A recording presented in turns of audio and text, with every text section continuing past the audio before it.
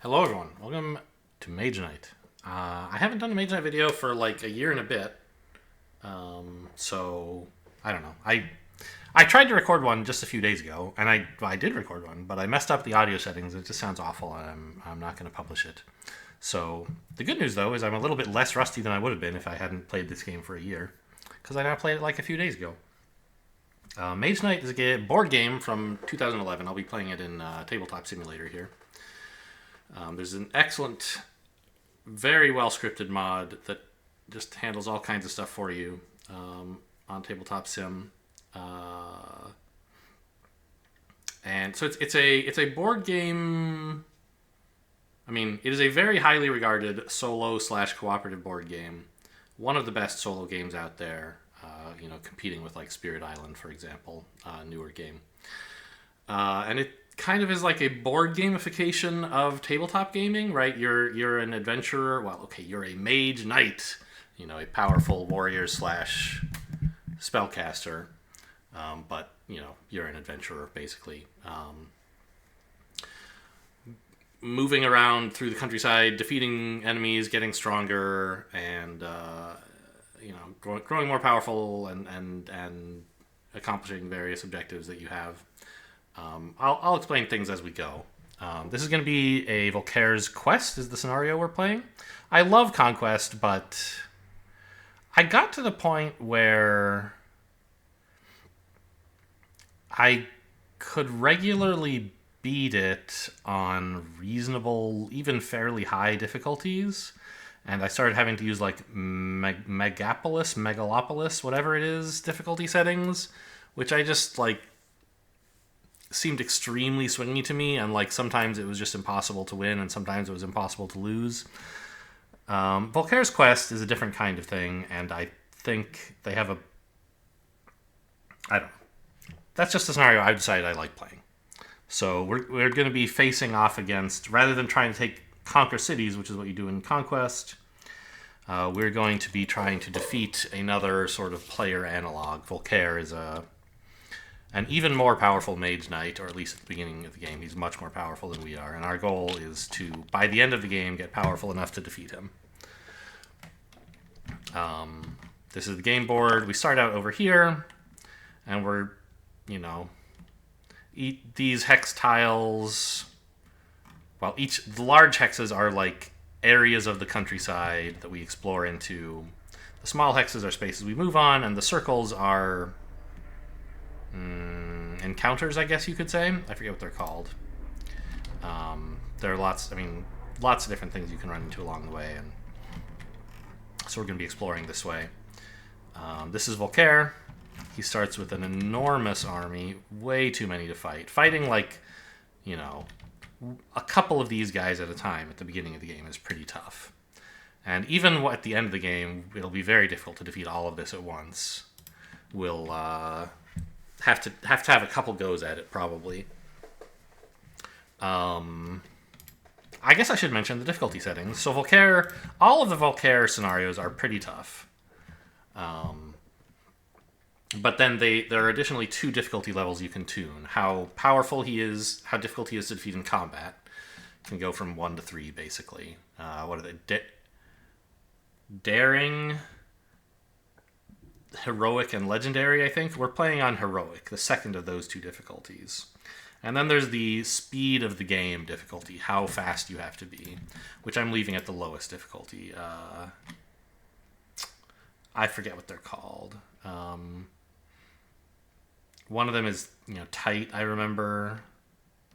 I don't remember the other 2, what they're called, but we're playing at the lowest difficulty. I've never beaten a Volkare scenario with everything at the highest, although I think I had one time had an okay shot at it.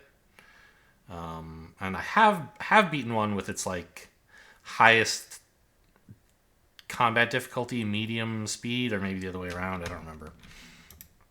But I'm still a little rusty, haven't played much in the last year. So, I asked for a random Mage Knight to play as, and it gave me... This is Bravelar, right? Yes, it says right there, Bravelar. I still don't understand why the mod doesn't give you the 5 cards that you're starting the game with. You're supposed to have your cards when you're choosing a tactic, and it doesn't give them to you. I don't know why. So, there we go. those are my 5 cards. So these are the main things you use to decide what you're doing on a turn. You have a hand of 5 cards, and they each have various actions you can take out. By the way, this is a long-ass game. The last video I recorded took me almost 4 hours. So, you know, buckle up. I don't do any editing. You hear a lot of humming and hawing. But the game is just full of optimization problems that you can dig into as much as you want and, like, weigh the pros and cons. And I love doing that. It just takes a long time. So, you know, if you're here for that, buckle up. If you're not, well, maybe the wrong video for you. This is not a Mage Knight tutorial, although I will be describing things as we go. So we're going to start here. And we need to choose a tactic for our first... So the game is broken up into 6 rounds. A day and a night, then a day and a night, then a day and a night. Each of those is 1 round. Each round you go all the way through your deck and you add more cards to it and you gain other strength improvements. And the tactic you choose at the beginning of the day sort of influences things somewhat. So I'm trying to evaluate, based on the cards I have in hand, which of the tactics look like they'll be most useful to me on day 1. This feels like a pretty bad map, honestly. Like, what am I supposed to do? I guess go over here? Yuck. Going up... I guess you could go this way to here, maybe? What are the spells at the Mage Tower? So our starting deck has... I mean, this is called our Deed deck. It has a bunch of Deed cards. Deed being a general term. These are basic action Deed cards, I think. There are advanced actions over here, there are spells, and there's artifacts up here. Those are the kinds of deeds you can have, plus wounds, which are just bad. So spells are very powerful, but expensive. And I'm checking those out because this Mage Tower, I could acquire a spell if I went there. And like this is kind of a useful trio of adjacent things I could do. I have Concentration and Swiftness. That's a nice combo, actually. There is green mana in the source. So maybe I could handle this pretty comfortably. I need 5 move. I can do that. So I don't really need to redraw. I'll take planning. I love planning. The thing is, like, planning and Great Start are generally the 2 best tactics by quite a margin in single player. And in a game against Volkare, you only get to choose each tactic once. So by taking planning now, I'm kind of cutting off my ability to use it later. But I think that's fine. So Volkare will choose a tactic as well, and if he chooses one, he chooses randomly, and he doesn't get any advantage from them. So he should choose one before me, which would let him take the turn before me, which is advantageous, but of course it's just random, so if I'm lucky, he'll choose one after me. Yay! Alright, so it's my turn. I chose planning, which means at the end of each turn, as long as I don't spend all of my cards, I draw more cards per turn. And having more cards is very valuable, as you could guess. In pretty much any game where you have cards, more of them is better.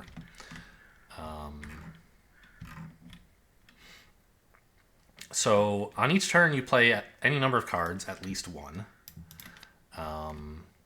and do the things that it says. So here we are moving.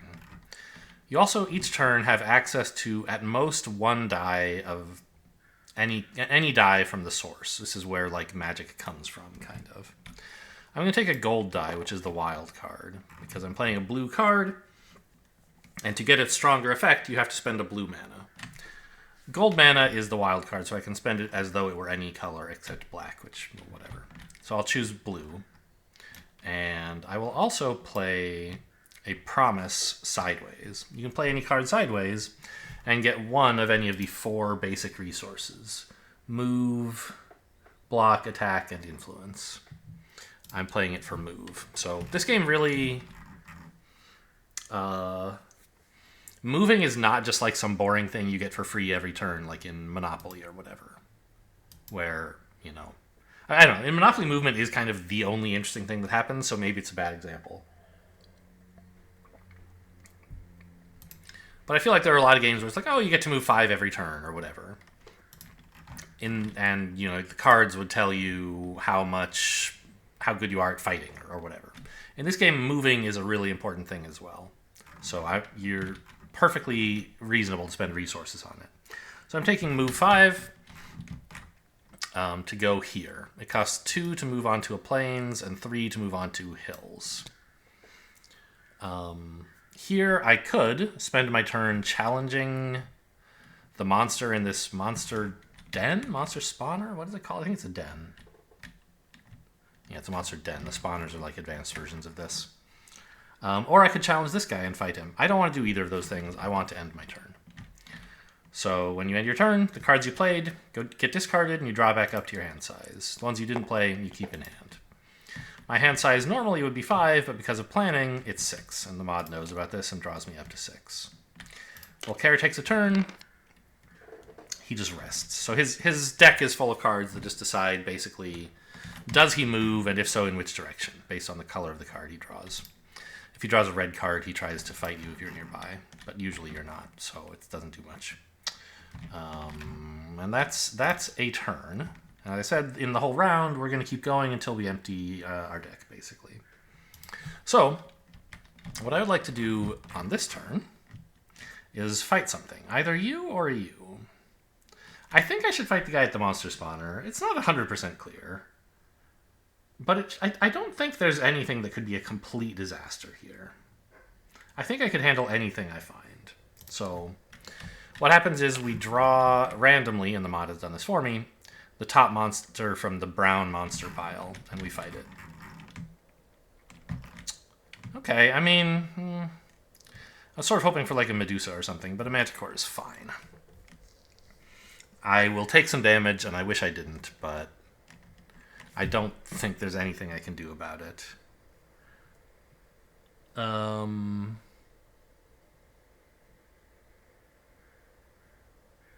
Actually, it's maybe even better than that. So, okay. The way combat works is there's 3 phases. First, you can play ranged and siege attacks, and if you can defeat the monster in that phase, they don't get to attack you. If you don't, then they get to attack you, and you either block or you know, it's called the blocking phase, but it's also assigning damage. Any attacks that weren't blocked, you have to take the damage. And then you can do melee attacks to defeat them. This guy has 4 attack and 6 armor. I was hoping for something with less armor, because Concentrate Swiftness would give me a ranged attack 5, so anything that had just a 5 armor I could take care of in ranged. I don't have any way to get more ranged attacks, so I can't do that.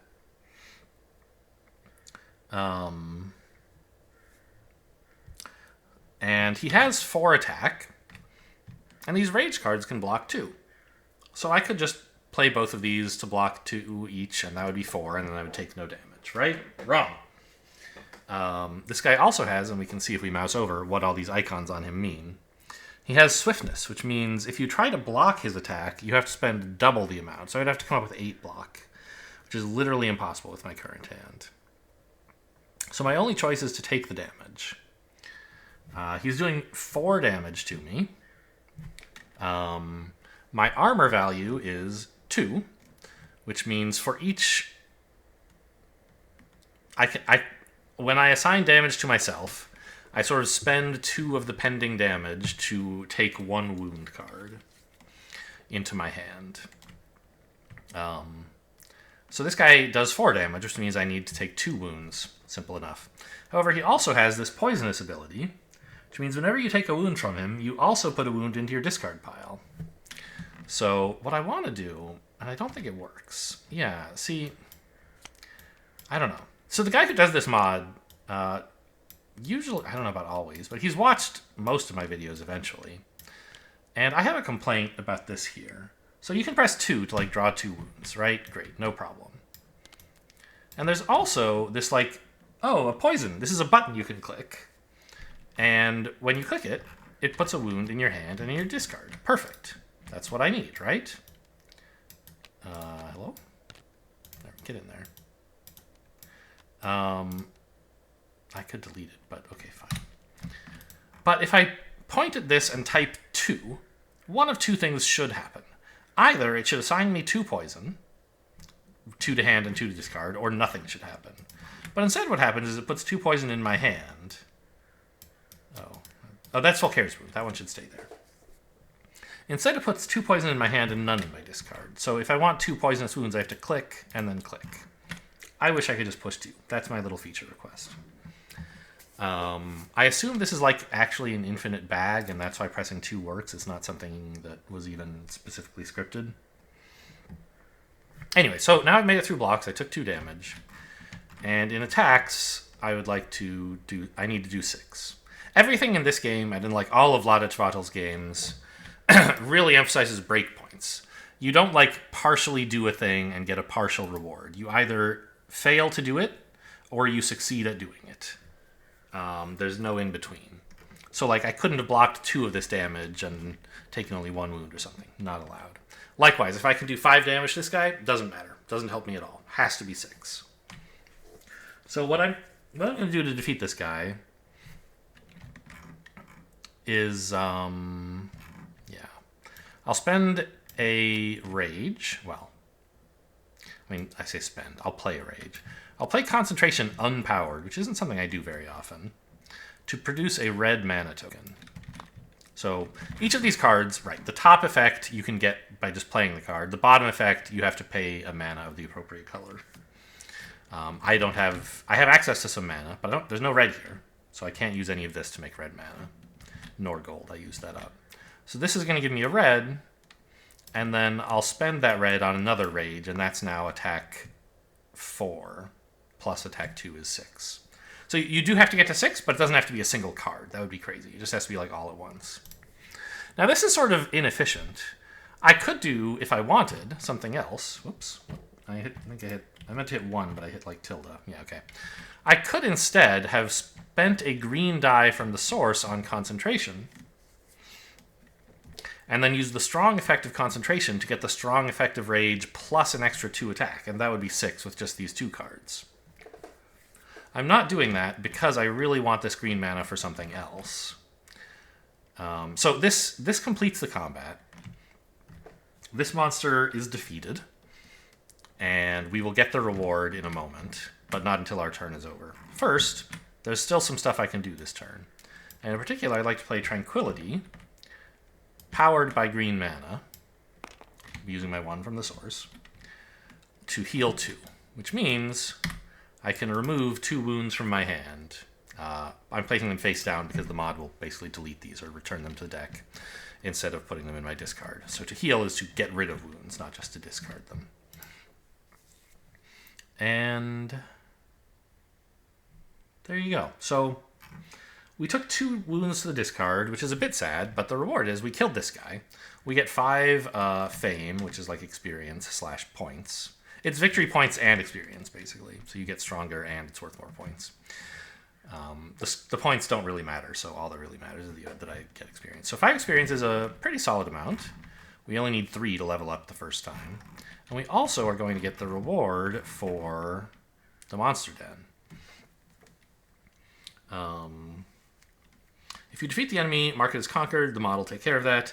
Get 2 random mana crystals as your reward. So I'll do that. You're supposed to do rewards from sites before you process your level up rewards. Usually it doesn't matter, but like sequencing, I shouldn't know what skills I'm going to get from my level up before I get my mana, basically. So let's do this. I still don't know why it rolls twice, but okay. It seems to think I get a white and a blue. Fine. So, unlike mana tokens, such as those generated by concentration, mana tokens go away at the end of turn. Mana crystals you save in your inventory, and you can... They don't go away, you can spend them whenever you want. You can only hold up to 3 of each color, so it's not unlimited storage space, but mana crystals are fairly powerful. I'm a big mana crystal lover. One of my favorite resources is just more mana crystals. The ability to flexibly get more of something whenever you need it means you very often hit thresholds rather than miss it. There's lots of things you can do to power up in this game, and they're all good and important. I bias a little bit towards more mana and less of other stuff. So, That's our reward for the Monster Den. But really the reward is the 5 fame. So I'm going to hit end turn and level up here. And what that means is the rewards you get for leveling up alternate. So for your first level up, you get an advanced action card and a skill. For your second level up, you get a better, like... This is you're like command. You get a new command token, which does various things we can talk about later. So an advanced action, I get to pick one of these 3, and a skill, I get to pick one of these 2. So what the heck are Bravelar's skills? These you can use once per turn, unless they say once per round on them.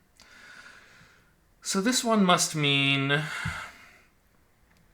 when you assign damage to your hero from a monster, you can reduce it by 2 if it's elemental and 1 if it's not? Yeah. And this one says it costs you 1 less move to reveal a tile, and also you can add 1 attack to your own attack or subtract 1 from an enemy attack. Yep. Okay. Those both seem fine. I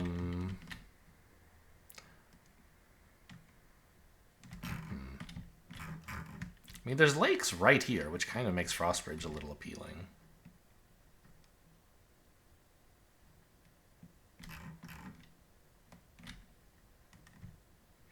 To be able to move through lakes if I want.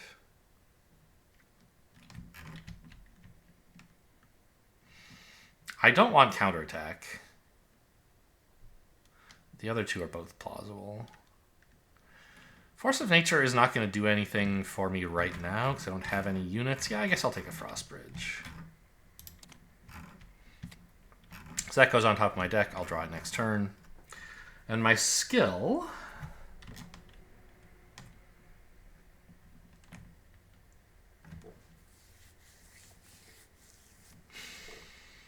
I mean, I could have used... Well, no, I don't know. I don't think I could have used... What is the green one called? I forgot already. Force of Nature. I don't think I could have used it very well in this combat.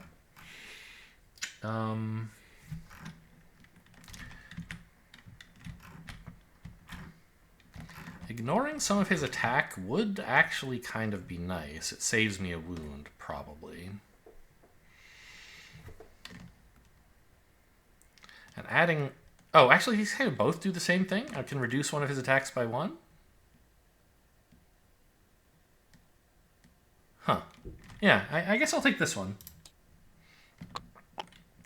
And so now it's also added a skill here from Goldix. I assume these are Goldix skills? Doesn't say, but those are definitely Goldix skills. So the first time we level up, we're offered 2 skills from our own pool to choose from, and the one we don't choose is gone forever. This is just here to remind me I'll never get this. Next time I level, it'll draw 2 of my other skills, and I can choose one of those or one of the Goldix skills that will have accumulated here. But if I choose a Goldix skill, anyway, it doesn't matter. So I'm finally done with my turn. Yeah, I got my level up rewards, got my Site Conquest rewards. New card, please. And happily, I kept 2 cards in hand, so planning goes off, which is not something I was certain would happen when I chose to go into that monster den. This is gold, okay. So Volkare has just been chilling for now.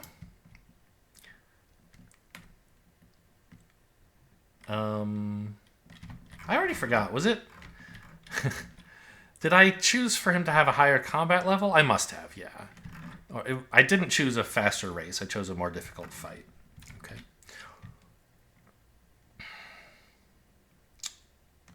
So, well, I found a way to deal with that monster. Anyway, clearly what we need to do this turn is fight this guy.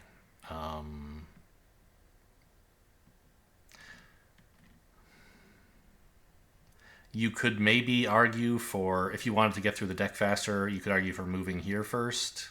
That doesn't really make any sense, I don't think. But, you know, I said this game is all about optimization problems. You always are choosing, like, okay, I could be a little bit less card efficient, spend some of my cards to move this way before I fight this guy. It wastes some of my card resources, but it saves some time resources because I'm moving through my deck more quickly. So that's an important trade-off. All right, so we're facing Wolf Riders, and I mean... What is Bravelar's other unique card? So each Mage Knight has, like, they start with the same basic deck, except they each replace 2 of the cards. It's like, it's a green. It's one of the move cards, right? It's like a weird march, I think, that lets you produce block. Yeah, that sounds familiar. Anyway, I don't have that. So like Druidic Paths is, I played Stamina earlier, remember? It's the blue move. Druidic Paths is just like better stamina. And so is Frostbridge, by the way. So we'll fight this guy, and I think the only reasonable thing to do, I could take a wound, but I don't even have a great way to deal damage to him after that. So what I'm going to do instead is, oops, this was white, which is 2, 3. And I'll also spend one of my white mana crystals, my only white mana crystal. So now I have ranged attack 6, which means in the ranged and siege attacks phase of combat, I can defeat this guy before he attacks me, so I won't have to take the wound. His 3 damage would mean I would take 2 wounds. I could reduce it to 1, which would be fine. By reducing his attack to 2, I would take only 1 wound, but I don't have any good way to kill him after that anyway, so I might as well spend some mana. So that's the whole fight here. We just kill this guy, and we're going to level up, because 3 more fame gets us to, I think, exactly the amount we need. Yes. So we got a new command token, which means we took the top card off of this pile, basically. So now we have 3 armor instead of 2. And the token means we can now control up to 2 units if we get access to those. Volkare still doing nothing. I can never decide whether to call him Volkare or Volkare or something like that, but it doesn't matter. Okay, and now where to? Oh, also, what's in the source? Ugh! Where's my mana draw, man? This sucks. Even mana draw doesn't fix this problem. So black mana is completely useless during the day. It's kind of... As the day goes on and you spend mana dice, they always get re-rolled when you return them, and usually they turn to something other than black, but sometimes they turn to black, and then they're like off limits for the rest of the day, because you can never use black mana. There are ways around this. You can change the dice to be something else. But it's much more difficult than just like using mana of a useful color. So mana draw would be a way to let me spend a white to turn 2 of these black into something else, or 1, I guess, into something else. But it still would not really address the problem. Yuck.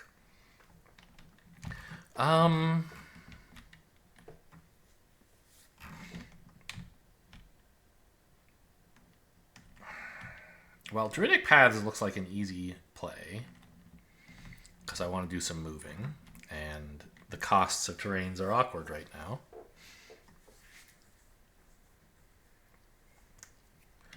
So I guess, do I really have to spend blue mana, my crystal, on this? I don't want to, but powering it would be nice.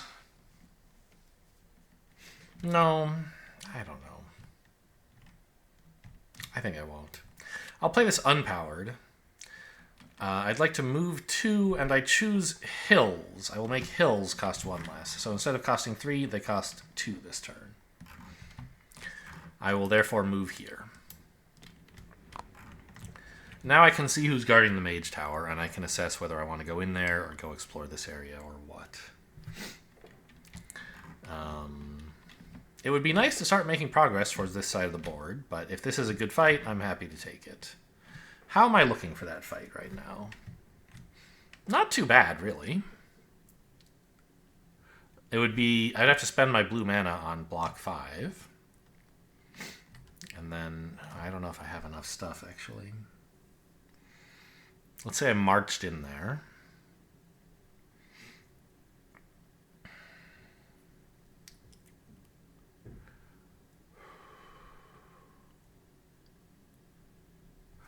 Yeah, I don't think without any mana from the source I could actually produce enough damage. March, block, sideways.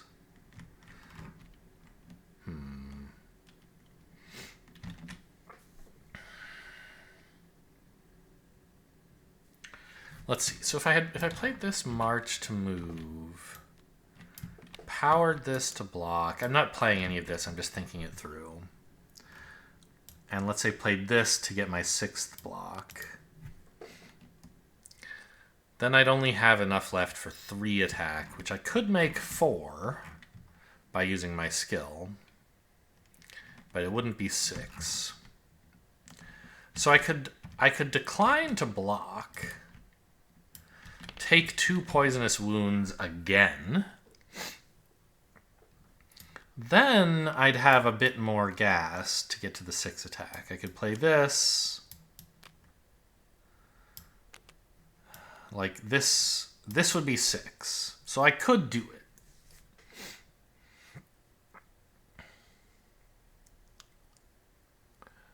Oh, I don't even have to quite do all this, do I? Because this would be 1 attack. So this is 3 attack. I just need 3 more. Which could be something like this. Improvisation says discard a card to get like some stuff. So this would be 2, 3, 6 attack. And then I'd still have the crystallized left to turn this white mana into a crystal. So if I were willing to take 2 poisonous wounds and spend my whole hand, I could get in here and get some more fame and walk away with a lovely spell.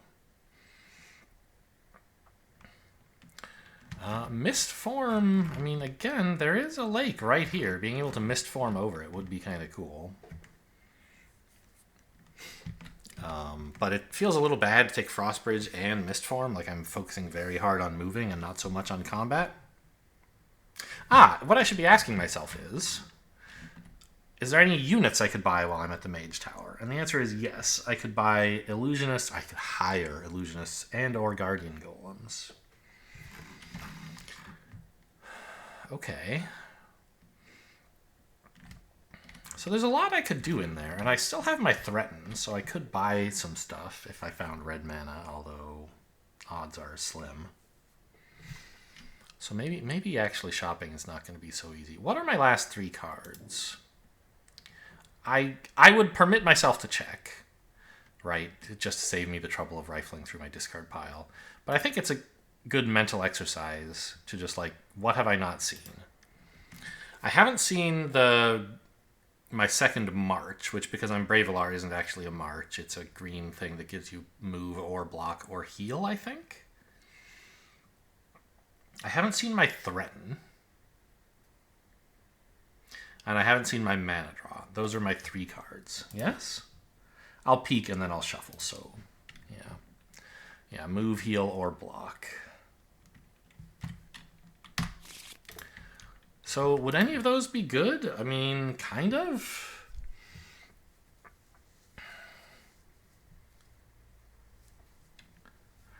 Yeah, heal. Heal would be nice, except I might not have green mana, but I guess just heal 1 is going to have to be fine. If I'm lucky, 2 out of 6 I could have green mana. It's 1 out of 3, of course. Yeah, I mean, I think rather than wandering into unknown territory, just going up here makes sense.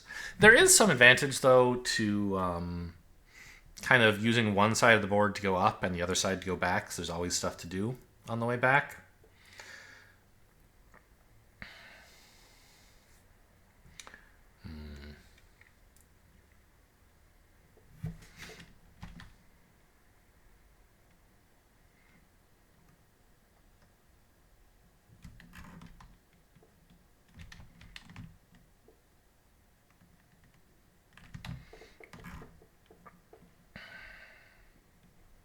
Yeah, I mean, I guess I'll go fight the Mage Tower.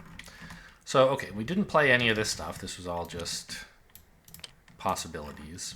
Now I actually will. I'll play my March, move in here. They're going to hate me, but, you know, what can you do? Reputation is one of the things that you gain and lose throughout the course of the game. Fame is just your overall power level.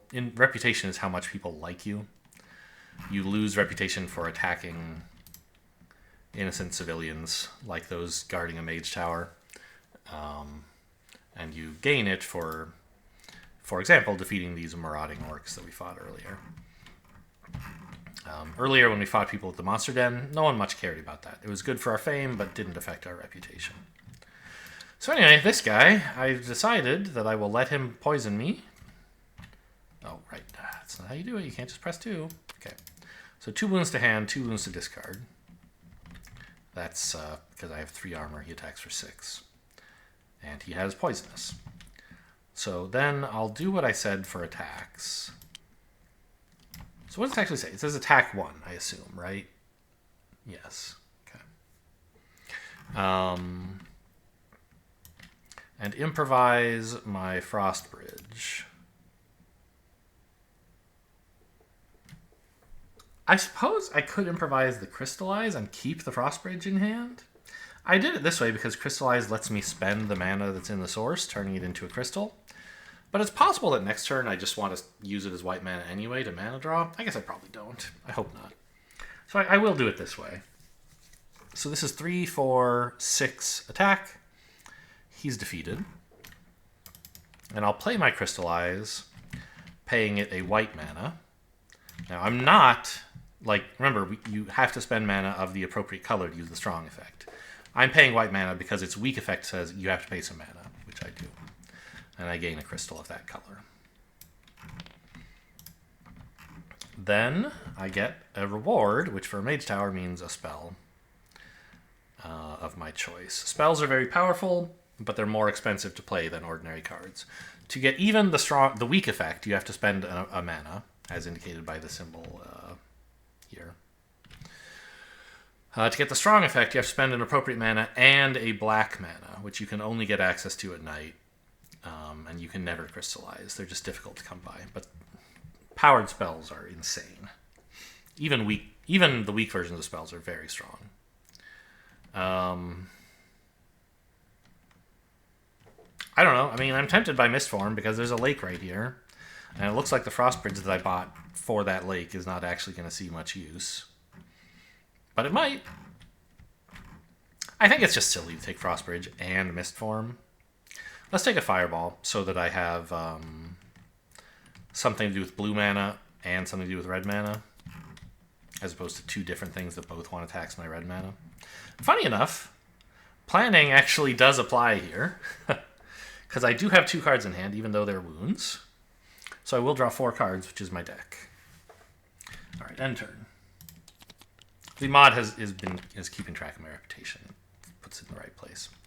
I could do it manually. I could override it if it missed something, but most of the time it keeps track of stuff. So you're supposed to check, which I do. But usually it's right. All right, Volkare has moved for the first time. He drew a blue card, so he moved in the blue direction, southwest. And if there had been any blue mana in the source, he would have used it. Was there? I wasn't paying attention. All right, so now...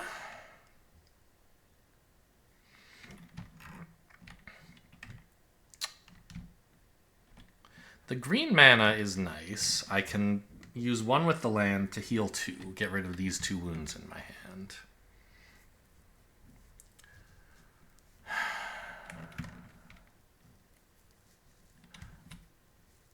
I can't really do much else.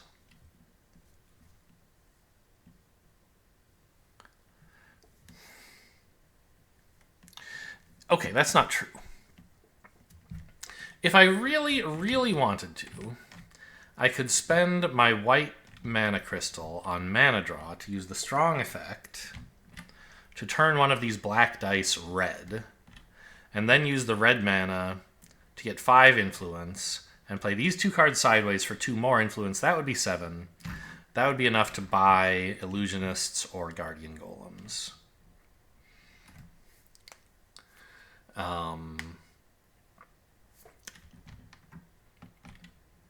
And I guess if I bought the Illusionists, I could activate them immediately to get the white mana back, so that would be sort of break even. But, I mean, is that even good?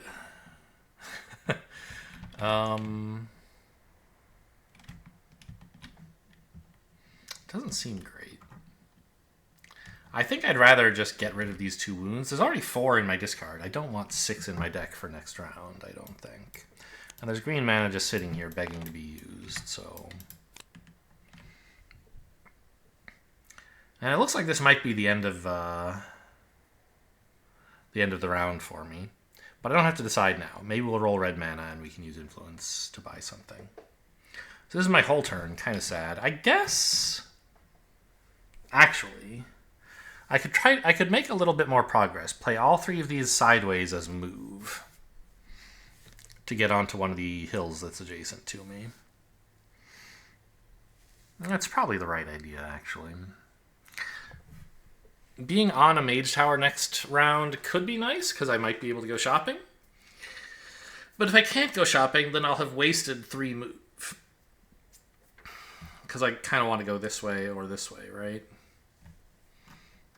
Yeah, so I think it's just time to accept that these cards are not going to do very much. Play them all sideways for 3 move and go here. So this was kind of an inefficient diversion, but I got some XP or fame. I got a skill, a spell. Words are hard. End turn.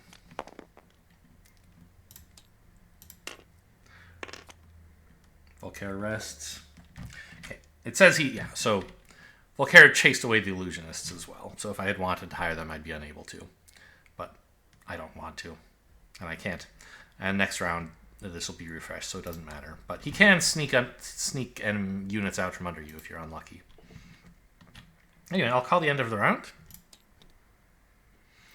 And yeah, nothing much to do. Yep. Rewards claimed. Yep. So it's going to reset for tomorrow, or tonight, I suppose, rather. We'll throw away planning forever.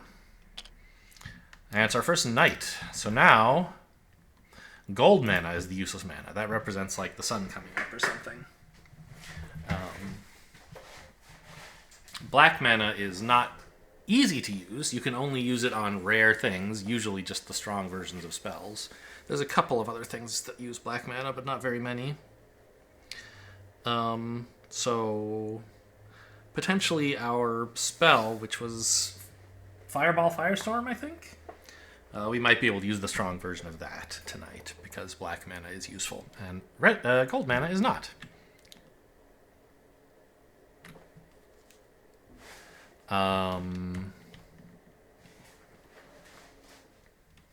But we have to choose a tactic. What's my starting hand look like?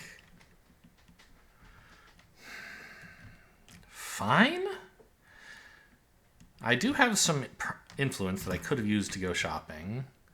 There are illusionists at the Mage Tower, and there's always spells at the Mage Tower.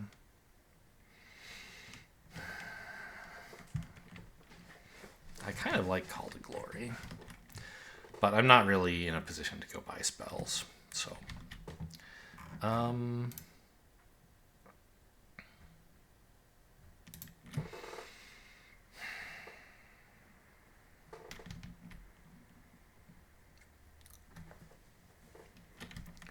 You could argue for taking Mana Search, since there's already gold mana in the source, and I'm a little bit, like, I don't have a ton of mana.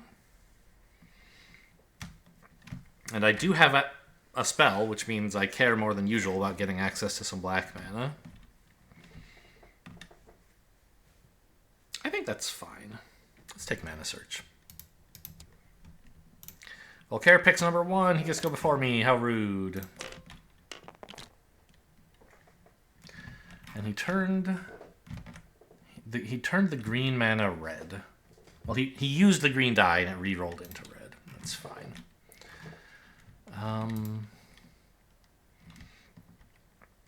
So the deal with Mana Search is once per turn before you use mana from the source, you can re-roll up to 2 mana dice in the source.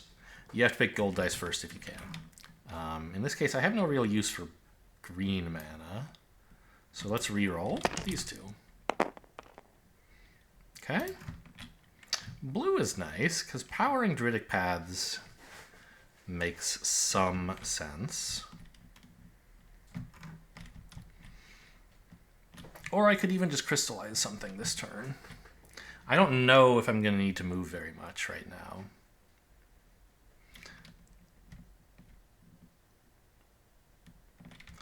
You know, it's a little weird, but I think I'm going to start my turn by playing a Promise Sideways as move.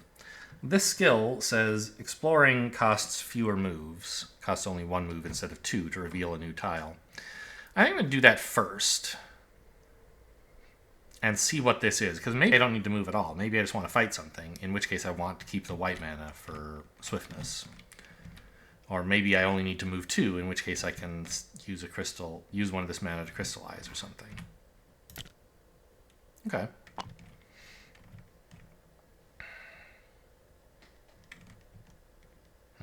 Green mana mine. Is that what this is called? I don't even know. Magical mine? What are these called, out of curiosity? I know what they do. Crystal mine, of course. So anytime you end your turn here, you get a green mana crystal. That would be nice, but it is a little bit out of the way.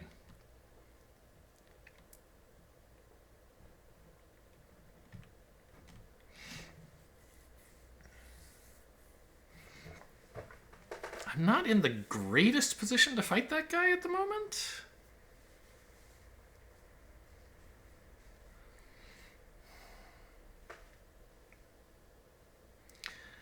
I could just, like, hope for the best. So the deal with this guy is, notice he doesn't have a number in the attack section on the left. He has a picture of a brown enemy. So the way he's the orc summoner. So instead of attacking you, he summons an enemy who attacks you. And so you don't know what's going to hit you. These guys generally hit harder than green monsters do. So it could be pretty nasty. And I'm not in great shape to deal with it, I think. But I'm not sure what else I'm supposed to do. I'm not just going to sit here. I suppose I could go wait here.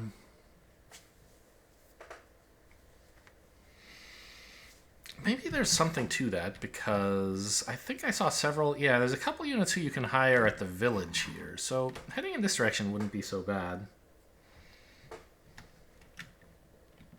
Yeah? And if I fight this guy, it's kind of, like, dangerous.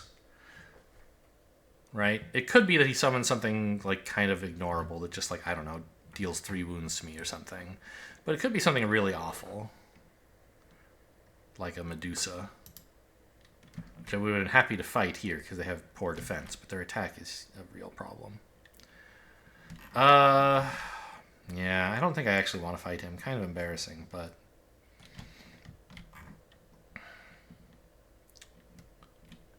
I think I'll spend 2 move cards to get move 4. And reduce the cost of hills again. So 2, 4 instead of 2, 5.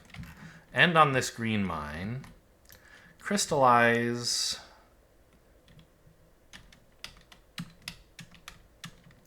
a blue? As red.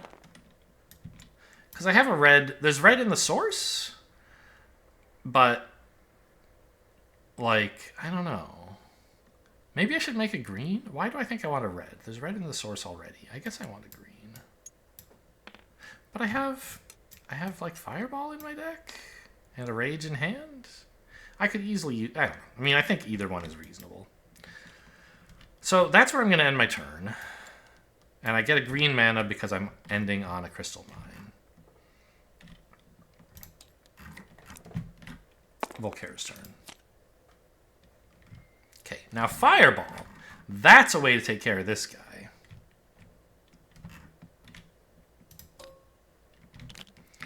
Volkare moves blue.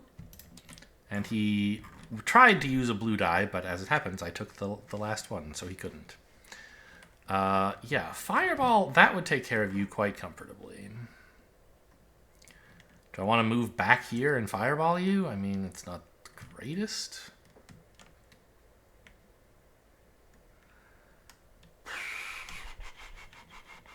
I mean, I don't know what else I'm supposed to do. Let's reroll these two before I do any decision making. Okay, green mana. It's good, I think.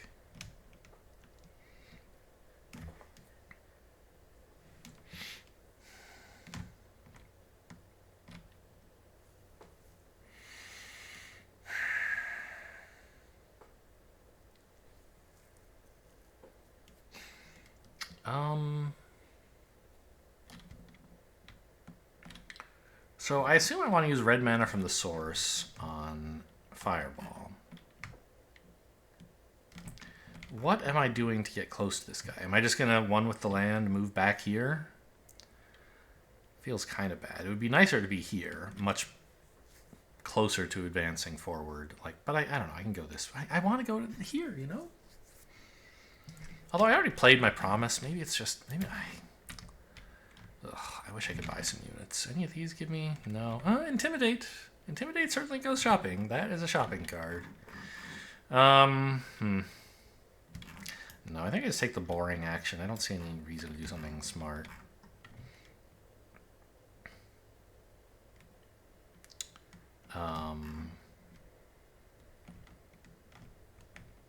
So I'll move 2 to here. Challenge you. And just fireball your ass. Ranged fire 5. You are toasteroni. No monsters will be summoned to attack me. Thank you very much. I get a new skill and advanced action. Okay, what are my skills? This is only once per turn, right?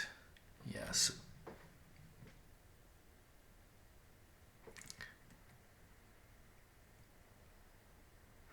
An influence skill, huh? Well, I was just saying, I already spent my promise for the round. I have a threaten left. So I could potentially go shopping, and I would like to get some units. And there is a village right here, but I don't have the skills to go get it right now, or the cards to go shopping, right? So I could take this. It makes me very good at shopping.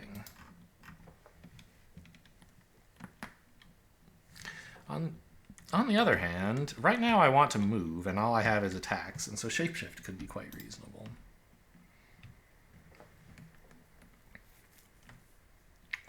It's early enough in the game that I think training is a great pickup. What is this? No, I don't have enough mana to want this.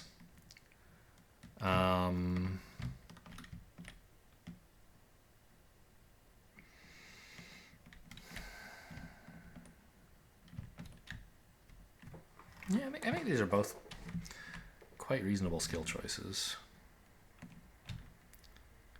This doesn't give me influence. It gives me anything but influence. And this gives me only influence. Generally speaking, influence, I believe, is one of the weakest forms of resources in the game. Because it's very situational. It's fantastic when you want to go shopping, and completely useless when you don't. And you don't go shopping like all the time. So if you just draw your influence when you don't want to go shopping, it's a dead card. Whereas the other resources, you kind of always need some move. You do fights a lot, so attack and block are usually good. Sometimes they're dead cards, but not as often.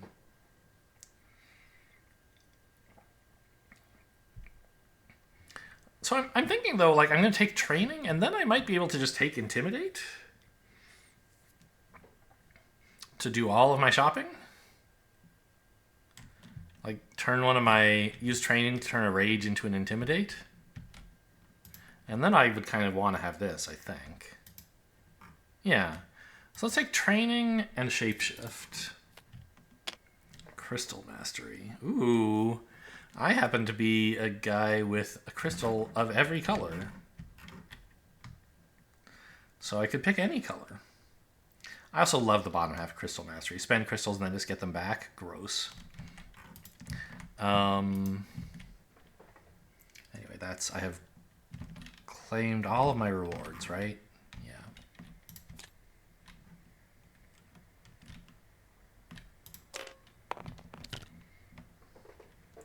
Volkare, you took my green mana! Okay, there's still more green mana. Great. So I'd like to power Training, I think.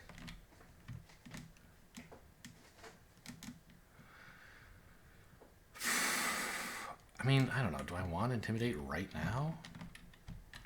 Maybe not.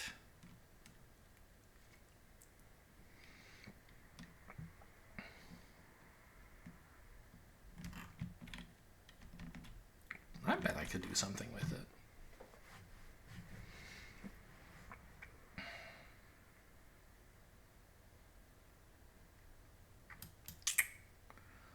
So let's say I did that.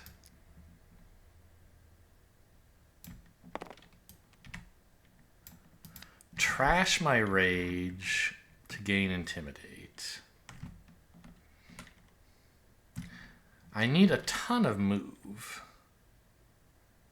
to get to the village. I could gain a red mana to turn this into attack 4, which turns into move 4, and then play this and be at the village with an Intimidate in hand. Oh, I get to re-roll some dice. How many white cards do I have left? 1? Yeah, I'll re-roll these probably. So I'd have an Intimidate in hand, and then at the start of turn I could go shopping. It seems decent. Because there's some stuff I would love to buy here.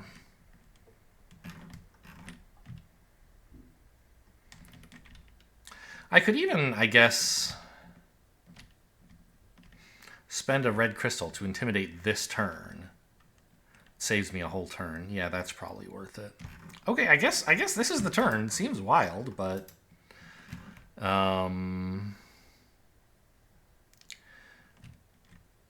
yeah, power Training, trash rage. Take a card of the same color from advanced actions, this one. Put it into your hand. Use this to get use Concentrate to get a red mana. Spend it on Rage. Turn the 4 attack into 4 move. Swiftness is 6 move, so I can spend 3, 4, 5, 6 because of this. It only costs 1 to reveal a tile. Okay. And now I'm in town, and guess what? You idiots are going to give me whatever I want. I will lose 2 reputation. Ouch. But I gain influence 8. And I can just buy anything from you dorks. The annoying thing is influence 4 is almost enough to get the foresters. So I could save a mana crystal and a reputation at the cost of a turn, basically. A turn and a card. But I want to buy perhaps multiple things from these guys. So I think I just want to do it. So give me this, Udum Swordsman. Oh. Wait. Thank you for the reminder. Are they not? You can't buy them here. Put this back. I have to be one of these two. I'll choose the Udum Crossbowman then. Okay, well that was certainly a turn.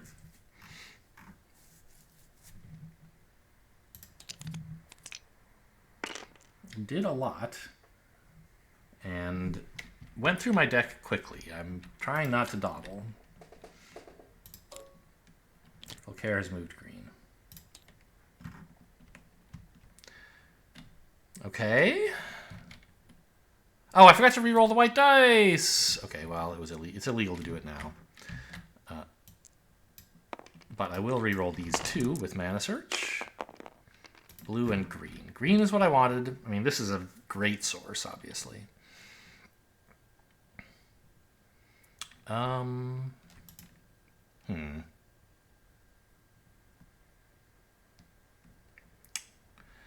I can't buy the Foresters yet.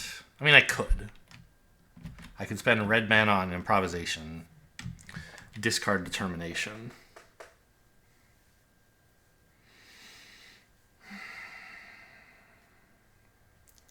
But I want to heal these wounds more than anything. So I think I will just wait a moment. I will power Tranquility and pass.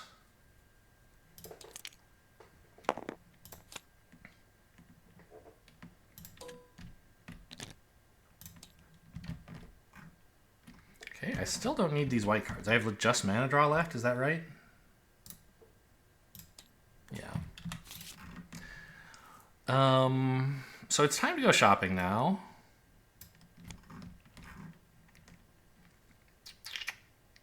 I think I'm only going to need one of these moves. Let's pitch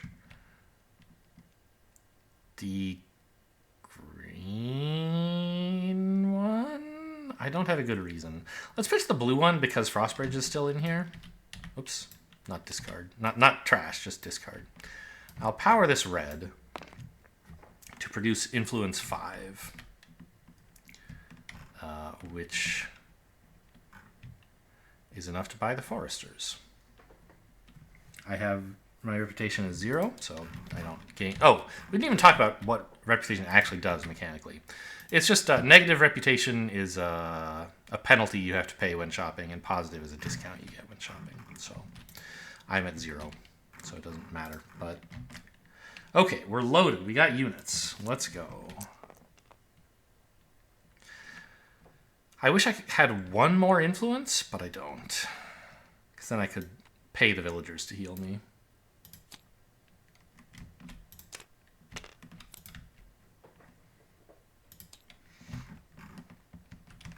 And we're going to knock down this mage tower. It really is the only responsible thing to do. I don't have great combat abilities, but I guess between my units and my skills, I should be just fine with this. So let's march in there. Wastelands cost 4 to move into, which I have. Hello, nice to meet you. Please die. Ugh. Ugh. Okay. Can I come up with 8 damage?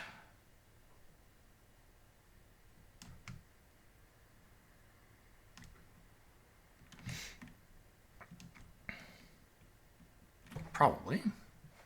Maybe? These guys have 4 armor, but they're physical resistant, so physical damage is halved against them. Certainly it's possible if I'm willing to take a couple wounds, which I think I should be. Could I do it without taking wounds? Difficult. I would need to come up with 6 block, which, no problem, I could do that. These guys could block 3, these guys could block 3, for example. This could block 5, but I could also make this an attack 5 using Shapeshift.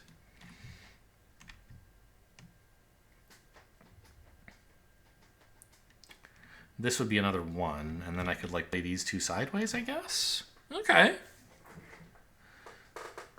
Yeah, that is a way to do it. It cost me a mana. I'd have to use a blue crystal. I have mana draw to let me use a blue magic mana from the source. Have I re-rolled a die already? I don't remember. I guess I don't think I have, but I won't do it just in case I already have done it. Right, because if I... This is 5... These block 5, 6, 7, 8. Yeah, it would be all of my cards. Take this guy out without taking the 2 wounds. The spell I'm getting is not going to heal me. I won't be gaining access to a new command slot. Command token. So it's not like I can use Call to Glory. How many cards left? 2. So I don't think I'll be getting into this keep tonight. So this is kind of the last thing I'm going to do.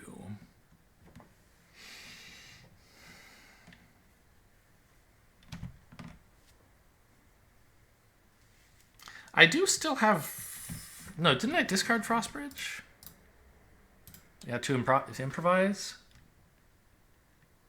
Where is it? I didn't. So there's still a Frostbridge in here, yeah? And, okay, that's basically my only card. I mean, that's a really nice card. Oh, it only helps with swamps, not wastelands. So I can't use it to get here super efficiently. Okay. Well, I don't think any of these cards are really going to do anything if I don't spend them right now.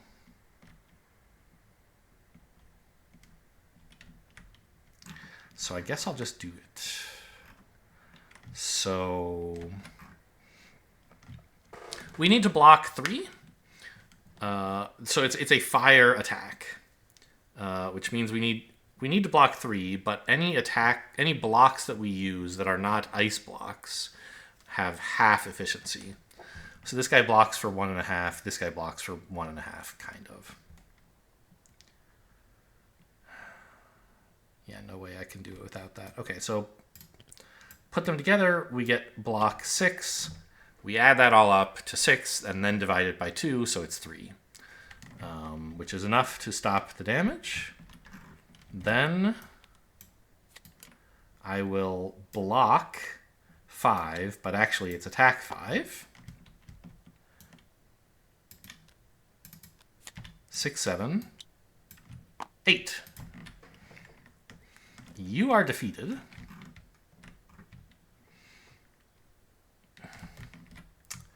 Oh. Okay, actually, yeah, Call to Arms is actually fine right now that I look at it. Kind of as a weird crystallize. I can use the ability of the illusionists to make a white mana. Spend a temporary white mana to gain a permanent white mana, basically. I think it's a fine spell.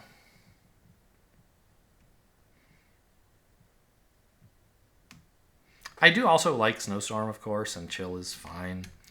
But I don't want another blue spell. I will take Call to Arms as my reward for defeating the Mage Tower.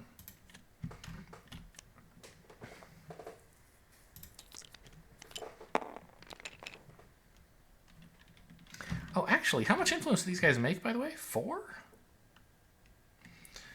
Maybe I could go shopping next turn instead? I don't think so, but maybe. Okay, Volkare drew a spell, which means it's the same as drawing an action card, but he moves twice instead of once in the green direction. Goodness, very single-minded. It seems like he's moved really fast. Am I crazy? Have I been going that slowly? He has drawn 5 wounds out of 12 cards, and his deck is 15 wounds out of 13 cards. So he's drawn more than you would expect, but not by a lot. Maybe I'm going slower than I thought. I don't know.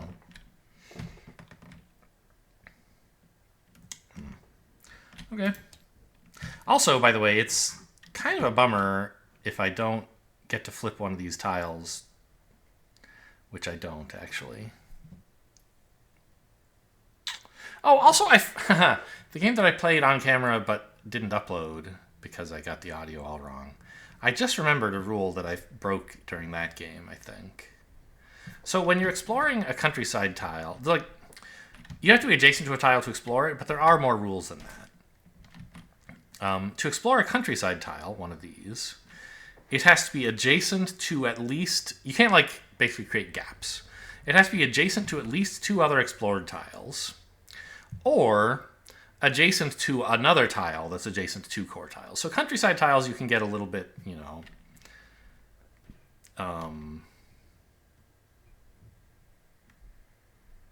you can go in kind of a straight line for a bit, but you do have to spread out. Core tiles must be adjacent to 2 other revealed tiles in order to reveal them. So it would actually be illegal for me to reveal this tile, even if I were right here. And it would be illegal for me to reveal this tile before revealing this one. So actually, any thoughts I had of going towards this keep are ridiculous. That would be a very bad idea. I need to go north/west. Anyway, my turn.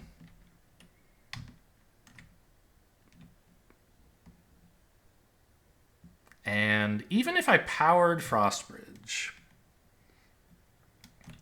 I'd only get 4 move, which doesn't get me here. So I think what I would rather do is spend my mana on Call to Arms. What does this say, by the way? It doesn't say card, does it? Oh! I forgot what this does. Okay. Well, I didn't read it carefully enough. It was fine, but you can only use this on your basic action cards, the ones you started in your deck. I've used it so far on Rage and Determination, so it's been perfectly legal. But I need to remember that I can't, for example, use it on, I don't know, Frostbridge. I can't use Frostbridge as an attack, because it's not a basic action card. I'm, by the way, declining to use Mana Search. This time I'm actually doing it on purpose. So I checked that because I was like, oh, could I, like, for example, use the 6 attack from Udam Swordsman to move 6? No, you can't use units. You can't use anything but basic actions that way. This was white. So I would like to use the Illusionists to gain a white crystal, please. And then I will spend Frostbridge unpowered to move here. And that's it for night 1. Well, no, I have to. Volkare gets a turn. Okay. I declare end of round. Done. Remove my Mana Search. And we're on to day 2. I mentioned it would be nice to have one of these flipped when the day starts. Basically, once one of these is face up, the units that you have available get more valuable, more powerful. There are pluses and minuses to that because some of them can only be purchased at cities, and so like one of these, you know, if I can't find a city, then flipping one of those is kind of a blank. I don't know. Anyway. So, maybe, it probably is a little too ambitious to flip one in night 1, even if I could have. Ooh. I have both of my spells in hand. And I'm next to a dungeon. So dungeons have special combat rules. Your units aren't stupid enough to follow you into a dungeon, so you have to fight without your units. And there's a brown monster in there. Where is dungeons? Here. You can't use your units, and you fight a brown monster, which is not like the most dangerous thing in the world, but they're not total pushovers. And it's nighttime inside. The sun can't penetrate the dungeon, and so you use night rules instead of day rules, which means you can't use gold mana, but you can use black mana. So if there were black in the source, I could guarantee to torch pretty much anything with a Firestorm. Of course, I don't have black or red. Oh no, there's red right there. But I don't have red here, which means if I wanted to cast Fireball or Firestorm, I'd need to use the red from the source, which means I couldn't use a black from the source. So that's kind of too bad. There is Call to Arms.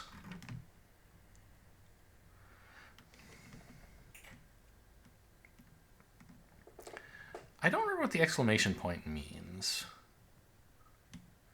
I think it means... I could go look this up, but my recollection is it means you can only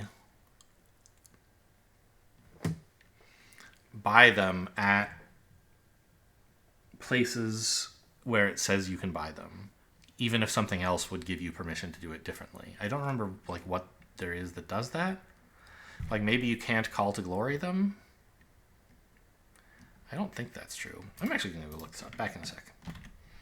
All right, so the exclamation point on Magic Familiars, which is also present on Delphana Masters, a card we don't see here because they're a city-only unit, it means that you can only get access through them by recruiting them in the usual way. You can't, for example, use Call to Glory to get one for free. You can't use Call to Arms to use their ability as if you had it, which actually makes sense, especially for Magic Familiars, because their abilities are kind of intertwined with how you acquired them. So that makes sense. Okay, so we can't mess with Magic Familiars. Why was I even looking up here? I don't remember. Oh, because I was thinking about using Call to Arms in a dungeon combat. There's nobody whose abilities are all that great, to be honest. And we are... Oh, one thing I just remembered I've done in the past that's kind of funny is Call to Arms, of course, is the top half of the spell, and so you can use it during the day. Call to Glory you can only use at night to gain a unit. I definitely, at least once in my life, I have gone into a dungeon, fought the monster there using some other card, and, oh, by the way, since it happens to be nighttime, I'll Call to Glory to steal a unit for free. With no access to black mana at the moment, that's not something I can do.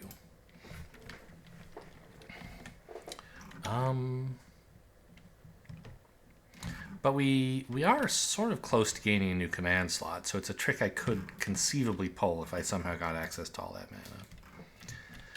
My cards right now are not super conducive to fighting in a dungeon, sadly. Well, no, I have a Fireball.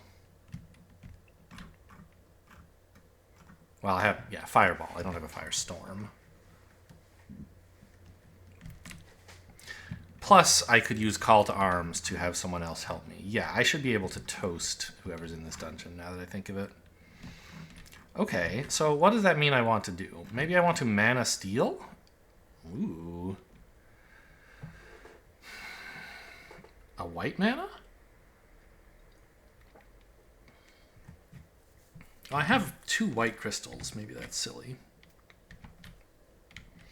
A green mana? Just, like, for later? I don't know exactly what I would want. I don't think I need Great Start. I could rethink, like... But actually, my cards look pretty sick right now.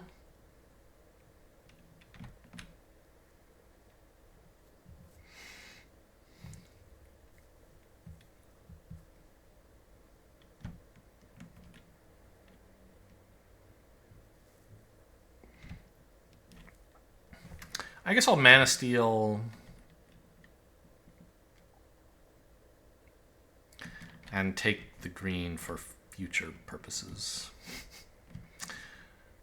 Or I could take the red. No. I was thinking, oh, I could take the red and use the gold mana this turn as red. I couldn't do that because I would be fighting at night, and it would be nighttime. I wouldn't have access to gold mana.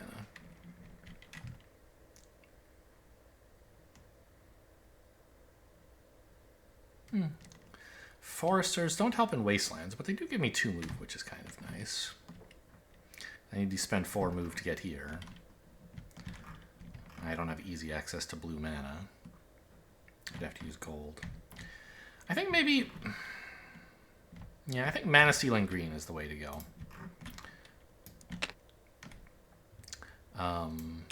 I'm going to put my Mana Steal here, because I always forget I have it if I don't do that. Where did my green go? It stayed there. Okay. I think... But if I put it too close to the play area, the mod might... Oh, Why does the die go through it? I don't know. The mod might pick it up for me. I'll just... Ah, yes. The mod won't touch stuff that's in there. Good idea.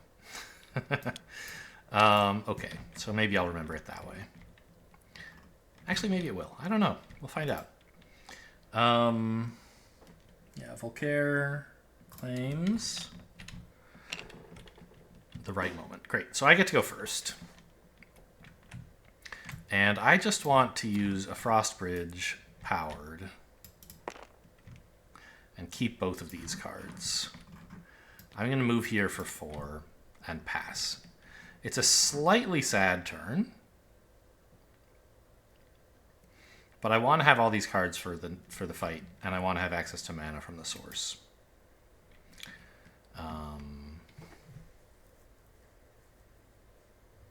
Yeah. I think that is all true. So end turn. Good. It did not take away my green die. There's more red in the source. Fine.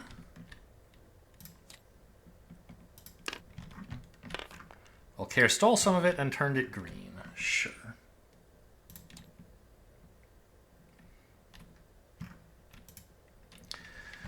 Well, it's time to go into the dungeon. Yes, let's do it.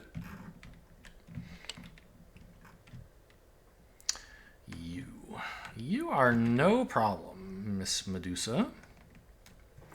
I will just spend red mana and fireball you, and that will be the combat. Very nice draw. I mean, could not ask for a better monster to fight.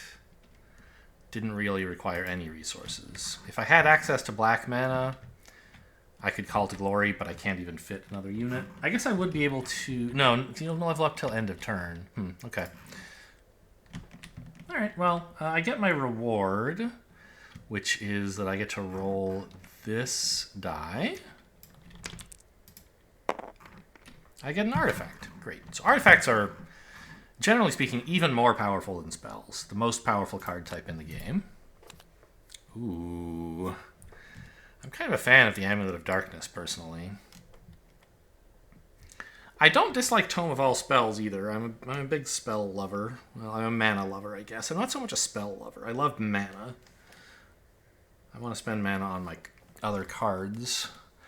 If I have spells, which right now I have 2, I mean...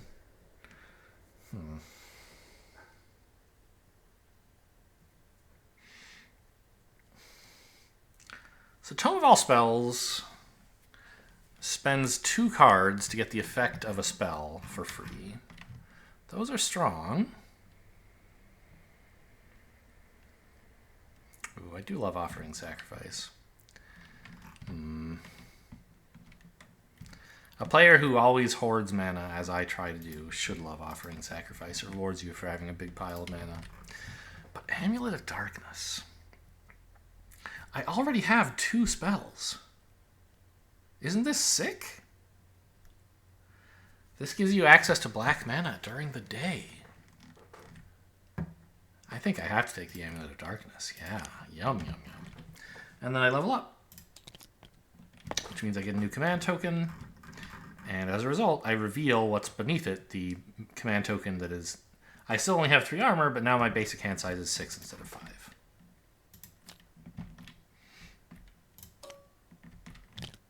He's moved 2 times in the blue... Like, how am I supposed to keep up with this asshole?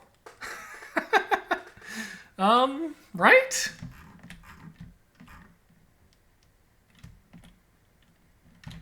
Maybe I did... I thought I increased his combat level. Is it possible I'm confused and I increased his speed level?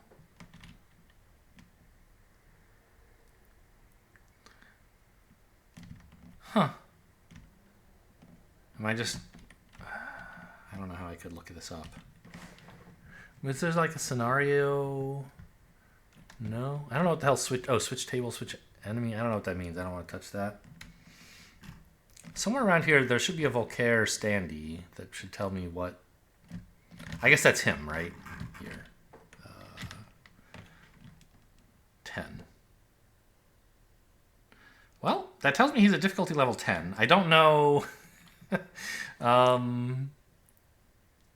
if that's his level 1 thing, or I'll go... Where's the scenario rulebook? Is it around here somewhere? No. What is this thing about conquest scenarios? Oh, scoring? I see. What is all this stuff? What? Who made this? Why?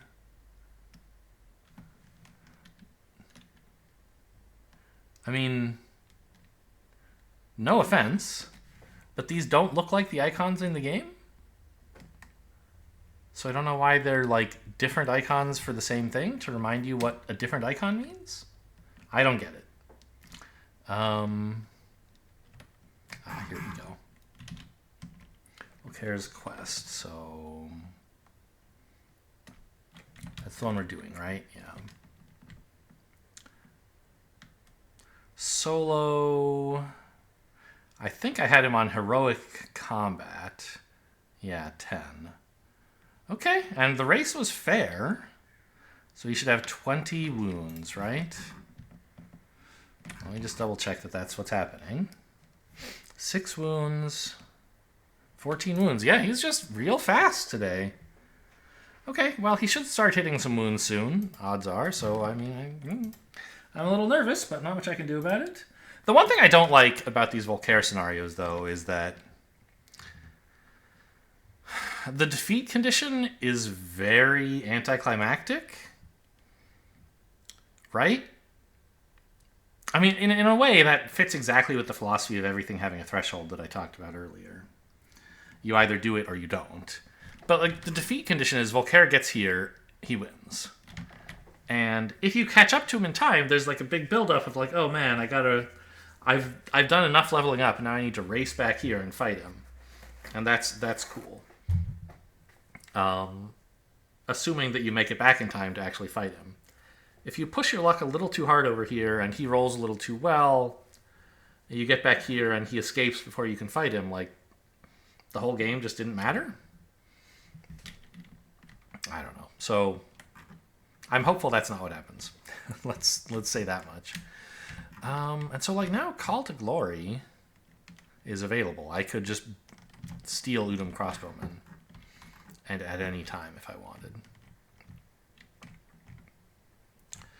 I don't have easy access to blue mana. I kind of want to use one with the land to heal one, but then like use stamina to move more than one. Like I don't, there's green mana which I could use to power one with the land, but I don't really need its powered effect. I just want heal one. What I want to do is spend blue mana to move 4, but I can't really do that. So I guess what I'll do is I'll just move 2. I could use the Foresters. I don't think I will. I'll move 2 to explore this tile for 1. A monastery, huh? I don't think I need to decompose. I don't really care about that monastery. And I'll spend my other 1 move to reveal this tile as well, which is now legal because it's touching 2 revealed tiles. Aha! There's something to do here, eh?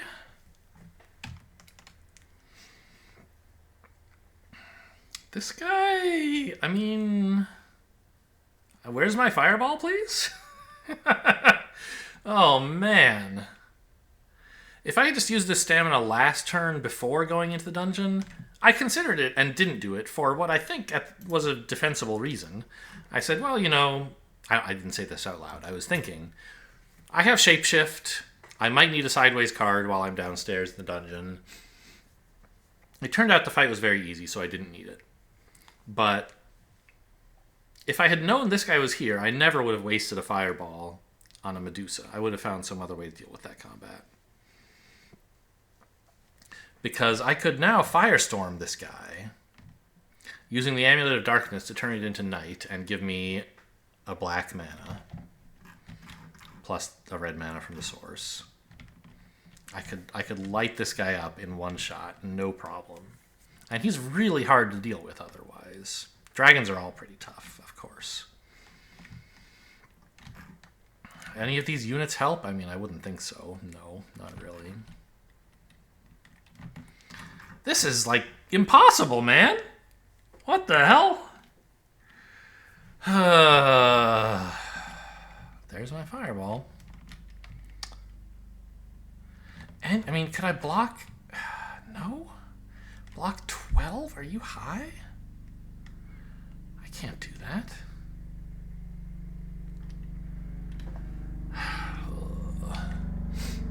Deal 14 damage? Can't do that either. Oh, this should be revealed. It's daytime. I don't know why this isn't. Okay.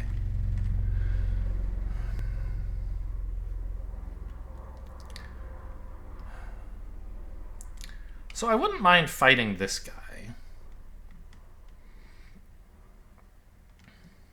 It's not the easiest thing in the world to do, but it would be fine. The problem is if I move from here to here, I'm kind of moving along this dragon's perimeter, and that provokes the dragon into attacking me. So I'd have to fight both of these guys at once, which is obviously a non-starter. I can't even handle just the dragon. So if I want to get here, I have to go here first, and then here. This provoke rule only applies to red and green enemies. It does not apply to fortified enemies. So I could do this and just fight him. And he would be no problem to fight, I think.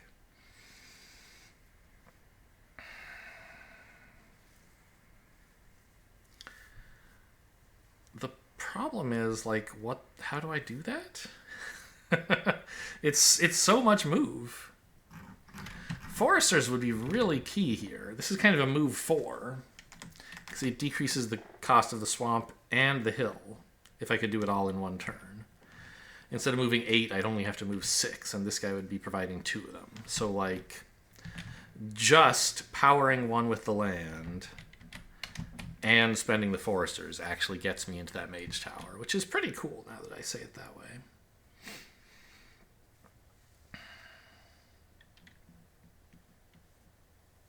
Yeah? I mean, maybe that's the line. And then I could take underground travel as just a way around this damn dragon? Oh, but you can't move through swamps and lakes or something, is that right? It's such bullshit. It's exactly what I want to do. I want to go through these swamps and lakes.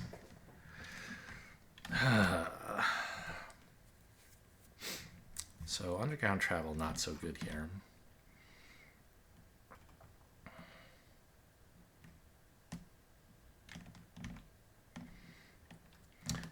Could I fight these guys with just these cards here and my crossbowmen? I think it would be unpleasant.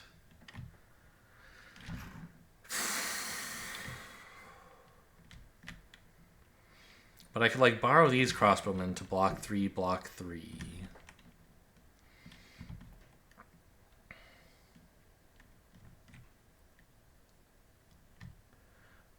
And then use this as attack 5. Attack 6. Attack 7? Or attack 7, but...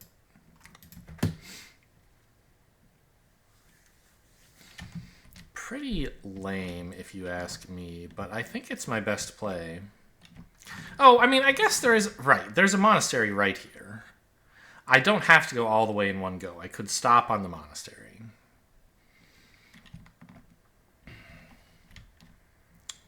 I don't actually think that's a good idea. Like, yeah, I could buy Decompose from the monks, or I could buy some healing, but I don't have any influence available. I could burn down the monastery, attack the monks instead of attacking someone else.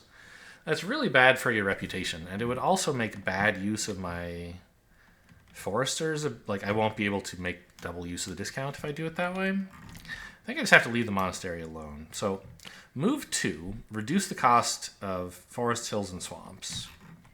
So, I'll also move 4. So this is move 6. This move 2 doesn't count. I already spent this exploring. But this is move 6 with costs reduced by 1. For hills, this is only 2. And swamps, so this is only 4, which is my 6. Now I have these 2 attacks to block. It's block.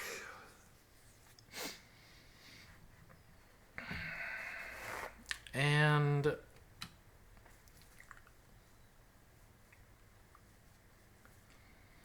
right. I was going to use white mana to do this.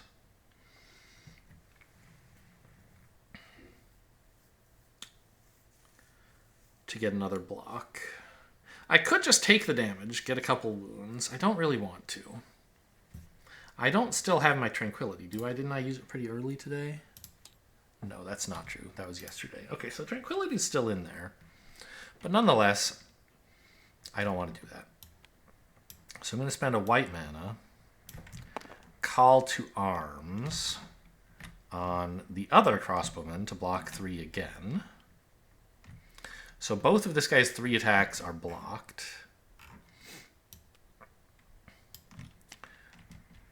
I don't have blue mana? I thought for sure I had a blue mana crystal lying around. Oh my god. This doesn't work.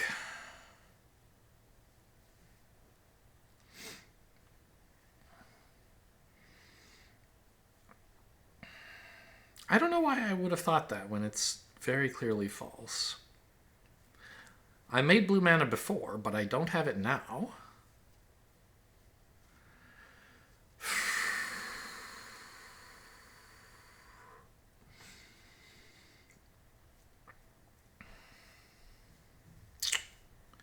I mean, what else could I do? To get to 7... Okay, I guess I have to take some damage. So... like a lot? Well, maybe just... okay, 2 wounds. Alright, so I'll do the same plan for moving in there. I haven't dealt with the blocks yet, though, so let's see. Put this back, and these. So let's say I do this. I block one of his attacks with these guys.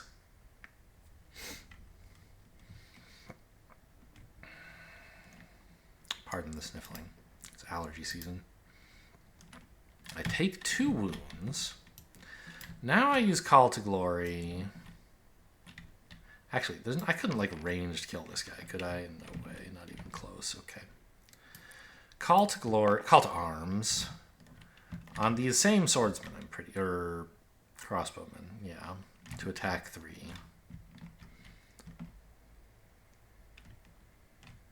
God, do I still not have enough? I do. So I have to spend this Amulet of Darkness, sadly. To create a mana token of any color, blue. It's also nighttime, but that doesn't matter. Spend the blue here.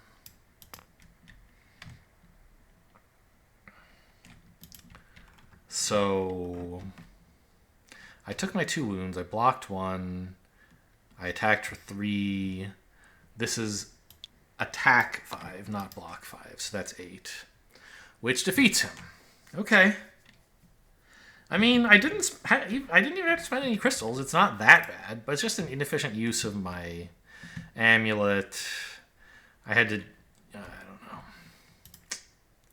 don't know. I miss out on the chance to use Call to Glory now. Oh well. As my reward, I may claim a spell. Looks like Underground Travel is still bad.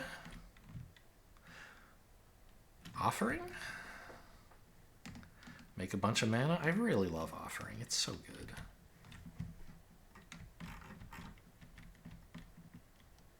It's really my 3rd Mage Tower. I so rarely go through that many Mage Towers in a game.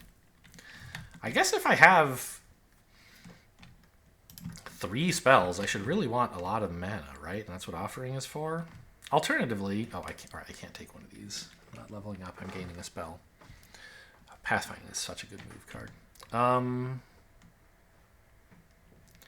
Underground Travel could help me on my way back, right? But right now, really looks like the only thing that's any good is Offering. And it looks very good. I love Offering.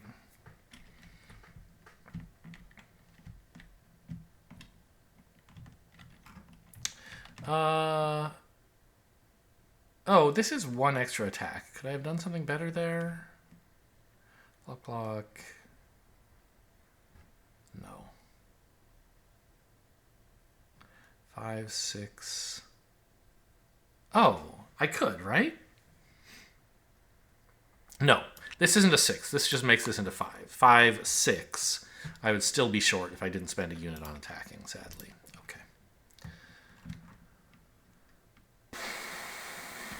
Pretty bad turn, I think.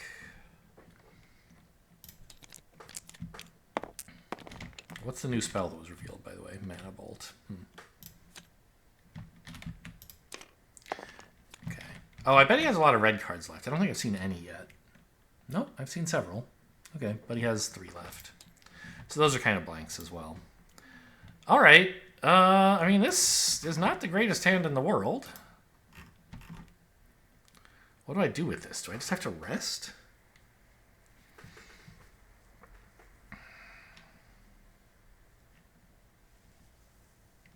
I think so. So I will declare that my action for the turn is to rest, which I believe you can still play special and healing actions while resting, but let me double check that. Okay, so the rules with resting are that you can't move, initiate combat, or go shopping, which they call interacting with locals. So you can do other stuff if you want.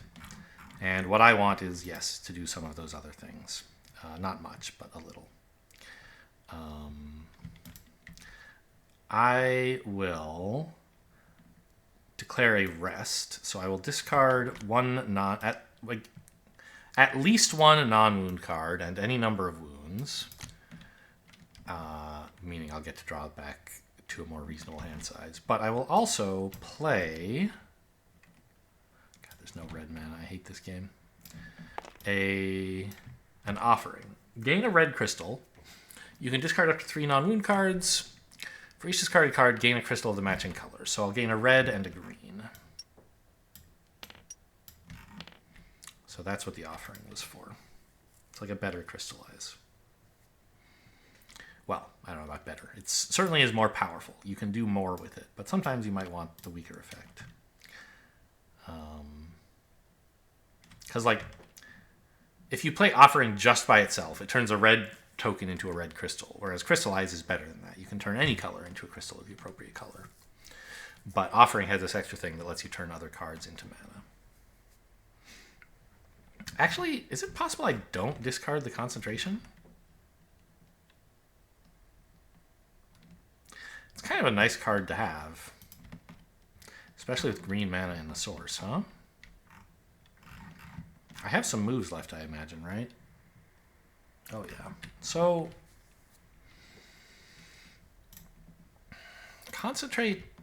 Nah, it's probably not worth keeping. Mana's great. Just make some.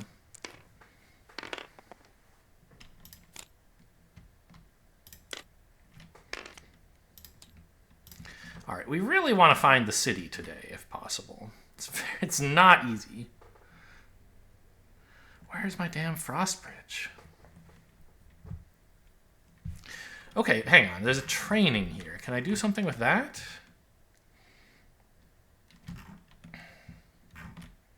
Still no blue mana, but I have mana draw. Ooh.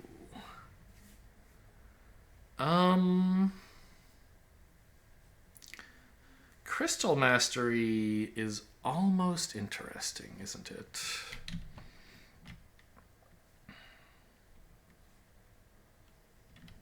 Well, so is Pathfinding, I guess.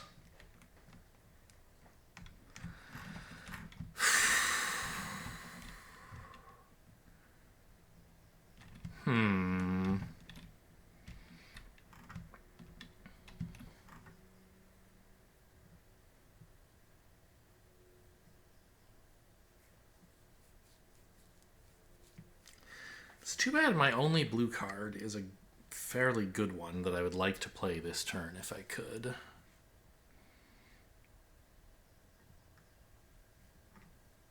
And that I don't have any blue mana here either. I can make some with mana draw, but it's very inefficient to do so.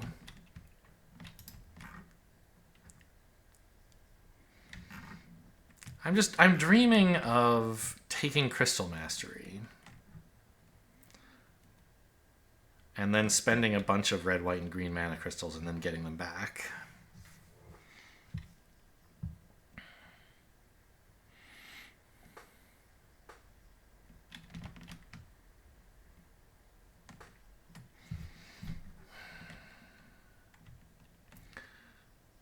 Alternatively, I could do something fairly boring and just training to turn my March into Pathfinding. Like, Pathfinding is a great card.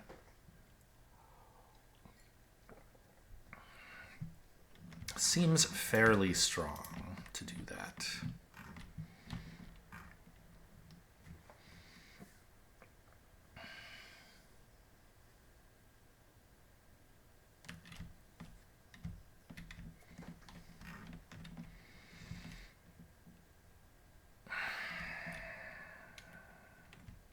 Like, if I had a blue crystal here, I think I'd be reasonably happy to just take Crystal Mastery. I think. Because as I've told you, I'm a big mana lover, and I have 3 spells. Crystal Mastery to give me more mana should be really nice. But right at this moment, it's... I don't know. What would that turn look like? I'd need... Okay, so I could take a green from here to trash this, not this, this, into Crystal Mastery. I'd spend a white from here to play Mana Draw's powerful effect, giving me access to 2 blue, only one of which I would spend. I'd spend it on Crystal Mastery to get me all my mana back.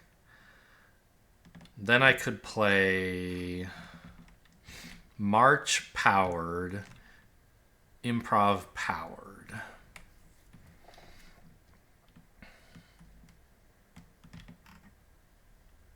Doesn't even seem that good. Yeah, I don't think that can be the line. I think it has to be a pathfinding approach. So I will take a white from the source to turn this black green. That's not green. Green is this number. Which gives me access to 2 green mana tokens. I'll spend one of them on training to trash March. They say throw away. I'm a Dominion player. Throw away an action card, then take another one from the pile and put it in your hand. I choose Pathfinding. Use the other green mana to power Pathfinding.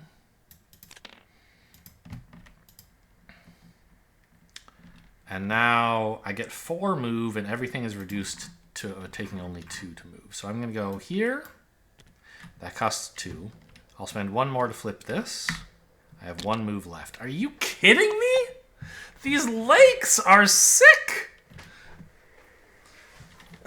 Okay, well, I mean, Frostbridge is in the deck. It's fine. It's fine. There's Frostbridge in the deck. I have 1 move left.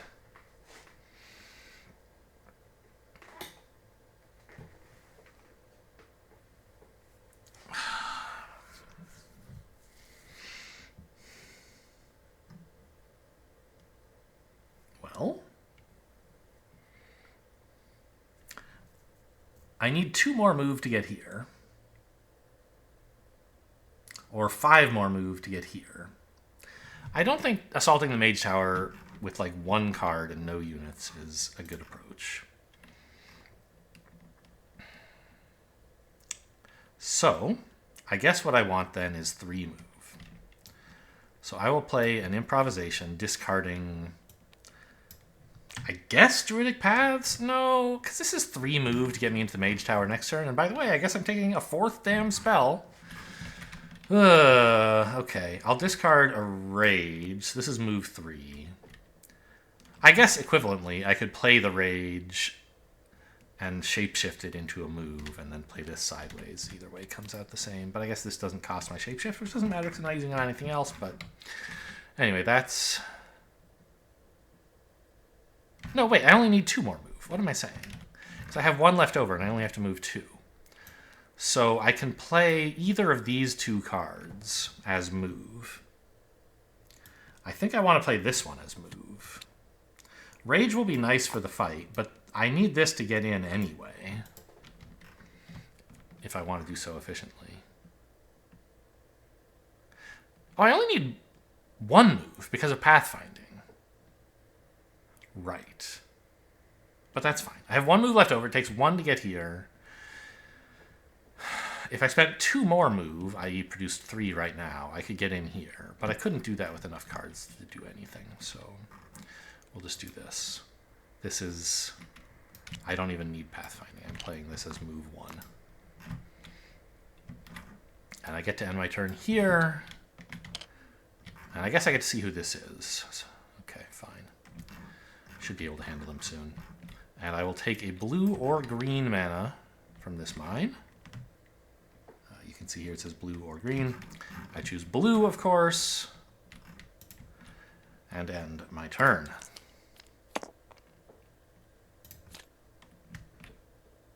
Three cards left. Okay.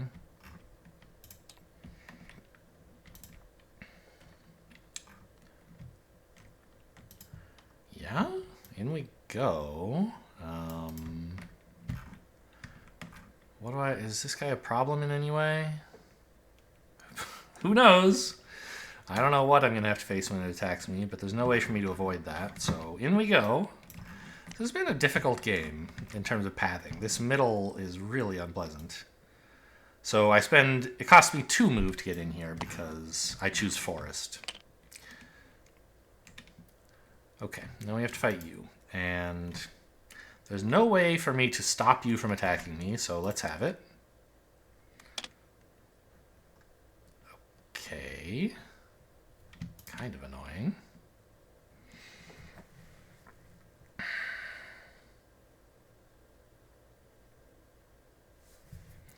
I mean, I could just take a few wounds, perhaps.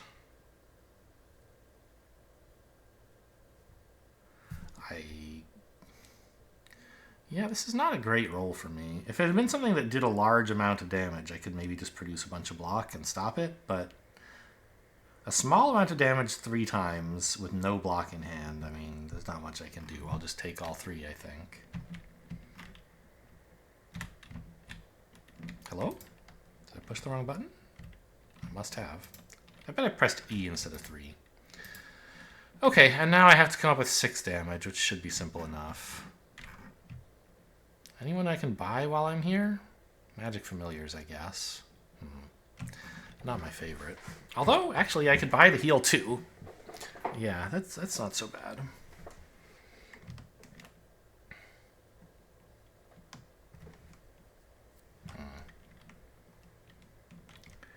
I'll be leveling up, which means I can actually take Crystal Mastery if I want, or Regeneration.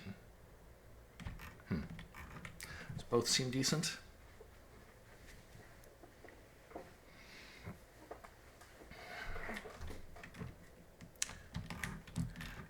What am I using this on? I guess I'm reducing one of these attacks by 1 so I can just play a card sideways to block it.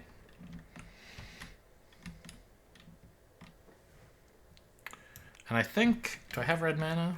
No. Only white or green. Ugh.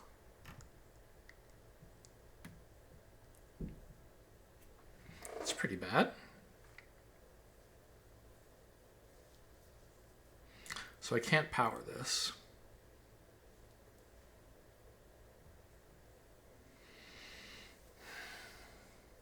Which I think means that my plan for doing 6 damage, which I do have to do if I want to kill him, has to be to improvise something, let's say threaten, for 3 damage. Shapeshift this for 2 more. and this is 1 more. So that's my 6 damage, which means I only have these 2 cards to play with to block. And notably that I don't have access to this to reduce one of his attacks at all.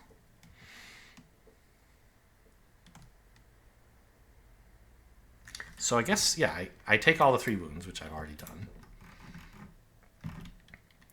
And this is my damage. And I'll crystallize a green just so I can hope to get a new color in the source, I guess. What am I drawing here? It's Frostbridge. Nope. There's no blue cards in there. It's a wound? Even reading these hints, I don't know, man. Might be my other swiftness and a march, I guess.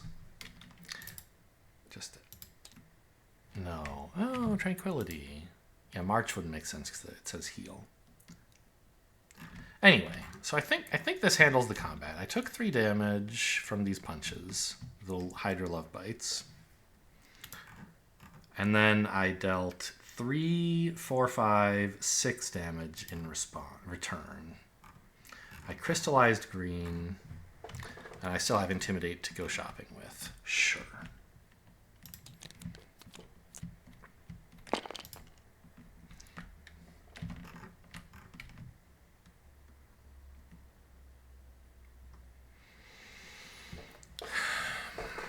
I really love the idea of taking Mana Thunderbolt. No, I shouldn't be allowed. I'm not going to look at these yet. I have to choose which spell to take before I see which skill I'm going to take, technically. I really like the idea of taking Mana Bolt and Crystal Mastery. And just having a ton of ways to spend mana because I have all these spells and the Amulet of Night. And just aim for some big turn where I cast like 4 spells using black mana for all of them. And level an entire battlefield. Meanwhile, like Crystal Mastery would mean I could still do some small mega turns in the meantime. I think that's the line. I mean, it's so greedy, but that's me, the Greed Lord. I don't have to commit to the whole thing, right? I mean, I could take Snowstorm now and hope like take Mana Bolt later, because at the end of each round, the leftmost thing in each of these offers goes away. So this I would be losing access to if I don't take now. I could take Snowstorm and still have access to Mana Bolt later.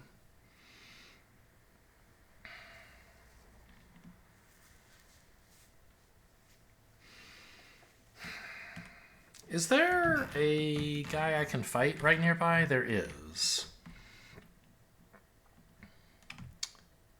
God, another brown punching dude. Ugh.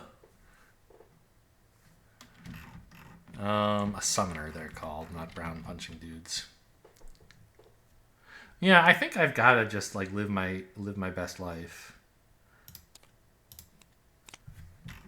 Oh, technically I didn't have to commit to taking that advanced action yet. Not until I see the skills. So I could put that back if I want.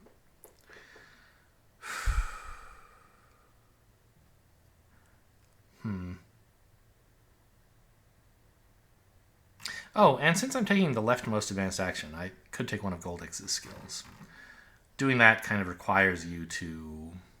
If you want one of Goldix's skills, you have to take the leftmost advanced action. So since I want that anyway, this could be a good time to take one of these. But, I mean, my skills look pretty good too. Spend blue mana to move through lakes.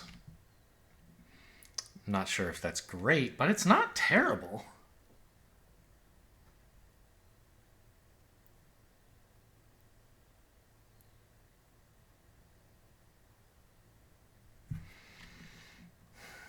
What's the spell I took? I've already forgotten. Mana Bolt. Oh, actually, so I could... I know the advanced version of Mana Bolt, the powerful version, lets you use Siege attack. Is that true on the front as well? It is, yeah. So a blue and green mana lets me actually siege this guy. Is this the right order? Yeah. So there's... Normally, I would just be like, oh yeah, I'll use ranged attack on you. But there's a wall in between us, which means ranged attacks don't get... You can't play ranged attacks during the ranged attack phase. You can only play siege attacks. So siege, yeah, I mean, that's something. And I have Crystal Mastery anyway. So I could spend a blue, but I don't have a second blue. I would need a second blue to activate Crystal Mastery and then also pay for Mana Bolt. Now, the thing is, though, this Goldix ability would give me a blue crystal. I could then crack it for Crystal Mastery, but get it back. This provides all the mana that I need this turn, but this provides all the mana I need this turn, and I get to keep some of it, which seems pretty cool, doesn't it? Yeah, I think it does.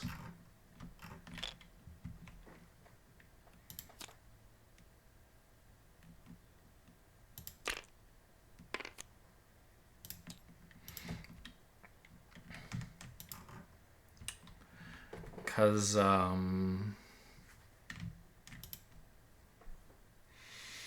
yeah, I mean, it would be nice if I could go shopping or something, but I can't. I mean, I could. There's red mana here. This really puts the screws to the folks here, I suppose. Yeah, I mean, my reputation is currently -2, though. To hire Magic Familiars would cost 8.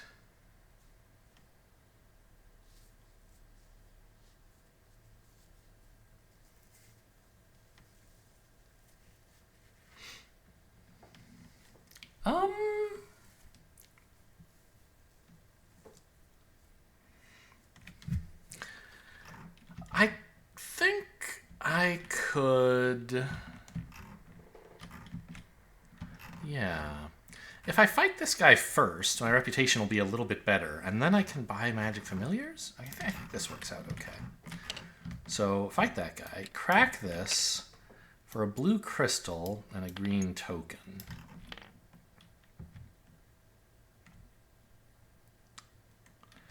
Now, I don't have easy access to blue mana, but I can power Crystal Mastery. Does this even... Is this stupid? Is this any different from just playing Crystal Mastery to make a blue mana crystal? No, it is better. Well, I guess it's the same.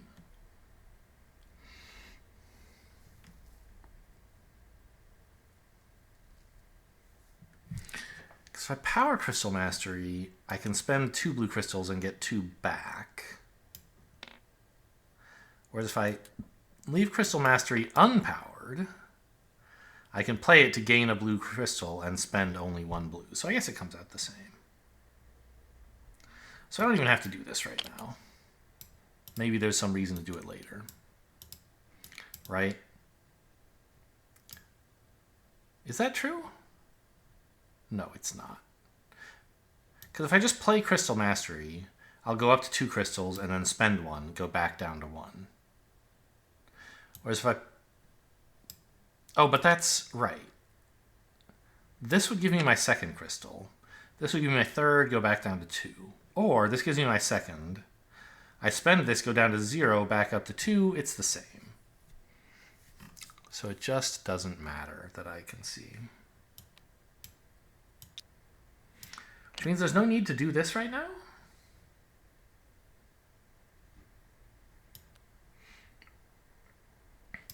I can just Crystal Mastery to make a blue crystal. Then spend blue and, oops, green on my Mana Bolt. So I paid blue, and I also paid green to get Siege Ice 5. This guy is behind a wall, so I have to use Siege, which I am. 5 is more than 4. More pertinently, 5 is at least as large as 4. It happens to also be larger, but that's not important. I've already forgotten. What are my last 3 cards? Yeah, I do want to do these. Okay, so I think this is how I want to defeat this guy.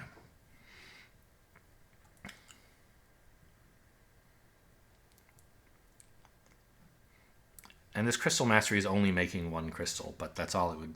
I could pretend that it made 2 crystals if I powered it, but one of them would just be thrown away, so it doesn't matter.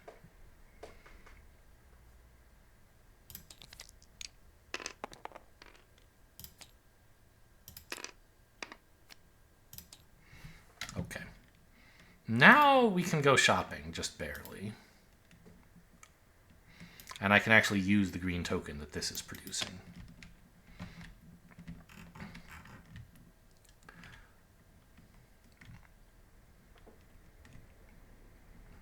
Actually, I can use more green mana than I have, sadly.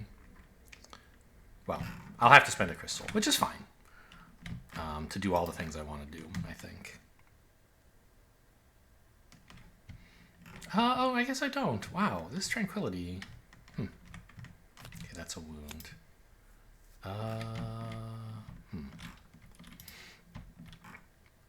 So, what I'm imagining is I'll do this, get my blue crystal and my green token.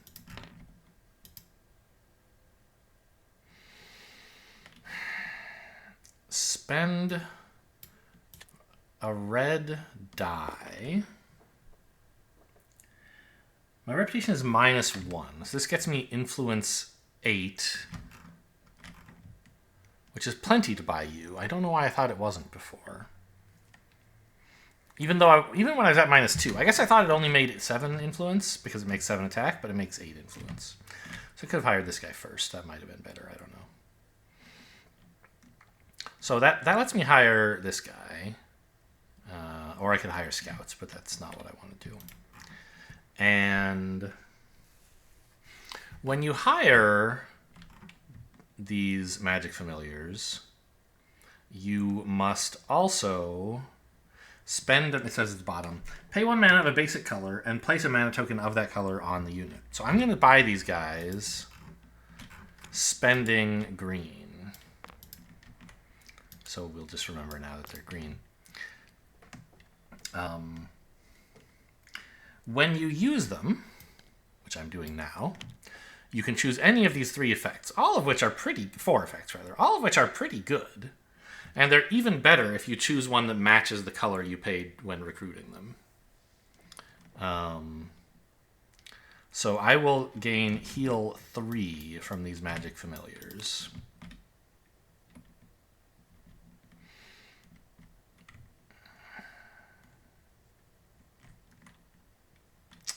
There's no way I could do this without powering this, right? I could gain 4 and then sideways, 5, 6. But that's not enough.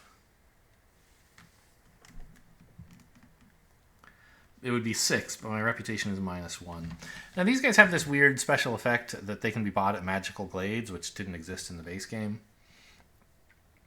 And when buying something at a Magical Glade, your reputation does not apply. But we're buying these guys at a Mage's Tower, so it does apply.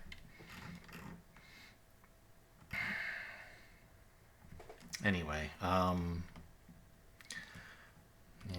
I wish I could do a little bit more here, but I don't really think I can. And each round, you have to pay these guys some mana to get them to stick around. But you can choose a different kind.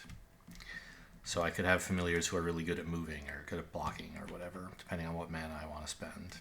I'll probably choose green again. I assume I'll take some more wounds, and I have a bunch of green just lying here. So I think this is the turn. Do I have any wounds left in the discard? How am I doing on that? There's 3, I think? Yes, there's 3. And then 1 left in the deck, of course.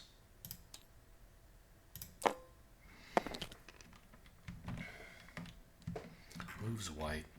So the question, I guess, is...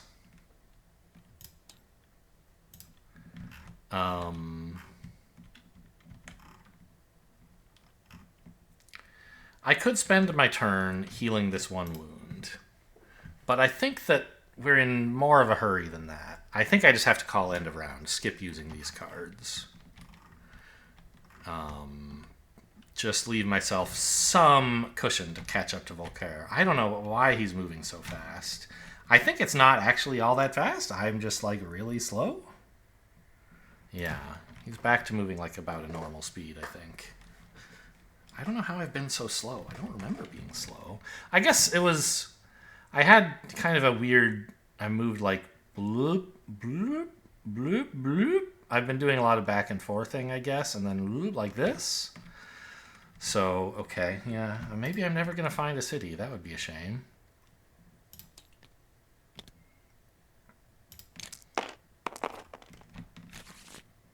But I have a lot of spells, so maybe that's how I'm going to... Speaking of, jeez, what a hand. No black mana available. And it's reminding me to pay the familiars. Yeah. I'm pretty sure it should be green. Just because I have so much more green than everything else, and I have very few outlets for green. I could choose not to pay them, and they would just disappear. But obviously I would like to still have them. Am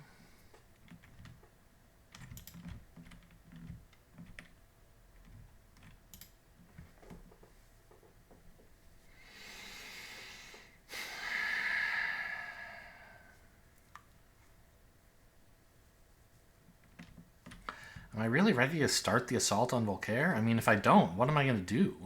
Okay, who's available at the shops, I guess? That's a question. Mages I can buy at a mage tower, although I'm full at the moment. Where am I? I'm here.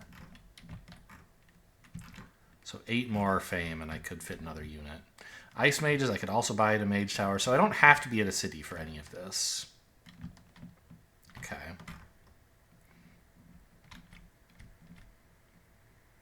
I don't think there's another mage tower left on all of these countryside tiles. I think I hit pretty much all of them. I mean, I don't know how many there are on all the tiles. Like, I'm sure that's something you could look up somewhere, but I just don't think this is another mage tower.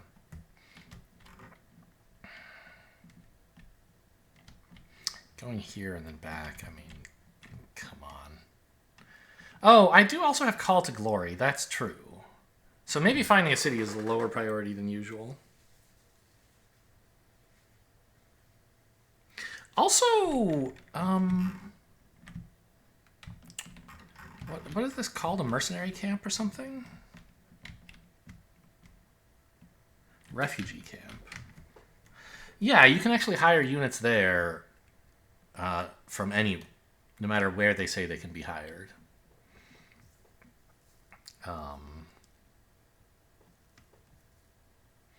That's not bad. So that might be a way to get access to city units.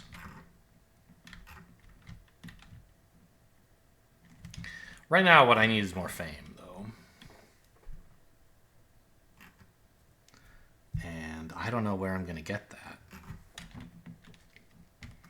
Like, 40 is not a level where you can go up against Volkare. I need more stuff, and like this is not enough. I have to keep going and just like be faster, I think. And by the way, I have Frostbridge right now, so don't have to go over this wall. I can just cruise up here. Fight these guys? Ooh, probably not. Forests are very expensive to move through at night.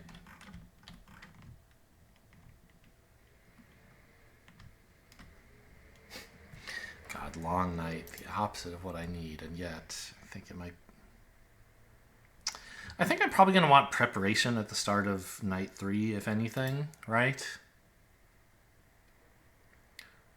Because if I'm still alive and playing the game at night 3, I'll need to fight Volkare extremely urgently.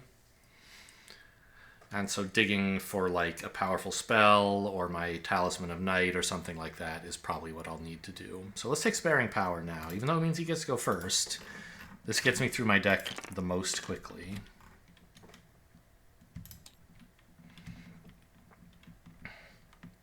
Okay, so the way Sparing Power works is before each of your turns, you can either set aside the top card of your deck or take all the set aside cards. So I will set aside a card.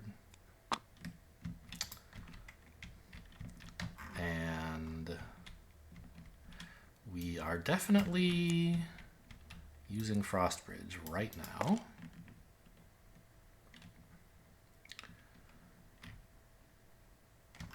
To move...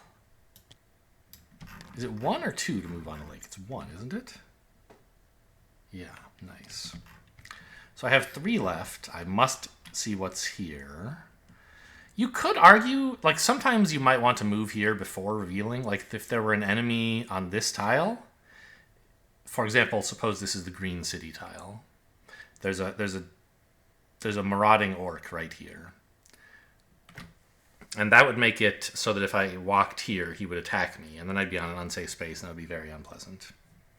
So you could walk here before revealing, but I'm sure there are other tiles you could reveal that would make you regret that decision.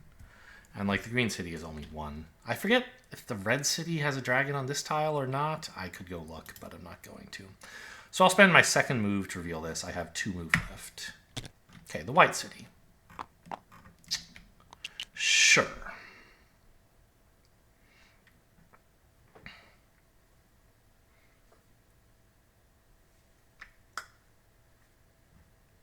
Well,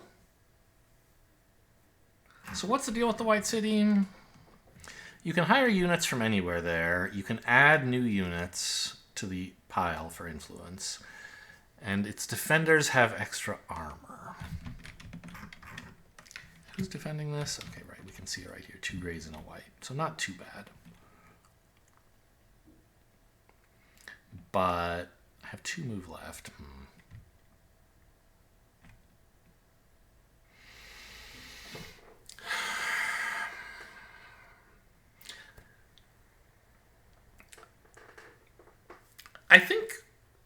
I mean, fighting the dragon is not realistic, of course. Because there's not even a safe spot to stand on to fight him. I have to go here. On my way to the city. Not necessarily this turn, but on my way to the city, I have to go through here. 2 move left. 2 move left.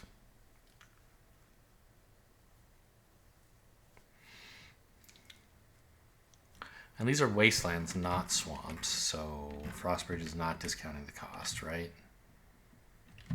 Right.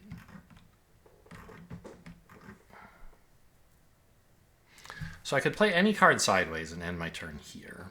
And then next turn, walk into the keep. That's a thing I could do.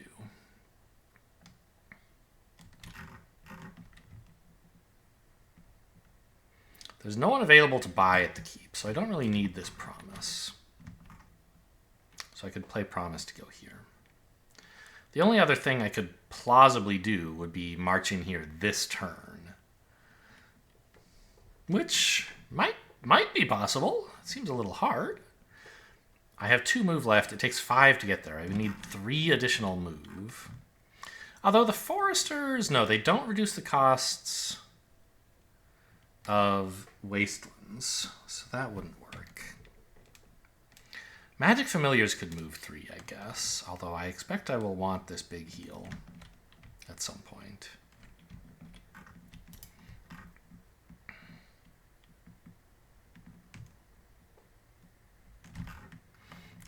Call to arms doing anything here? Probably not.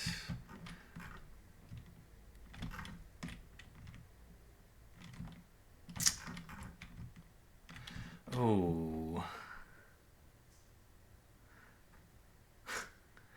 It's really tempting to try to find some way to kill this dragon. Because I have Fireball right now, which just kills him. While Firestorm deals with his physical resist. Mana Bolt. Or Mana Thunderbolt, I guess, could also do it. But I don't have access to black mana, so I shouldn't even think about that. I think it's just play the promise sideways. Figure out the details later. Get here. Next turn, I'll have more cards and I can march in. And more mana. I mean, maybe I'm supposed to be going fast, aren't I? Maybe I should get in there now. How would I do that? If I were here... Where was I? Here? Yeah, I was here. 2 move left. It would cost 3 more to get there, which would be like these 2 cards. Yeah, I can do that. What? Why am I being so precious with my swiftness? Just get in there. I'll spend a mana crystal to like blow up whoever's in there, and it'll be fine. Fast, fast, fast. Gotta go fast. So I have 2 move left. I played 3 more move. That's enough to go 5. Die.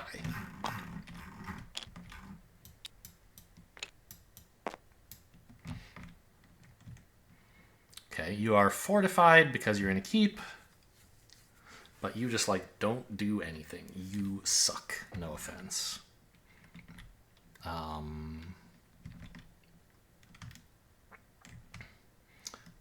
I could tank 1 wound. 2 wounds. 1, actually, with this. Or I could spend more mana. I mean, I guess to kill this guy, I kind of have to spend some mana.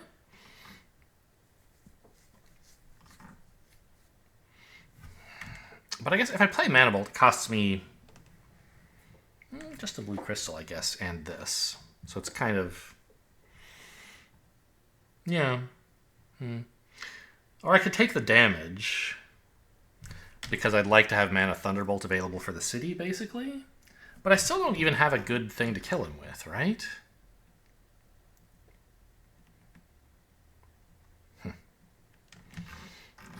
So... I think I will just spend some mana. We're a mana spending person. So give me a blue and a green. I'll spend the blue here. You get torched. Well, frozen, I guess. Siege Ice 5. You are dead. I don't get attacked. My reputation is not doing so great. I'm trying to save you guys from Volkare, you know.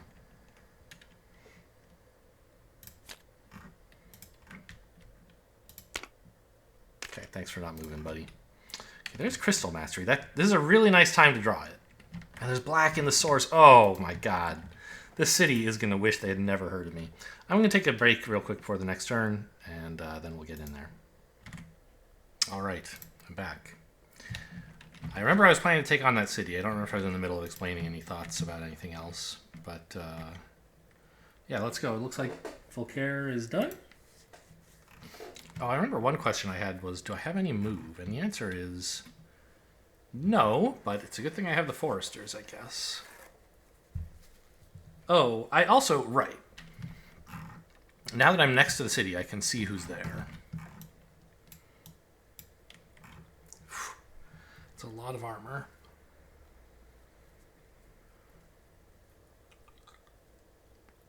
And fire resistant? Really? That's really unpleasant. Maybe I can use ice mages on them somehow? With Call to Arms? I still have to come up with 8 damage.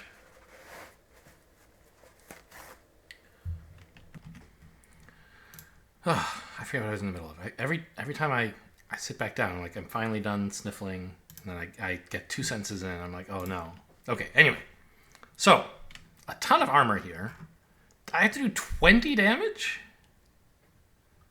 8? No, 7. 6 and 6 is 12, plus 8 is 20. I believe I'm at least close.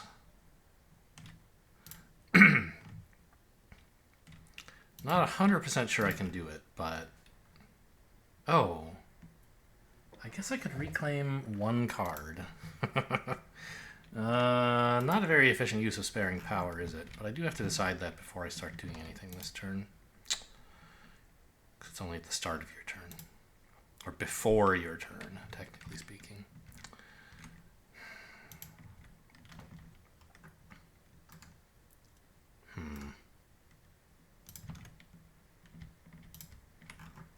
So my thinking is... these 2 guys... 6 each is 12. I could budget a Firestorm and Call to arms the Ice Mages. That's siege attack 12 of elements they don't resist. They don't resist anything, but especially they don't resist that. Oh, I thought these were the same guys. Okay, that's why I was confused. At first I thought there were 2 golems, then I looked and I thought there were 2 thugs. They're very similar, but it's one of each. Okay, so anyway, by using elemental attacks on both, if I want to group them together into a single attack, I have to have the effectiveness of any attacks that any of them resist. But by using fire and ice, neither of them resist any of it. So that would be 12 damage from these 2 spells. And then I have to come up with 8 damage here. That's less clear. I think it should be possible.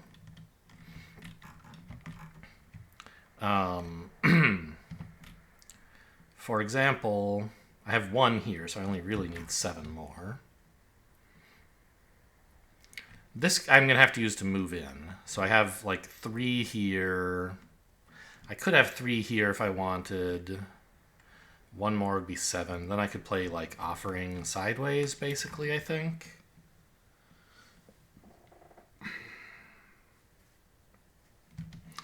So I'm spending a ton of mana. I obviously want to use Crystal Mastery powered.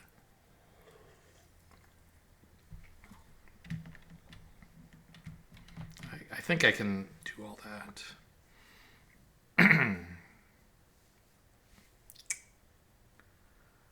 So I think as long as I'm willing to take the wounds from this guy. Oh fuck! But they paralyze. Okay. Pardon my French. I think I can just assign their 3 damage to the foresters, basically, after I use them to move. A paralyzing enemy, if you assign any damage from them to yourself, you must discard your hand. And this is Ice Attack 3 Swift. So I would need 12 block to prevent this damage. That's never happening. And I need the cards in my hand, don't I? Maybe not.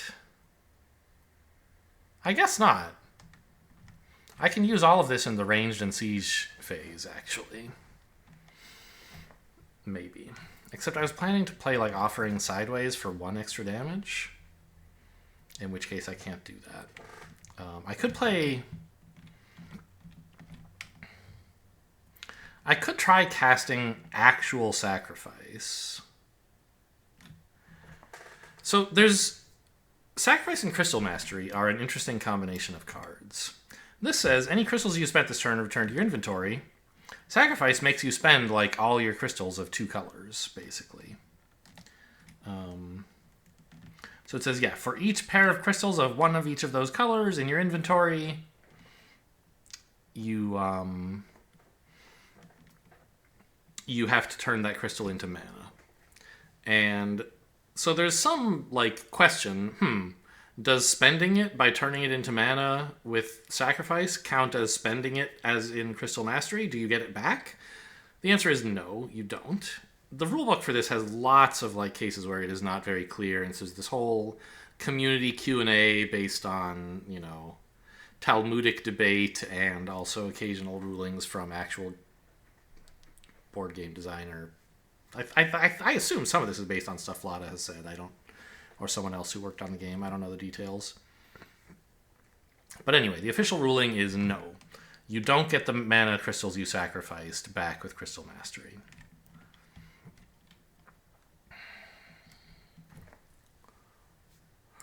But if I chose white on sacrifice, it would have to be white and blue to do enough damage, right? Or because that would be Well, if I'm allowed to use this guy for some extra damage, which I am, that could be ranged. Range 2. So then I could afford to spend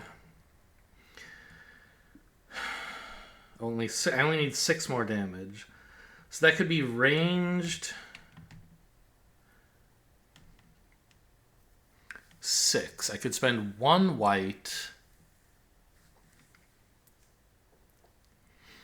and 1 blue or red if I could find a way to do that. And so only sacrifice 2 crystals. And then if I could actually spend that mana on something useful, it wouldn't be so bad that I don't get it back.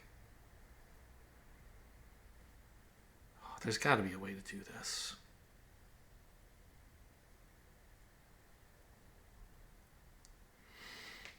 The sequencing is all just very complicated, I think.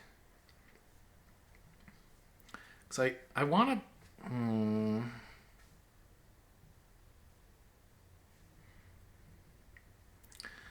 So... There's no blue mana in the source. So I would have to spend a blue crystal to turn on Crystal Mastery, which is fine, because it doesn't matter whether you get the crystals back. Crystal Mastery doesn't say, for the rest of the turn, any crystals you spend get returned to you. So if you spend a blue crystal on Crystal Mastery, you still get that crystal back.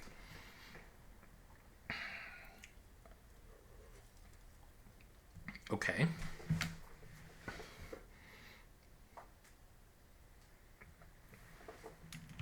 And what else am I spending blue on? I'm spending it on this guy, which is fine. So I want to do that after...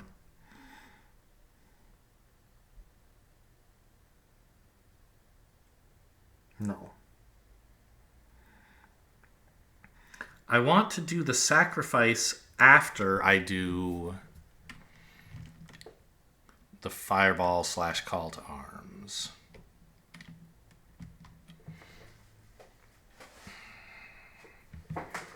So that I can spend 1 blue mana. No. That's backwards, right? I'm spending a blue mana on Crystal Mastery. But of course, that doesn't... I'm spending a blue mana on Crystal Mastery. It doesn't have to be a crystal. It could be after the sacrifice, after I turn it into an ice attack. So... Okay, anyway, I mean, for sure, one thing we're doing is we're attacking the city. The details can be worked out later. There's just no chance I don't do this. I have to.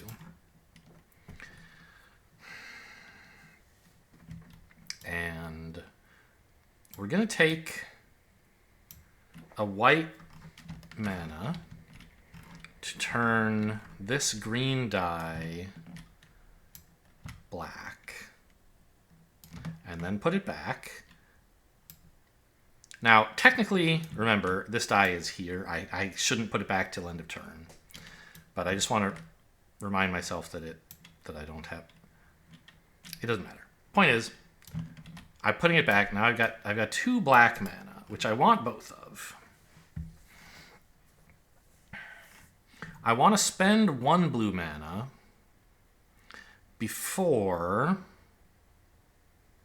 I activate Sacrifice. No, I don't have to anymore. Because now I only have 1 white. So when I sacrifice,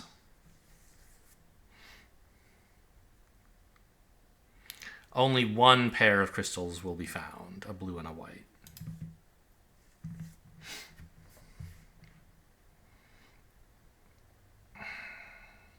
But I guess, okay. Oh, wait a minute. I was talking about killing this guy before he can attack, but I can't do that because he's fortified, and there's no way I have Siege Ice 8. Do I?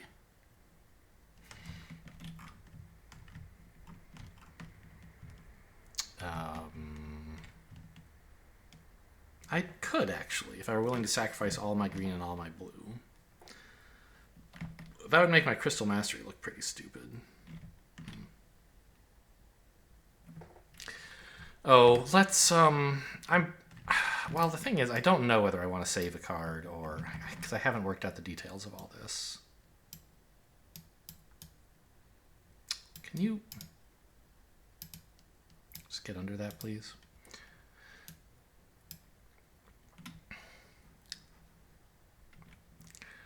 Because... So now I have all this black mana.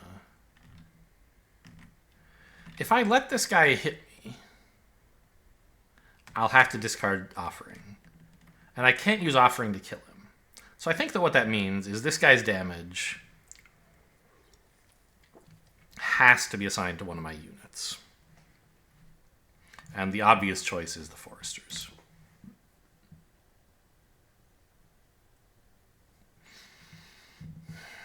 Okay. I also...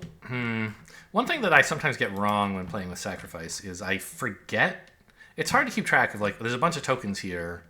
I get back the ones that were crystals, but any that weren't crystals I shouldn't get back, and I mess that up sometimes. So I'm just now inventing a new way to remember this, which is...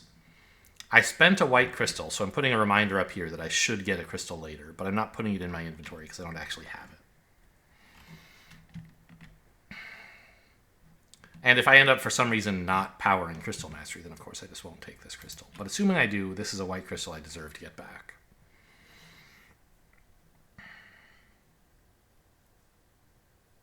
Well, all right, I could Siege Ice 8 this guy.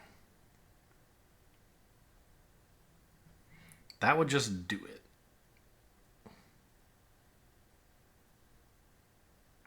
I would get nothing... or nearly nothing out of Crystal Mastery. I guess not nothing.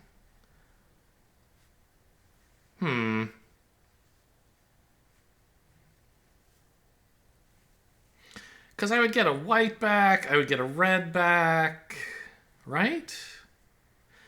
Because I need to use multiple red, and there's only one in the source. I would get 2 white back. Yeah.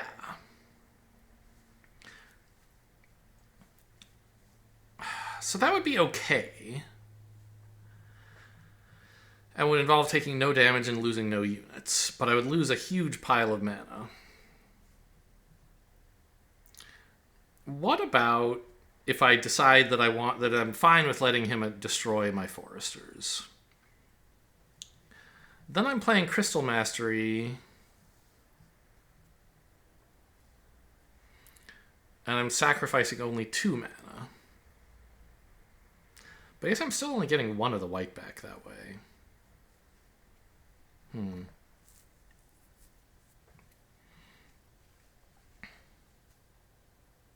So how would I do enough damage to this guy if, let's say, all 3 of these cards are devoted to killing these 2, right? And so is this white mana, and a blue mana, and the red mana, and the white mana. I have left some stuff, but not much. I could easily come up with 3... I don't want to use the Magic Familiars, but I could if I had to. 4...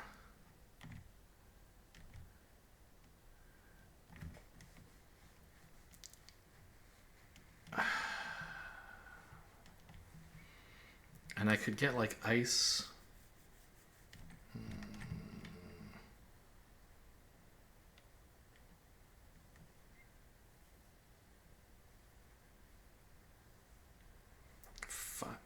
No, it can't be fire.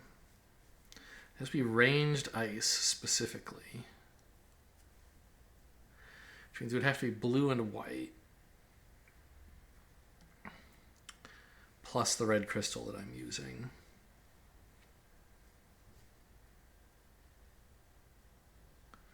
That would be 6 damage. Yeah, I think it cost me so many mana crystals to try to save my Foresters that I'm just not going to do it.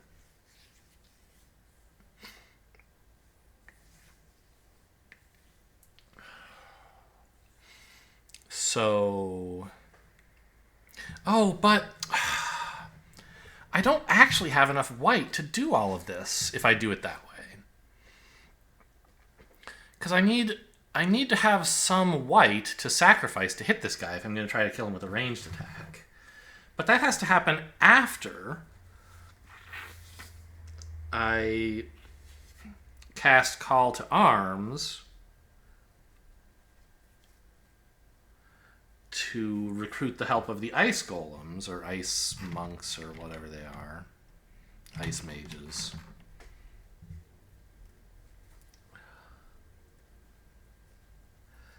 Which would mean there's no white mana left to sacrifice.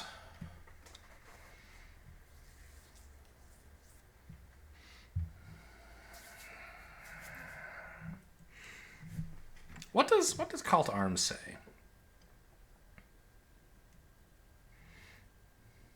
It says this turn.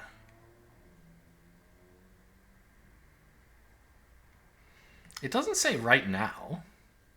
It says this turn.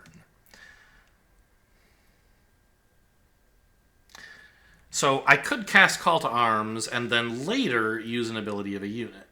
But I can't use an ability of a unit and then retroactively Call to Arms it. That does not seem fair. Which means I can't use Call to Arms in Siege if I'm using all of my white mana. I don't think I can actually save the Foresters. I don't think I can spend the Foresters, rather. It doesn't work out. I have to spend all my green mana instead. Okay, well, that's unfortunate.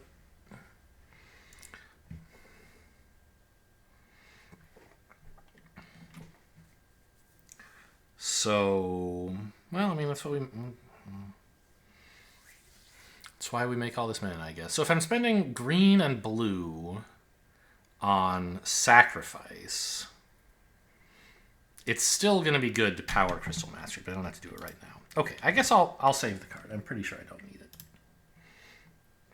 since I'm giving up all my mana instead.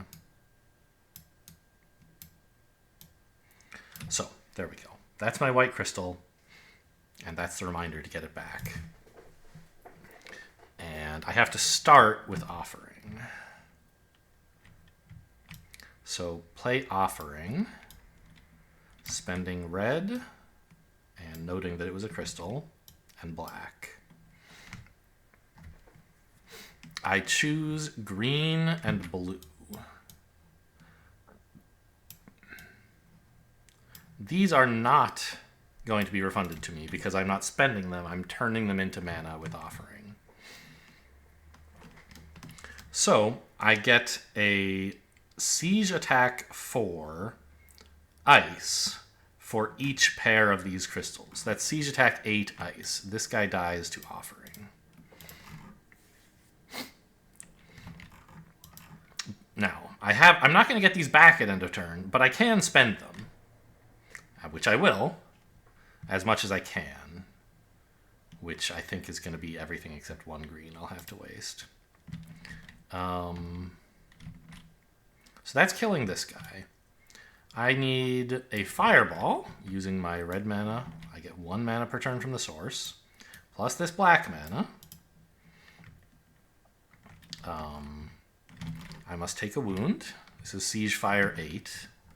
I will also Call to Arms using my last crystal, which I will note was a crystal.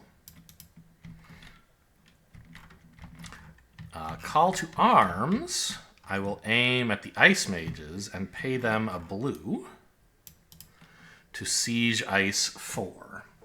Now I have a Siege attack of Strength 12, comprised of fire and ice parts.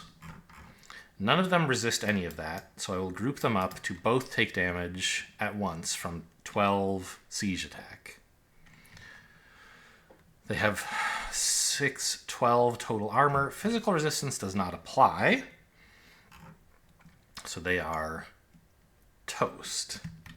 So this is the combat handled. I have dealt 8 siege ice to you, 12 siege mixed fire and ice to you.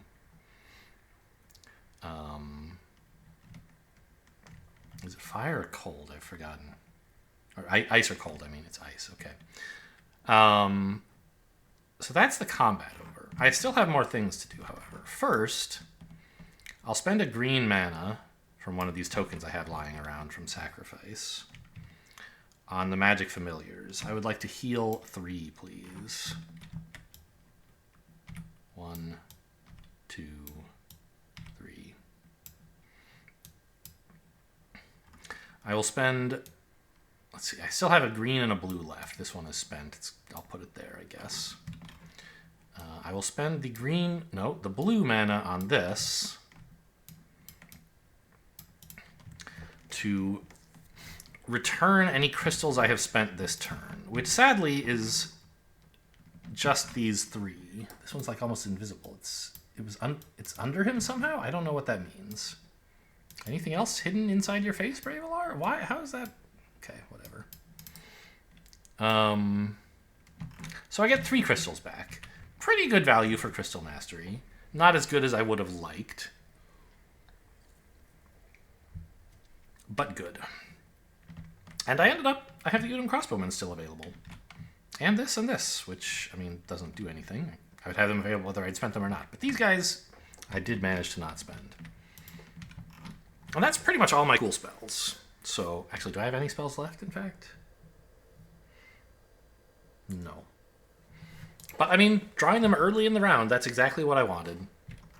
Because I needed them to take out this city. So I have successfully conquered the city. I'm losing a reputation because I attacked a city, but I'm gaining one because there were some thugs guarding it. And everyone appreciates me killing thugs. So it breaks even. Alright, I guess I'm done gaining 13 fame and the city.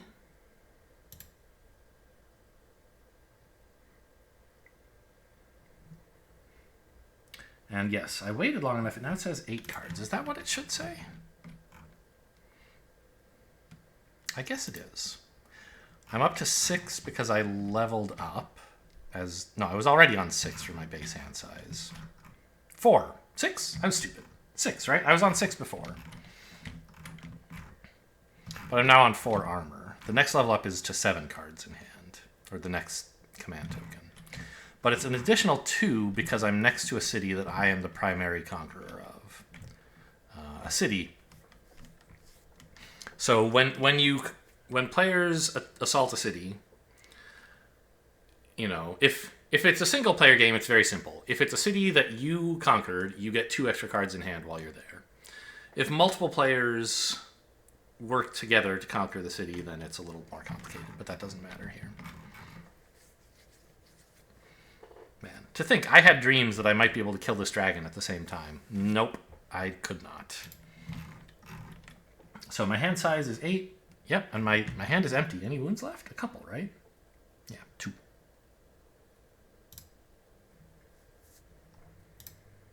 Volkare rests, thank you. And I have drawn... I was going to say all basic actions, but that's not true. I do have Pathfinding, which uses the same art as March, but just slightly zoomed in. And so it looks like the same card, but it's not.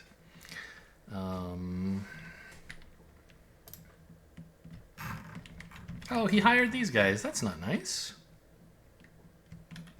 How do I close this console? There you go. So the Fire Mages are still available, which is good. I would like them.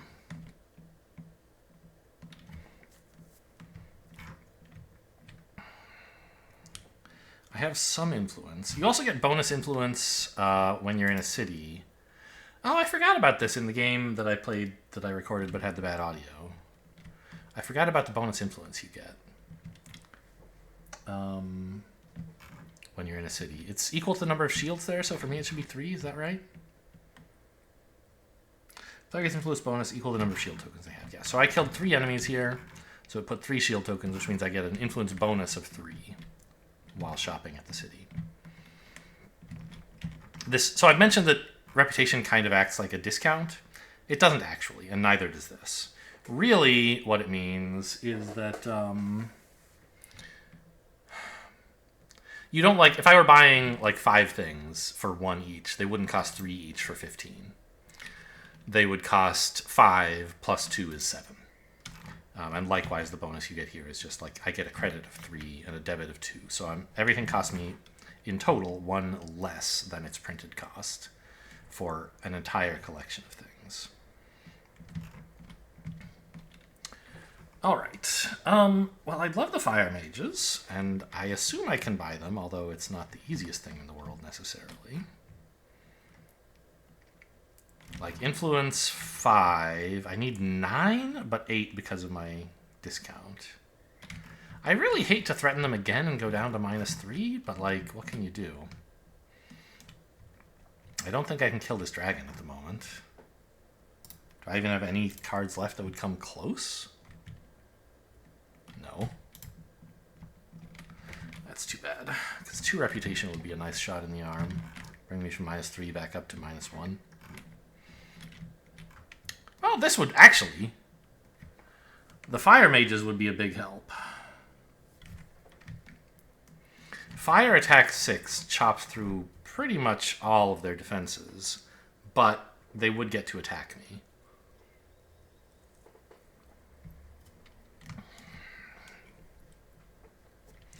One with the land could produce ice block.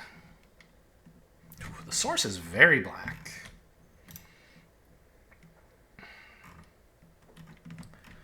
So I have access to green mana. I forgot to give myself these crystals, actually. There we go.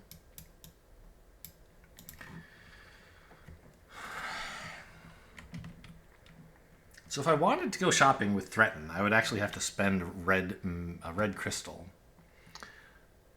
as well as lose reputation and play some cards sideways.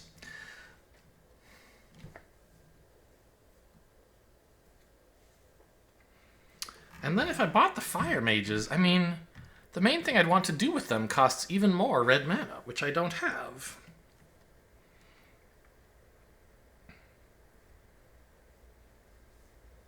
So...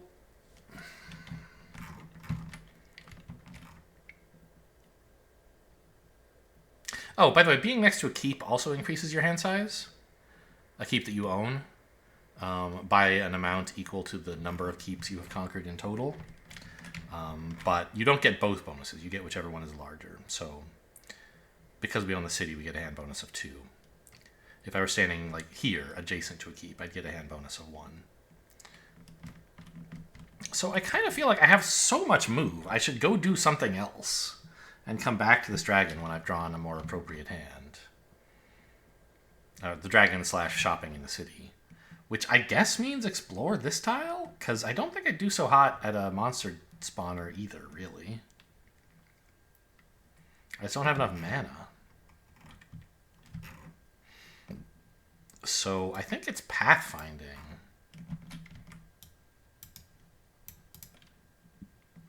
And just hope that the terrain is friendly enough to offer me something good to do. That's 2, 3 move. I have 1 left. Well, okay, I can work on my reputation a little here. Not as much as I would have liked. Found the green city. So there are 2 cities on the map. We found both of them. I have 1 move left. Right? Yes.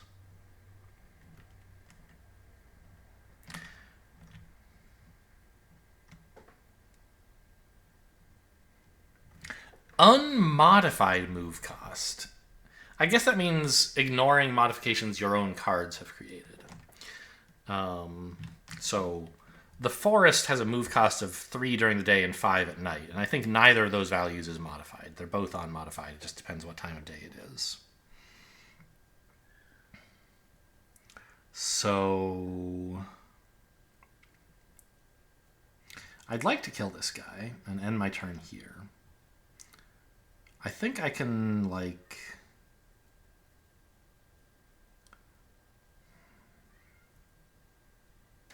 I want to use this as my block. Oh, but no, that would require powering it, which I don't have access to. I've already spent my mana for the turn. Oh, hang on. Store a card, right? Yeah. Technically, I should have decided that before I saw what I was exploring into, but I don't think I was likely to pick up a card.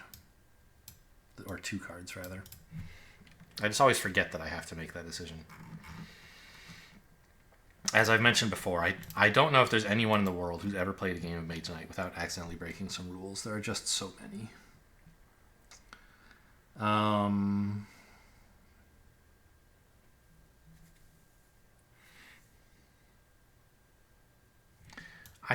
I guess I'm just playing a stamina to move here. The idea being these forests are very expensive to move through starting next turn, but right now I have pathfinding active and so they're not. I want to get here. I have a move left, but I can't use it to explore here because moving... Oh, wait a minute. Could I? No. Moving from here to here provoked the goblin or the orc or whatever into attacking me, and that ends the movement phase of my turn. I'm no longer eligible to explore.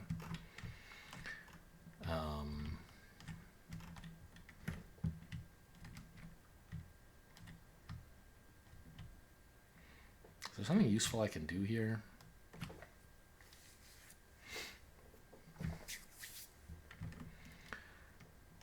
Rage and Determination both block. I mean, for 2, which is not that helpful. So does one with the land, I guess. So let's play these 2. That blocks 4. And then this attacks 3. He's dead. I get to keep my threaten and a strong move card. I think that's got to be the play. I'd like to heal 1, actually.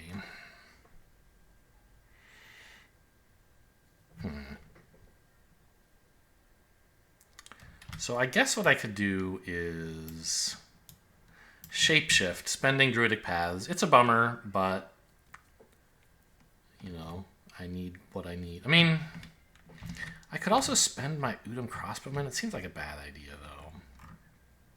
So this is my block 4. This is my attack 3, and I have a heal 1 left over. Feels pretty embarrassing to spend 7 cards moving 1 tile and killing an orc on night 2. But that was the way it had to be.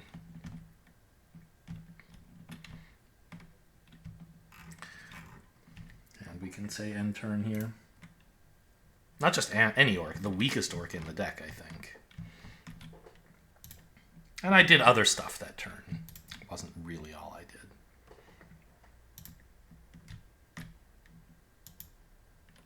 Okay, Volkare is on the move. He's very... I'm going to have to really rush to get back. I have Mist Form. No, I don't. I have Frostbridge. That might help. All right. So I have training now, which means I could look at this stuff.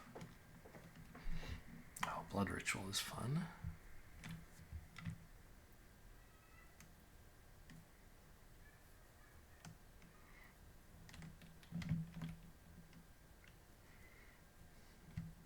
And my hand is enormous because I got to the bottom of my deck, which means the mod automatically used Sparing Power to take all 3 of the stored cards.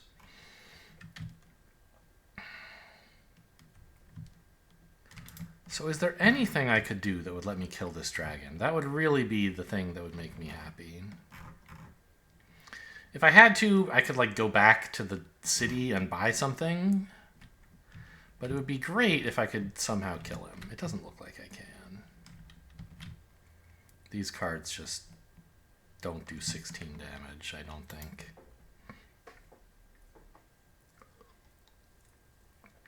I mean, do they?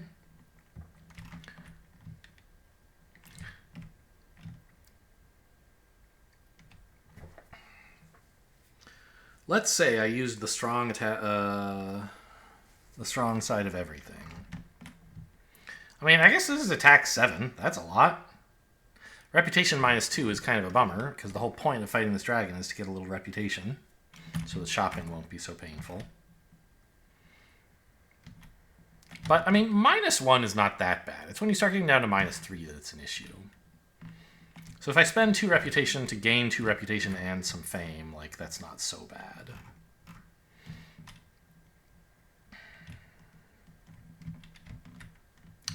I love Blood Ritual. It would do so many things.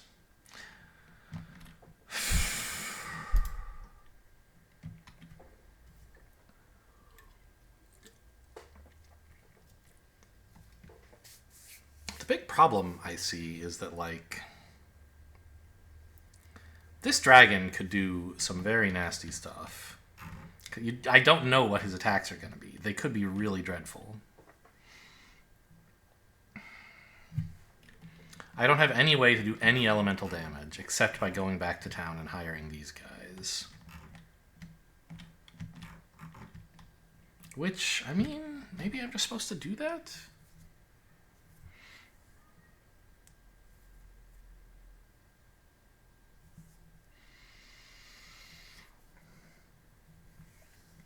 My reputation is -1. My city bonus is +3, so I'm at a net of +2. I need 7 influence to get the fire mages. I could concentrate on threaten, and that would do it.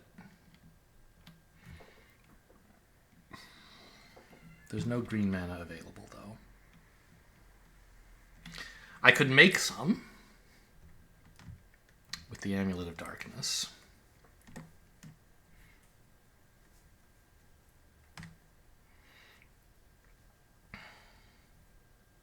Or I suppose I could concentrate turning blue mana into a green crystal and then spend the green crystal.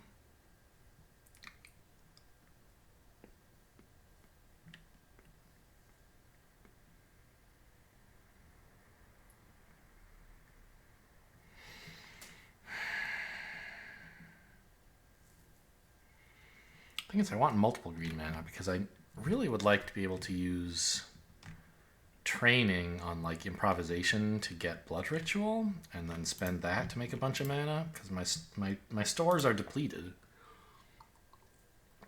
All my cool blue and green effects are unusable.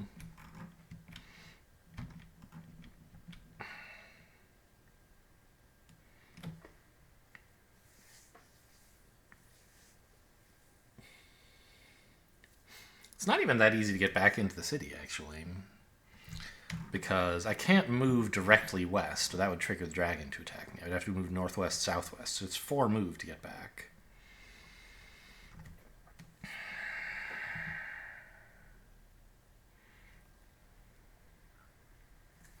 I mean, I could be wrong, but I'm pretty sure cracking the Amulet of Night is literally ridiculous. There's no way I should be doing that. It's such a powerful effect to have for a Volkare fight.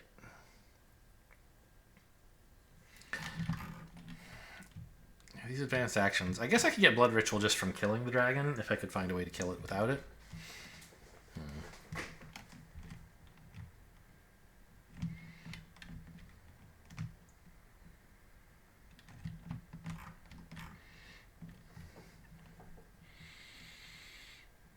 I hate this dragon, man. But it is possible to defeat it. Maybe. It just depends on how bad the attacks are.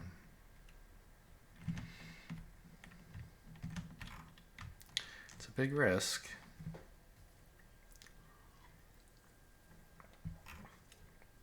And even at that, it involves spending a huge number of resources, like this whole hand pretty much. Takes away my ability to get the fire mages. I don't think I can justify this. So, oh boy.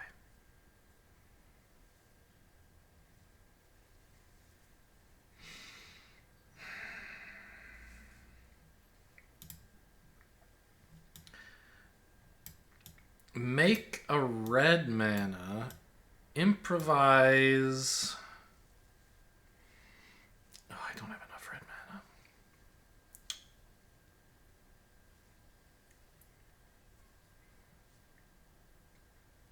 I guess I could spend both of these on shopping, but then I'm losing a big attack I could be using for the dragon afterward. I don't think I need a very big attack. Okay, so maybe this is my plan. This is influence 6.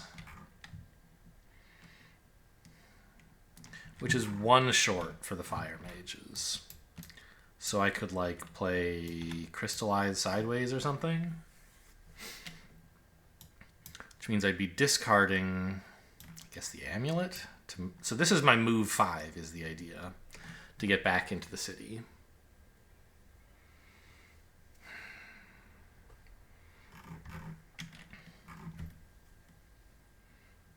Yeah, I think I have to leave the dragon for later. So, okay. I guess that's what I'll do. I'll make a red mana. I'll improvise discarding Amulet of Darkness, powered, for move. I have 5 move. I'll spend 1 of it revealing a tile. Maybe I discover a better plan. Looks like no. I'll spend the other 4 going like this. Now I'm back in the city. I'll play both of these, unpowered, for influence 6, losing a reputation. And I have to play a card sideways. I'm pretty sure it has to be Crystallize, much as I might like to make a mana. Yeah, it does. I'll spend this for influence. I'm regretting now that I didn't use this guy during the fight, but there wasn't really a way to do so, I think. Anyway. So this is my 7 influence. -1 is 6, plus 3 is 9. Give me that, please.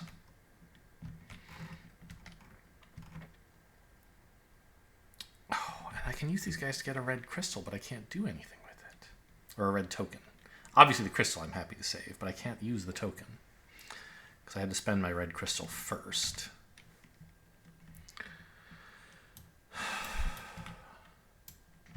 I'll heal 1. And then pretty much the only thing left to do is spend training to trash swiftness to gain Swift Bolt. But it doesn't gain it to my hand like it does if it's powered. And it doesn't even gain it on top of my deck like a normal gain. It goes to my discard, so I don't get that till later. But I think... Oh, and then I'll activate this for a red crystal and throw away a red token. I think this isn't, about as good as I could have come up with for my turn. I could have gambled on fighting the dragon, maybe get to kill it and take a bunch of wounds, maybe just take a bunch of wounds. I went instead for, let's improve my situation for certain by at least some amount, and spend my whole hand so that I don't mind calling end of round. Volkare moves again. I mean, we have some running to do. End of round.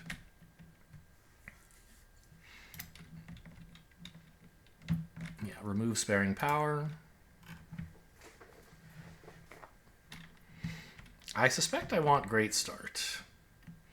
Whether I'm fighting this dragon or running away, I want to do a lot of things today. And all this other stuff is pretty bad. I mean,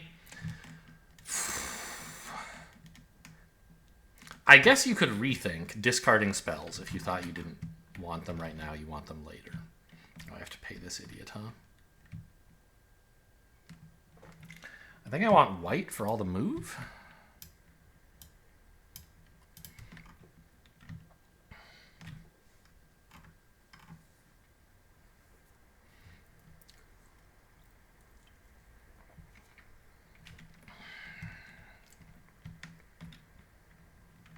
Yeah, so if I thought I didn't want to fight the dragon,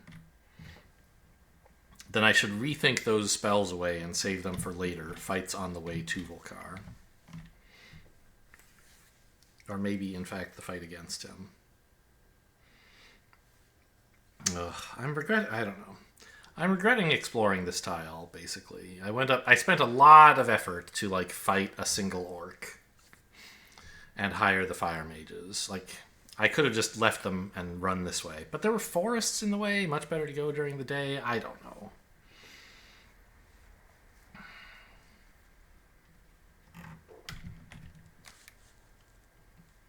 green cards does he have left? 0.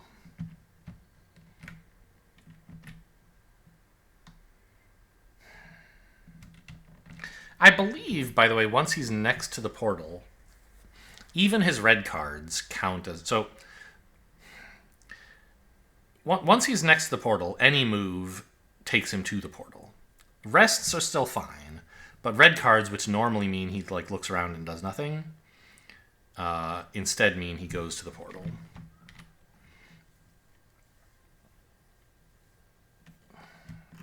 So the fact that he has 3 red cards left in his deck right now is unfortunate, because those are cards that would have been blanks early on, and might not be blanks now if he draws a blue or a white before the reds.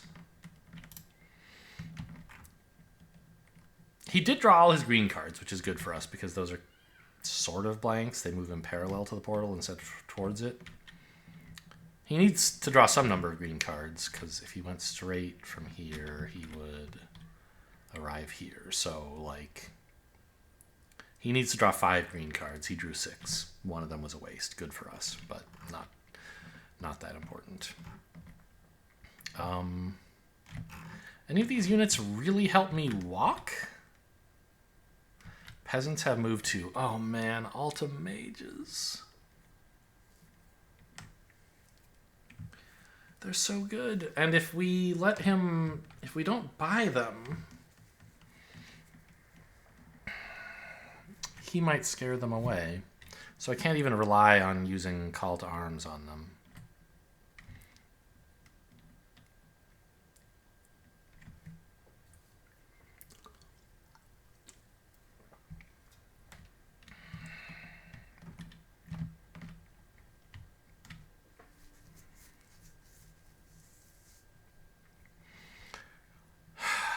I hate spending a turn just buying Altum Mages. Seems like a pretty stupid idea. My reputation is -2. My city bonus is 3, so it's 1. I need 11 influence. I can get 7 by concentrating on threaten, spending a green mana. I guess I could call to arms the peasants for 2 more, but that's pretty lame. It's really hard to get the Altum Mages. I don't think I can justify it. Ah, well... maybe I could power training, trashing concentration to gain heroic tail and play that instead. That's 6 influence, and this is 5 more, and that's enough, right?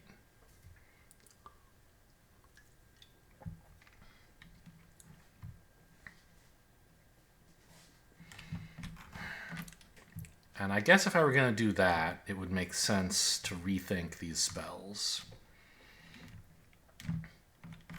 Because they're powerful, but I'm not using them right now.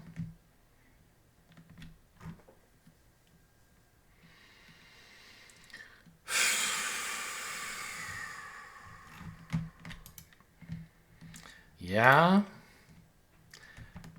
I mean, I have...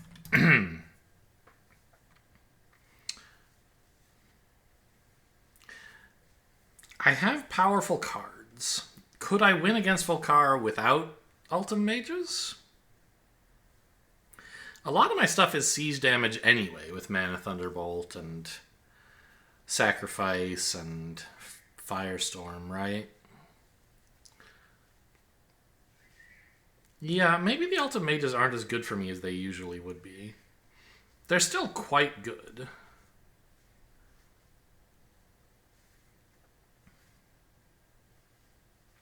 But I'd have to replace one of my existing units as well, so the benefit is smaller.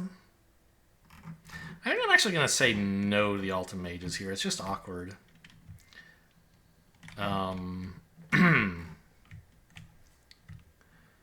This dragon...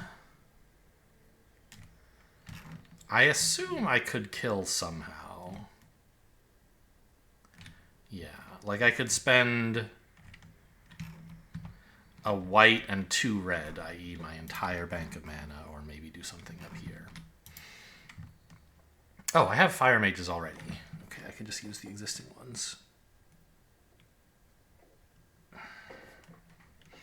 So like fire mages plus fireball would kill the dragon. And that's just a single red mana plus my unit.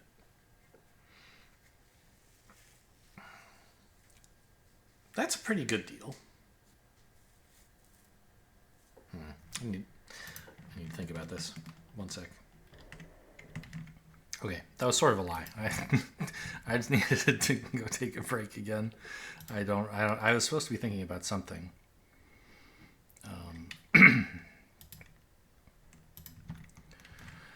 Somehow, whether I was supposed to, deal with the dragon or... Yeah, right. I had fireball plus fire mages to kill the dragon very easily. Which makes, if I'm doing that, Great Start is pretty bad. And I guess rethinking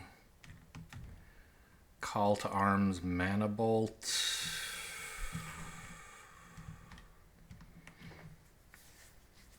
Plus maybe something else, I don't know. There's no red mana in the source, huh?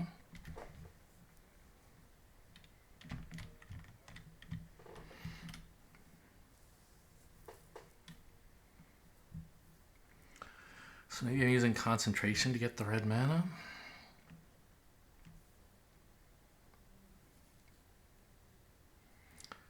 Yeah, the Ultimate Mages just seem like not a good idea. Because my attacks are mostly like siege-ish or ranged-ish, and they have elements anyway, most of them. Not all, but a lot of them do. So the Ultimate Mage's strong ability is not as powerful as usual.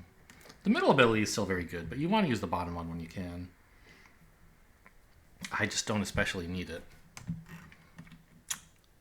And if I have access to black mana, I should have access to my spells, and hopefully that's good enough. So what exactly is the point of killing this dragon? It would get me an advanced action and a skill. Those are nice. Ooh, this is an advanced action. Blood Ritual will be very nice. Yeah, maybe that's the idea. Okay, so let's rethink Call to Arms. It's immediately, right? Yeah. And I don't think I need training at the moment.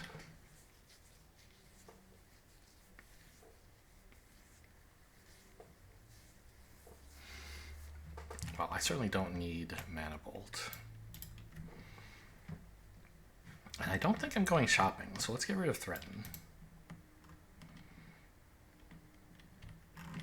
Yeah, I don't have time to do that. So those are my 3 cards. Right, I get 3? Yeah.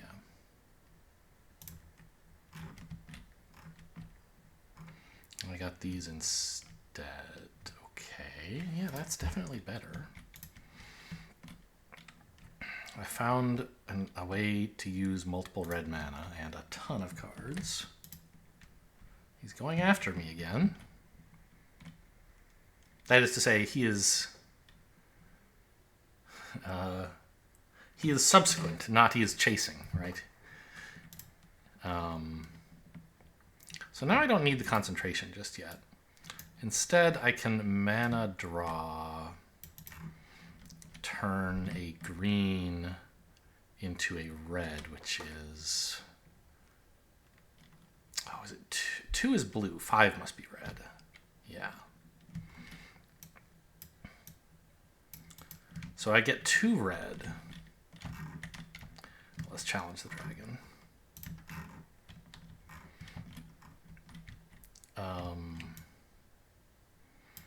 I want ranged fire 5, and I also want ranged fire 3. Get ruined, you nerd. So that takes care of this guy. I have a spare red, which I want to use on offering. And Oops. These got grouped together somehow. There we go. Discard up to 3 cards, right? Yeah.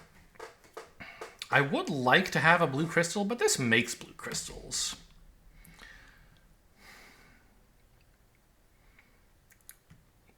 But I have use for... Yeah, let's do this. I mean, I'd also like to keep a move card. I really should keep the move card, right? I don't know, though. Yeah, I mean, I guess it seems silly, but I guess I'm going to take 3 green mana?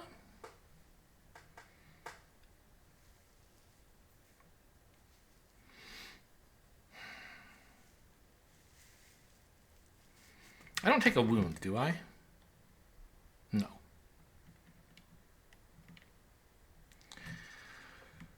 So this way I'm reloaded for a potential big sacrifice, at least, I guess.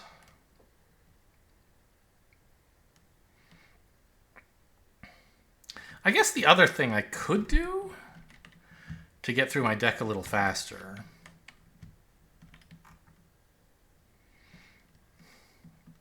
would be I could keep the training and discard, let's say, the stamina.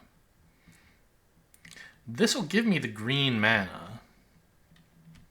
Actually, I have green mana here. That I could use to power training and take Blood Ritual.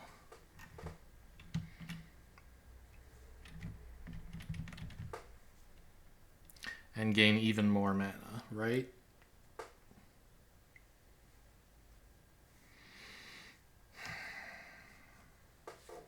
Take a wound. It only actually gives you 1 crystal, whether you power it or not. So Blood Ritual is for spending immediately, which I don't need to do. So I think I don't like that plan. Let's just get rid of all the green. This is a decent card to keep. I might need to fight something on the way, maybe. I don't know. The move is more important to keep, obviously. Okay, I guess that's the turn. So I gain a red plus 3 green from this.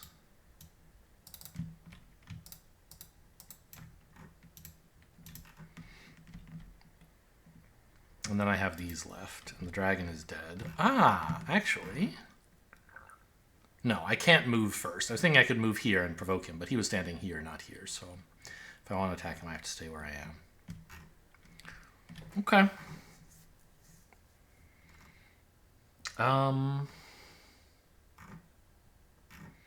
Right, I could have used this to make green mana to use training, but I just don't want to. Yeah, so we're set up for Siegefire 12 with a sacrifice, I suppose, if that turns out to be a good idea at some point.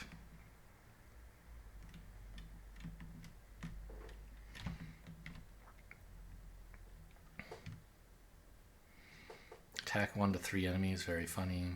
What is this?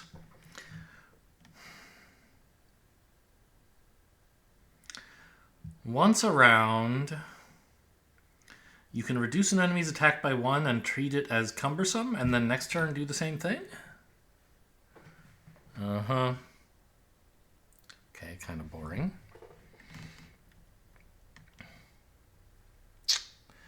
Goldix. What is that thing on the bottom? Oh, of the same color. I see. Yeah.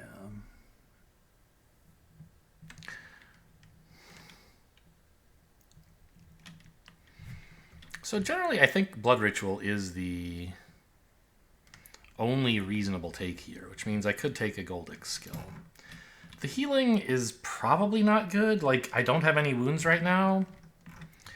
I'll get 1 from Blood Ritual, but how important is that?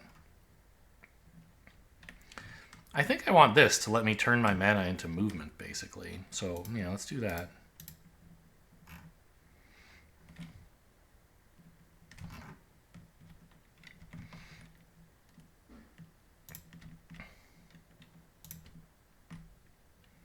Okay, I'm very glad he drew a red before drawing a blue or a white, because that was a blank. And now we get a move on. What is this? Mana Bolt. One with the land.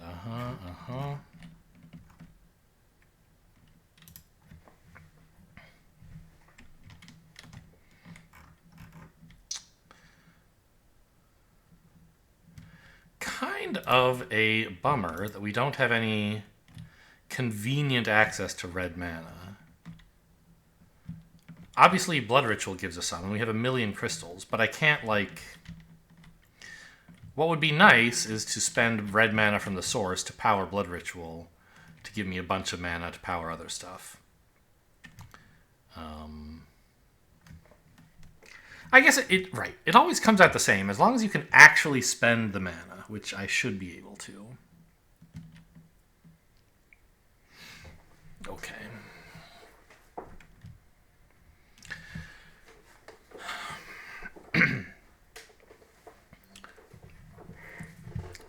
So, right. Blood Ritual, its powered effect is like about as good as the non-powered effect. It's just more flexible in what mana you get if you have red available. You should... I don't know. I think the strong version is strictly better, provided you're not wasting any mana. I've never managed to quite prove that, but it seems true. So as long as I can find a way to spend 4 mana this turn, which should be no problem, I can use this and it won't be wasted. Actually, oh yeah, the mana in the source is kind of clunky. But I can spend a green usefully. So let's start with this. Wound me, please. And I'm not... I mean, I guess you are allowed to take gold.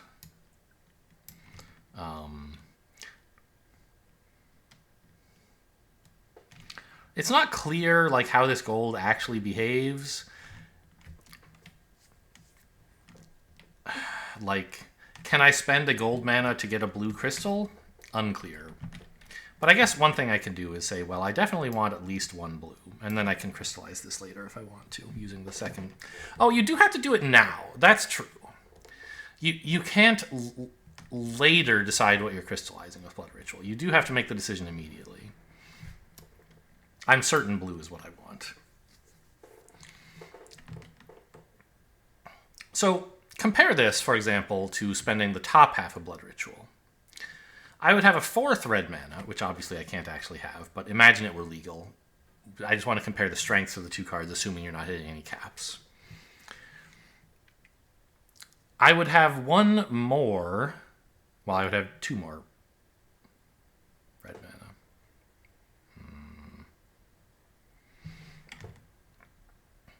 1 fewer blue and 1 fewer mana token. So yeah, they're the same total amount of mana. As long as none of it goes to waste, you're not going to regret powering Blood Ritual. And none of it will. Because I can easily spend all of that mana.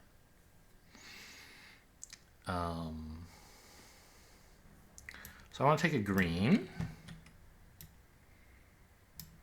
and power 1 with the land. I wish I could like move and heal. I wish this were a refreshing walk, but it isn't. So move 4. How far do I need to get? 4, 7, 11, 13, 14 to reveal this tile. So I'm sure I can get at least that much.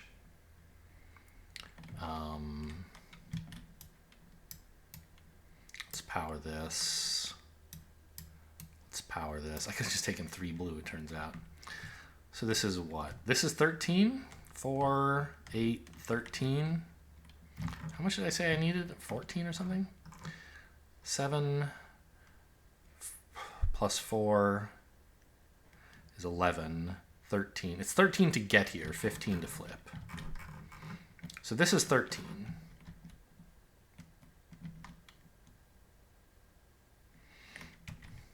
And these guys can move 5.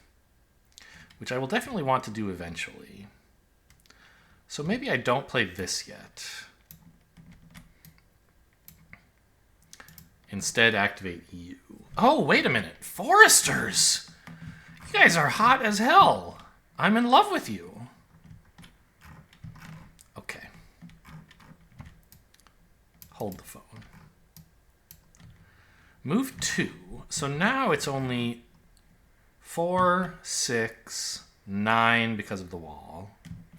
11 to get here. 12 to explore. So 2, 6, 11. I'm there. 4, 6, 9, 11. I could move here, but I'm pretty sure that's stupid. Now I need to spend one more move to explore. 2 thingies left. Let's play this sideways.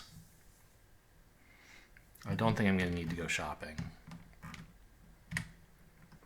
Oh my god, a desert. Are you kidding me? And it is another mage tower. Very funny. I said there wouldn't be any.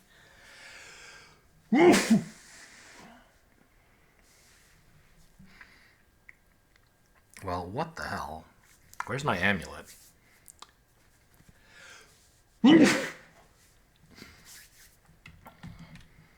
That amulet would be very helpful right now to move through the desert as though it were nighttime and not quite so hot. What's the alternative? Run through here? Just atrocious.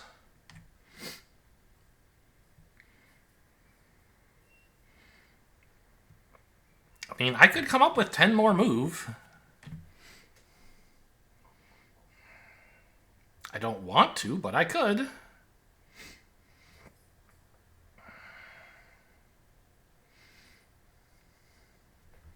It's so much slower to go around. Yeah, I mean...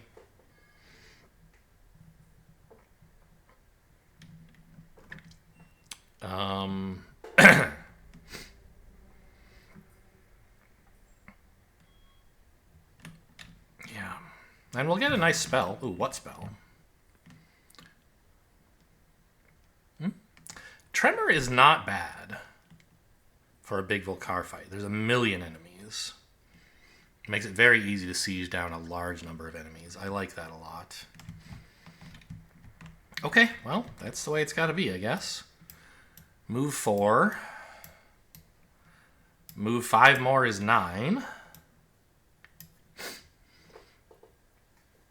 I need one more move. This doesn't make deserts cheaper, does it? No.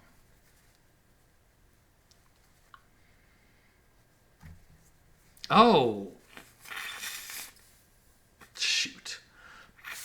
I should have done things differently. And I'm going to let myself roll this back. I've gained some new information by revealing this tile, but I think regardless of what tile this was, I should have wanted to do this anyway. I forgot I have Goldix's ability here. I could have used this as move 4 instead of move 1. So I'm going to do that. Like I said, I know. It's a small illegality, but this is the kind of thing I allow myself.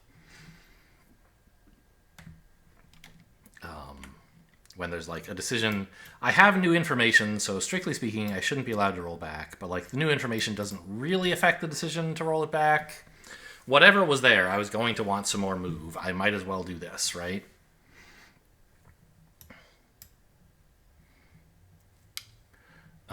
So then I moved. Oh, I might have picked up too many of these. I don't think so, though. Maybe I did. Maybe no, because I moved 5, 10. Hang on. 2, 6, 11. Yeah. I moved 11. That was what got me here, right? 4, 6, 9, 11. Yes. Then I spent this to generate 4 move. Reveal the tile. I have 3 left. So I need 7 more to get here. which is this.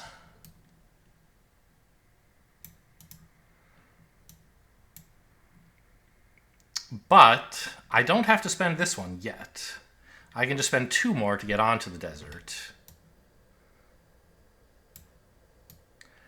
And then presumably I'll want to spend this, but for some reason I might not want to. So I carried over 5 movement from this Sideways Promise. Sorry, 3 movement from Sideways Promise. 2 more from Stamina is 5. That gets me onto this desert. Yeah, fine. Let's go, dude.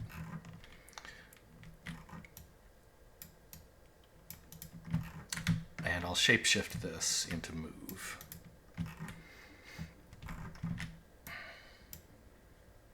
I fell over! Oh, this thing was in the way. There we go.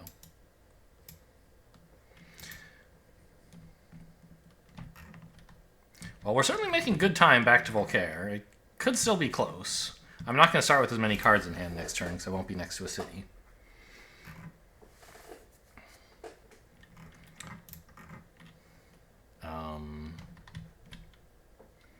Yeah. Okay, so where is this guy? Here he is.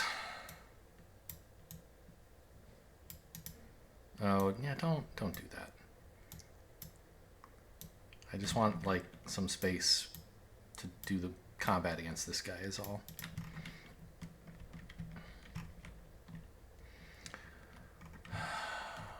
So I certainly could mana bolt him, I think.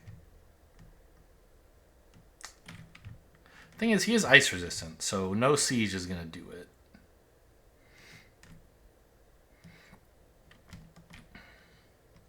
So I do have to let him attack, which, I mean,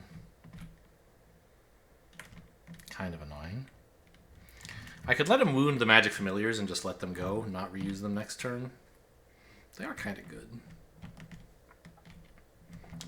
I don't imagine I'm going to be buying, like, Fire Golems. I could, because I want a Mage Tower, but I'm going to be in too much of a hurry. So I think this, if I let this guy get injured, I should just treat him as if he didn't exist. Or this guy.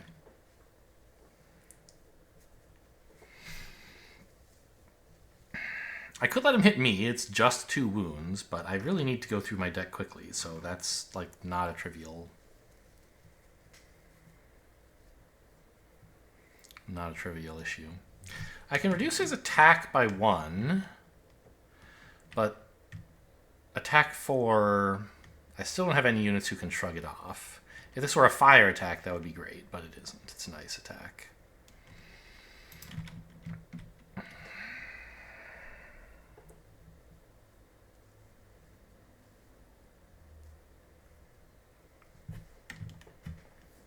There's no shot I'm blocking this.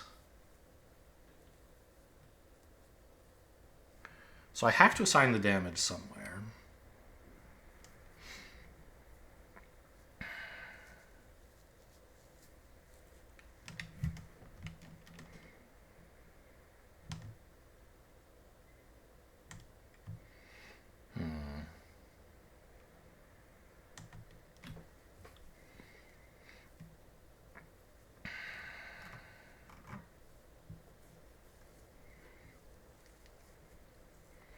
So, okay, I guess I'll just assign the damage to Magic Familiars.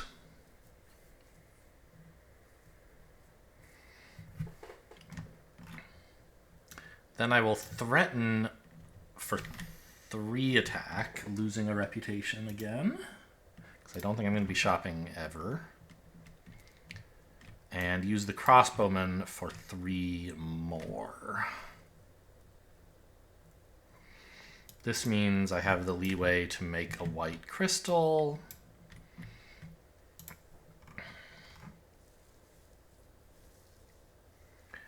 And I still have Mana Bolt available for, I don't know, maybe this next fight if I really have to. I mean, I'm probably not going to... do I have any spells left? Let's ask. I have 1. Which one is it? I don't know. really, I just want to get through my deck so I can start round 3 and assault Volkare at that time. I don't really want to do it now if I can help it. Maybe this fight? What is my last spell? Call to Arms? I think it's Call to Arms. Yeah, that sounds right. Am I right? Yes.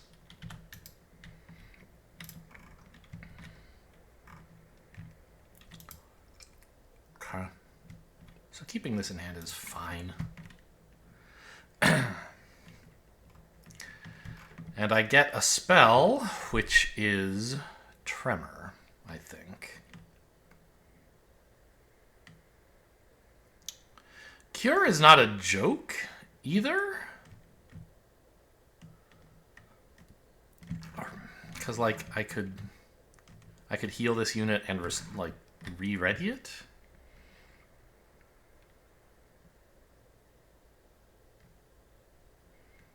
Kind of silly, I think, though. Restoration would let me heal that and my own wound. Do I have any heal left? No. Because then I'd actually be able to bring the Magic Familiars with me to the Volkare fight, which would be nice. But I think Tremor is even better.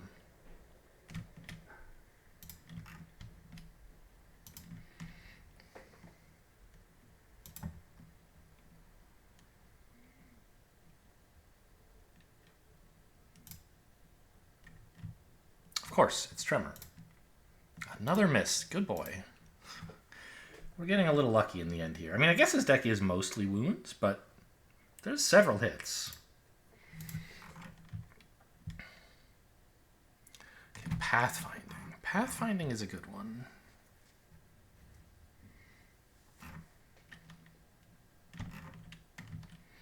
Crystal Mastery is also great.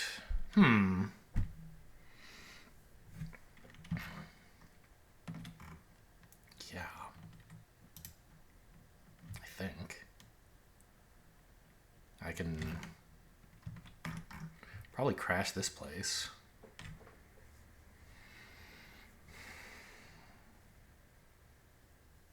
Cost 6 move to get there. It's a little awkward. I don't actually have a way to get that easily. Power Pathfinding and then play 2 cards sideways? No, I have Goldix's ability. Perfect. What are you doing here? I guess I put it back in the wrong place myself or something? I don't know. Okay, so I guess that's going to be the turn. Pathfinding... Hang on. What's in the source? The only mana in the source... Okay, well... I don't know what color I'm going to want, because it'll depend who I'm fighting here. Can I mean, is Tremor plus Mana Bolt actually enough to kill those enemies? I guess that's a question worth asking.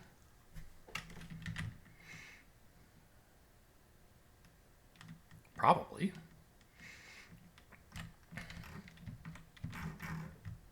It's just a brown and a purple.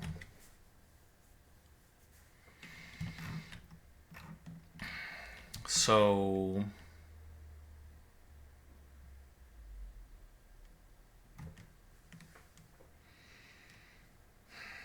how much blue do I need? At least 1, but maybe only 1. No, I need a second blue here. Because I need this to... Oh, well, no, that could be like green or something. Because I only need 3 move out of it. Okay, stepped away again for some more sneezing. I was in the middle of figuring out whether I really think just these 2 cards are enough to take out a brown and a purple. It would basically be, like, my dream would be ranged ice 6. And they both have armor -2. So it's effectively 10? That could do it, but it might not. And if any of them has ice resistance, it won't. Still, I mean, it's good use of any as my turn. And if I really had to, I have Crystal Mastery available, I guess. Like, I'm planning to power it and get all my crystals back. But if necessary, I could actually, like, play it sideways as something powerful? Maybe? Although not very powerful, because I'll have already used Goldix's ability to turn this into move 2.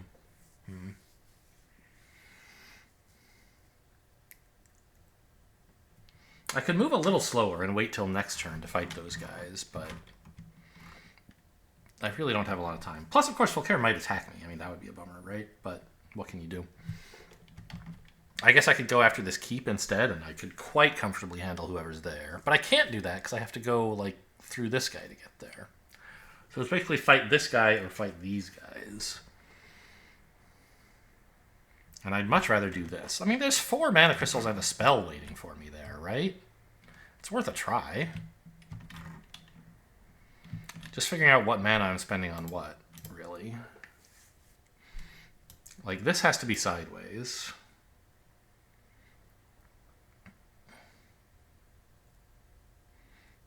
I think I need to use this.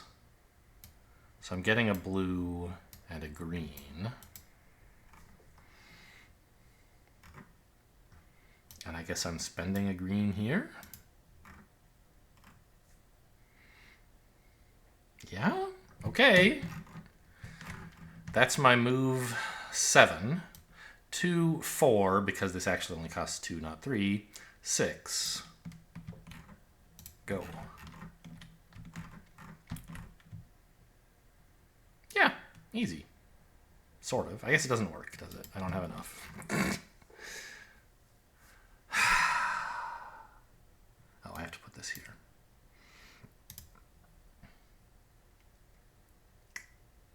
Oh, this is one more attack. Am I 1 short?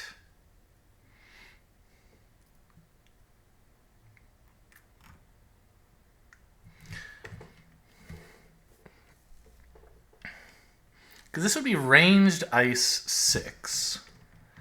I could tremor them. You would have 4 and you would have 6. No, you would have 3 and you would have 5. That's 8.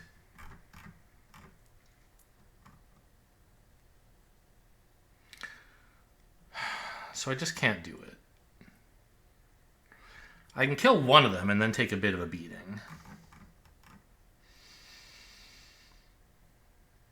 I think this was a reasonable gamble, but it hasn't worked very well. I mean, it's fine. Take 3 wounds from this guy. Not the end of the world. Not great.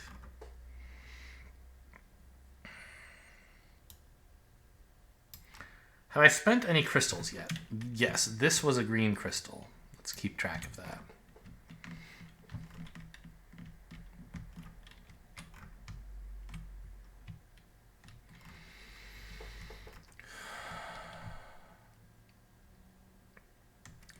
So I spend another green crystal on Tremor. I'd get out of here. I don't know why there's just a hole in the playmat here.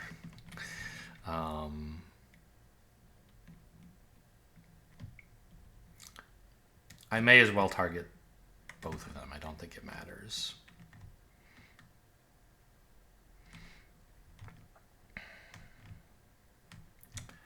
I mana bolt, spending blue and I think white. Yeah.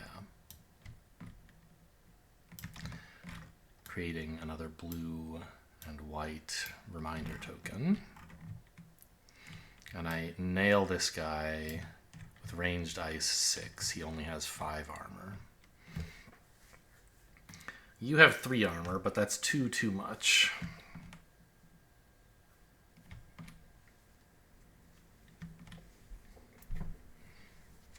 I have no shot at blocking your attack, so you hit me for 10. That's 3 wounds. And I power Crystal Mastery, giving myself another blue reminder token. You're dead. You lived. So I did not succeed at defeating this.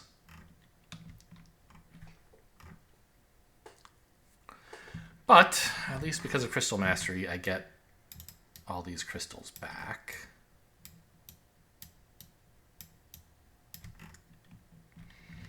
And even a card or two hopefully finishes him off next turn. I don't know. Actually, is it guaranteed to be the same guys?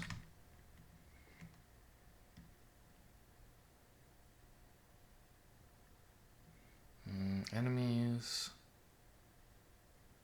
Any undefeated enemies remain on the space and can be fought later. Yep, okay. So this Minotaur is still there. And I assume the mod... Yeah, I remember now that I've seen the mod do that and make it clear. Oh, actually, I have this. I can save a wound, spend this on the Minotaur first, reducing his attack to 4.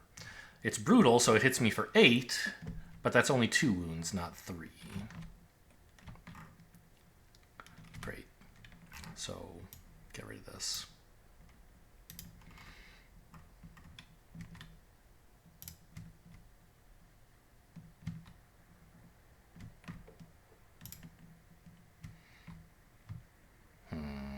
This is not a great way to deal with this guy. Volkare looked for a fight. To no avail? I'm right here. He should be attacking me.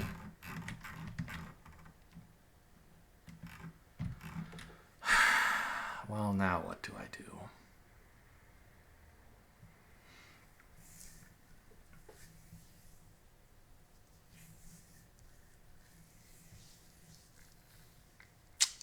I mean, he definitely should attack me, and I should have to suffer 3 wounds to run away.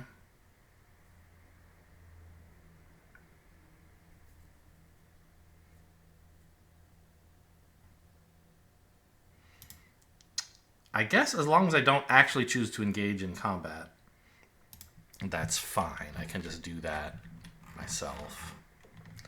Okay, Volkare generally. Where are the general rules for Volkare? They're like...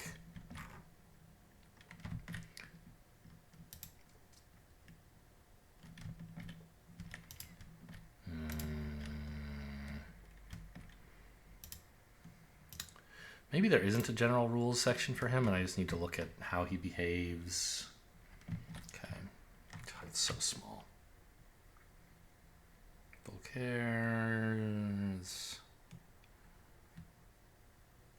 Yeah. Should be like Volkare's movement or something. Volkare's figure. Volkare's turn. His action for the turn. There's a wound. Non-wound.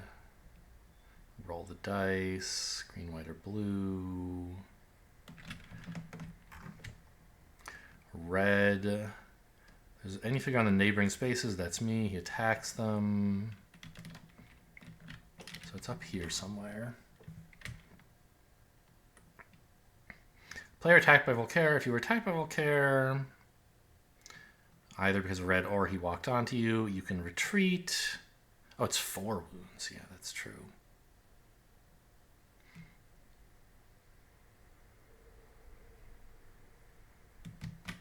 Whether fighting or retreating, if Volkare ends his turn where you are, you have to retreat. If he ends elsewhere... Can't read this text.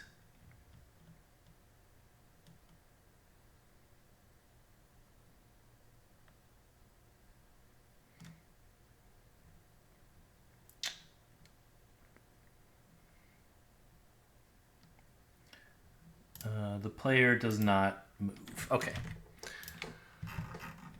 So, I should just take 4 wounds here, basically. Volkare attacked me, and I ran away. I believe I'm entitled to see his army, though. That should be on that rulebook as well, right?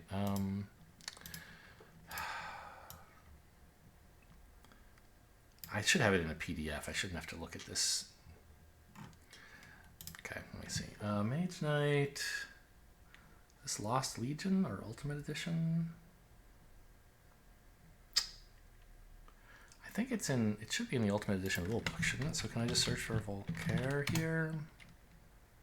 In the PDF I have open? No.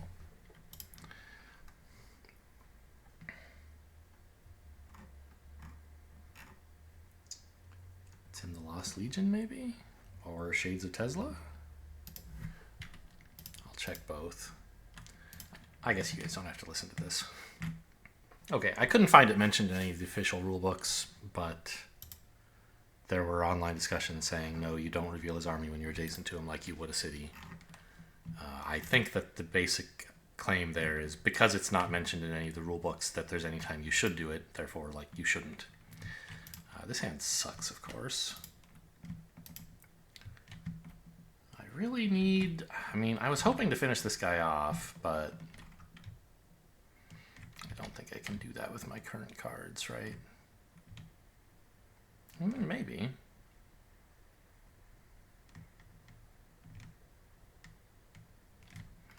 Okay, who are you? What is a Minotaur exactly? 5 and 5, but I could reduce the attack by 1 if I wanted.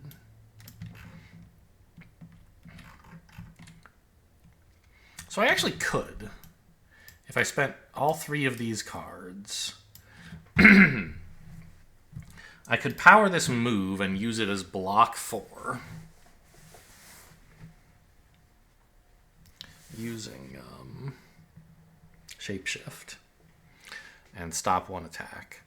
Then I could power this to discard Amulet of Darkness to act as attack 5 and kill it. The problem is I'd then have 7 wounds in hand.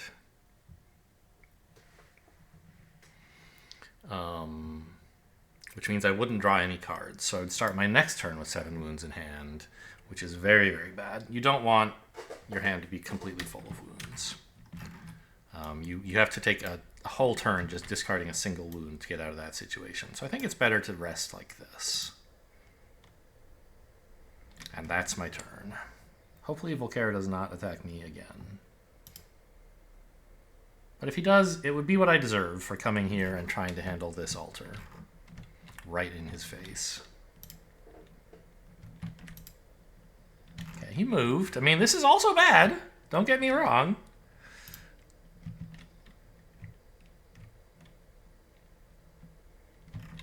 I want my amulet back. Could have called to glory somebody. The Ultimate Mages! I should have kept the amulet! There's no black mana anyway. No, but I could get one with the amulet. Oh, I'm so bad. I forgot this was in my deck. Even though earlier I was counting and I was like, yeah, Call to Glory. That's what I have left. Ugh, replacing dead familiars with Ultimate Mages would have been such a big difference. And yet I don't really think it's fair to allow myself to discard something else. I guess what I should have done is looked at my deck and realized maybe it sort of is fair in a way. Because, like, I knew I was drawing all of these cards -1, right?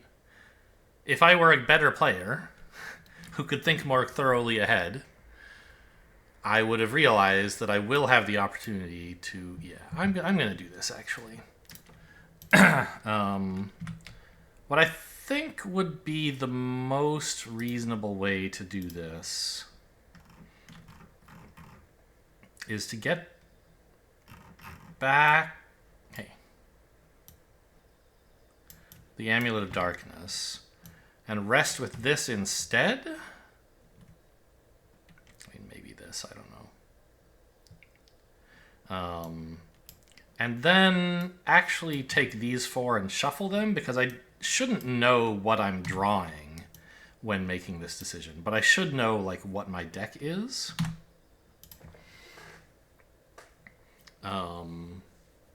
So it's possible I bottom deck Top to Glory and wouldn't that Call to Glory, and wouldn't that be sad? Anyway, so my hand limit is 6, so I should draw 4. Okay.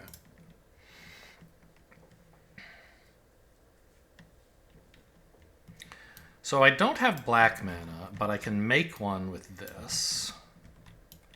And then spend it and a white to get the Ultimate Mages to replace my wounded familiars. There's no note on these guys saying you have to buy them. If you come buy them some other way, you know, enjoy yourself. And after that, I don't know. What's the rest of my turn supposed to be? Fight these guys? I think so. Somehow or other, it should be good, right? Yeah, because the Ultimate Mages can just, like, handle it. Okay, so let's finish this off and get a bunch more mana and another spell.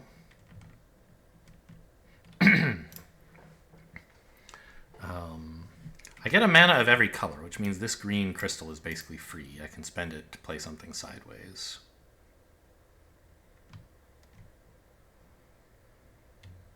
This one? That's only 3, isn't it? I needed 5.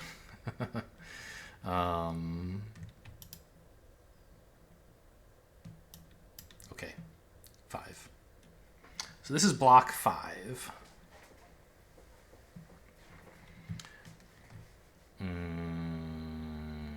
Yeah, sure. Actually, I'll do it this way as block 5. Really, I only need 4 because of this. So I can just play this sideways without having to use this ability on it. This gives you 1 mana crystal of any color? Yeah, token rather. Okay.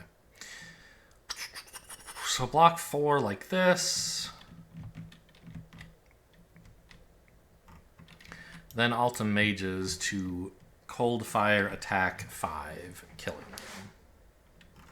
I want my spell. Restoration is tempting. There's a forest right here. And I expect to take some wounds, and readying some units, kind of cool, right? Although disease?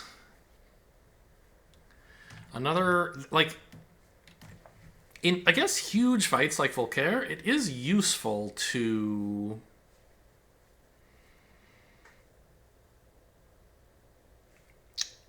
what am I saying? To have stuff that you... Okay. It is a liability to have cards that need you to wait until after blocking in the damage phase to play them. Because you may well be knocked out by a million attacks from Volkare's units, and then you have to, without spending any... Then you have to discard all your cards. So you need a way to deal a bunch of damage to enemies without spending cards after blocks. And so a card like Disease makes your blocking cards very useful, right? Anyone you block not only doesn't wound you, but gets their armor reduced to 1.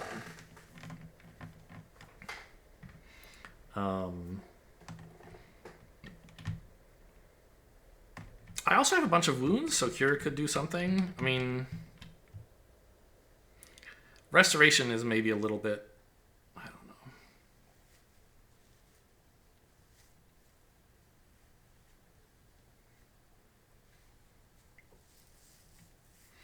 Either of these could do something.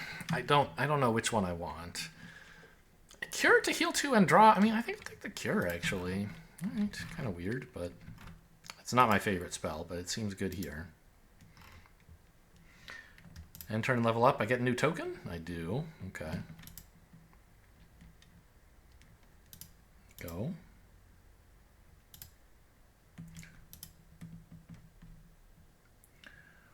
Volkare attacked me again. Although, since he's red, I thought when he was red and next to the portal, he was supposed to, like...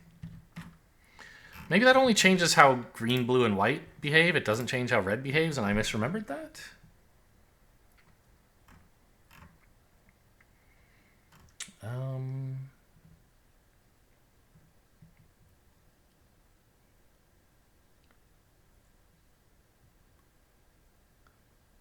Yeah, I did miss that.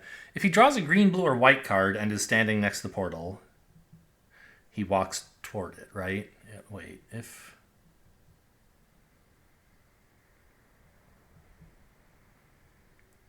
If he's next to the portal, he always moves on to it, regardless of whether it's green, blue, or white. But red actually doesn't. Okay, I missed that. Cool. So, I mean, in some ways, it's not... Oh, he drew his red spell, so he can attack me from way over there. I thought since he walked away, I was relatively safe, but no. His last red card was his red spell, so he actually gets me again. Well, I'm not going to fight him now.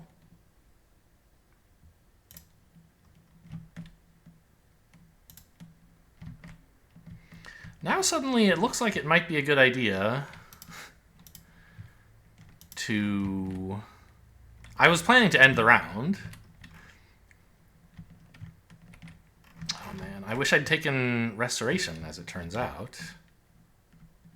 I didn't realize he had a red spell left. He has 7 wounds and 2 moves. Okay, so we, in principle, have a lot of time here. But I do have to kill him all in one round. Which is going to take a while. Okay, well, yeah, I wish I had the other spell, because then I could just walk into the forest and clean up all of this.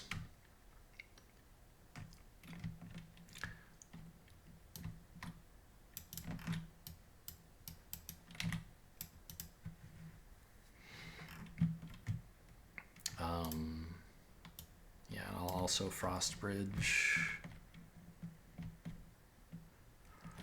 I think I want to stand in the forest, right? Because that's adjacent to him and adjacent to the portal. And it's in a forest, and... Oh, I didn't take the card that cares about being in a forest, I guess. I'm never going to get it, so I guess it doesn't matter. But still, this is the best spot to be in because it's adjacent to him and the portal. And he can't... There's no red cards left for him to draw, so being next to him is only an upside. Okay, so let's play this sideways for one more move. That's 3.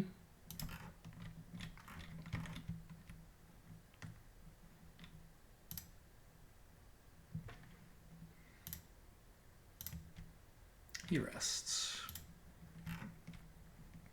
End round. And we made it to round 7. No, 6, the final round. Knight 3. Okay, you dropped the die. I'm going to see if you figure it out. It looks like you didn't. I don't know whether this was roll... I assume this...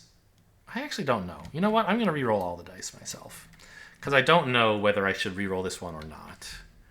And leaving just some and re-rolling another doesn't feel right to me. So I'll do all this myself. Okay. I believe that's legal. If there's too many dice that are either gold or black, you re-roll. But I think half is legal. Let me check. Yeah. 2 normal colors and 2 fancy colors is a legal source. So this is definitely worse than what it was a second ago, but this was the only thing I could tell that was obviously fair. I have my Amulet of Darkness. Boy, I wish I had more spells.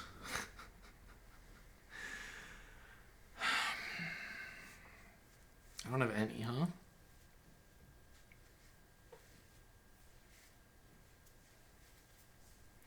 I mean, I could take Preparation, go search up a spell. Because I don't know how I'm going to kill... Like, I need to get... Oh, I don't know. Now I know in Night 2, I was like, well, if I'm still fighting Volkare in Night 3, I'm going to be in a lot of trouble. I won't have time for Sparing Power. And that's sort of true, but I really do need all that time. I need Sparing Power right now to draw me 1,000,000 cards so I can fight him with, like, 6 spells in hand. It's going to be very difficult without that. I'm not sure what I'm supposed to do. Is there any way I could get more cards in hand? Obviously, I could take Preparation. And I could just keep resting every turn to try to filter to my best 5 or 6 cards or whatever, plus 1 random card.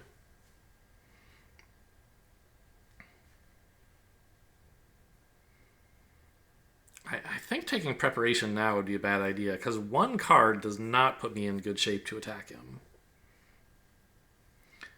I need several good cards. So I think it's Midnight Meditation. And I have to just try to kill this guy all in one go.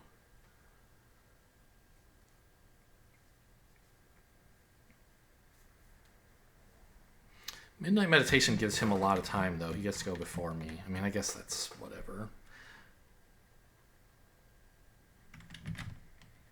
Before one of your turns, yeah. Okay.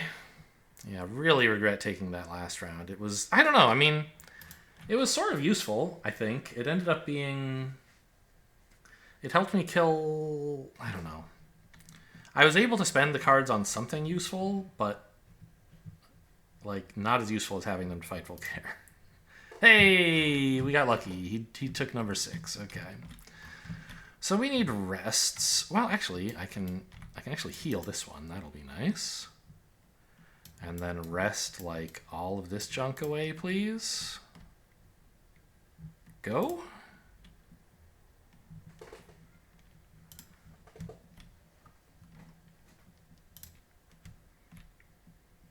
He rests. Good.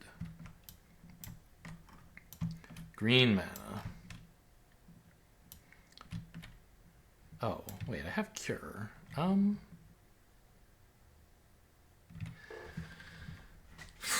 Well, I could draw cards for these wounds, but I'm about to do that anyway because I'm discarding, or I'm resting, so I guess I think it's better to spend the Tranquility and keep the Cure, because I could maybe use this for disease, right?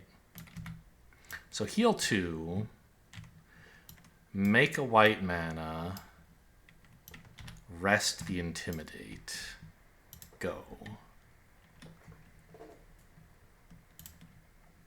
Oh my god, there's so many wounds! Ah! Volkare rests again. There's no green mana in the source. Okay. Make a blue crystal and a green token. Cure. Heal 2. Draw a card for each wound you heal. Okay. We're definitely not there yet, but we're getting through some more cards. Rest.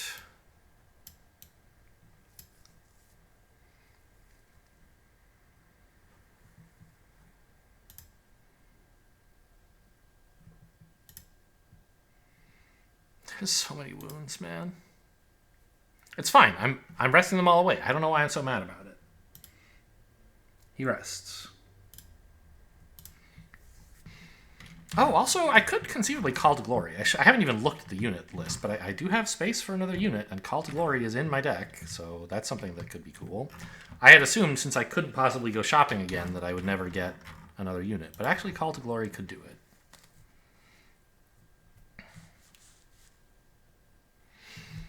Okay.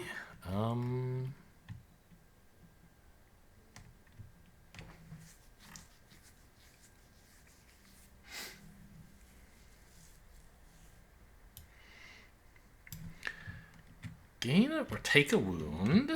Gain a red crystal and a green token. Crystallize the green token.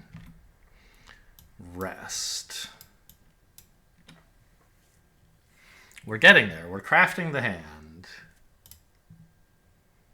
And once Volkare finally makes a move, I'll kind of have to actually go in there. Or when I get enough good cards that I can do a lot to him.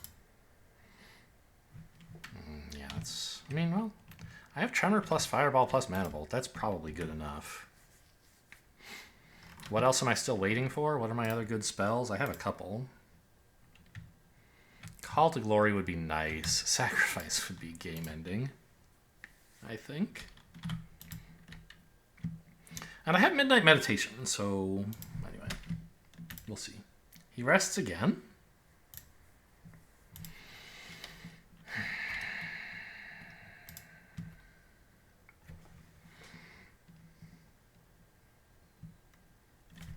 Oh, I guess training is interesting, isn't it? I don't have easy access to green mana, but I mean, I have a crystal if I need it.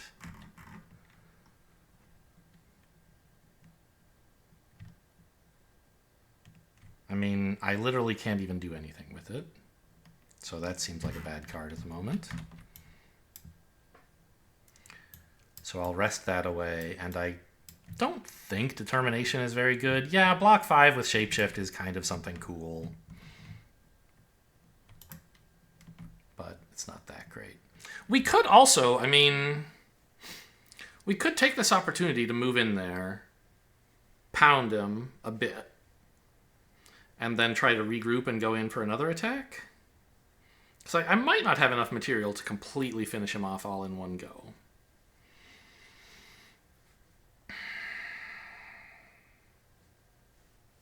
But I'm not sure what I'm hoping to draw that would improve my chances in multiple combats. Like, I want Offering Sacrifice plus these 4 cards. And I think the army should melt away.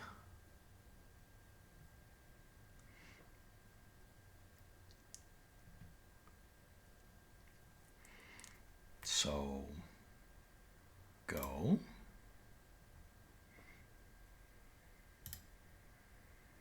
Still not there. He's still not moving, though. Only 3 cards left. 2 of them move, 1 doesn't. Wait, one's a spell? Oh my god, I've been playing with fire this whole time. If he draws the spell, he just wins, because he walks onto the portal at the first move and then wins the game with the second move. That's a problem. Okay, so I think we have to try for this now. I'll use my Midnight Meditation.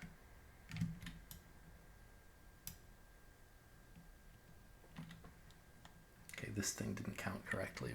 I'll do it myself. Oh, those look good. Those look like spells. Yeah. So, we're gonna go in now. I play the Foresters to move 2. I assault Volkare. It doesn't like, actually, I forgot. It doesn't like you to stand on his standee. It wants you to put your token over here, or your character. So here's the big Volkare fight. It's all going to be very exciting. I wish I had more black mana. I only have 4. And I think I want more than that. So are any of these guys fortified? Several. So let's group those together because they affect Tremor. Like whether it's worth powering to Earthquake. So spending 1 black mana on Tremor makes no difference to the first of these enemies. He's already going down to 1 armor. On these 2,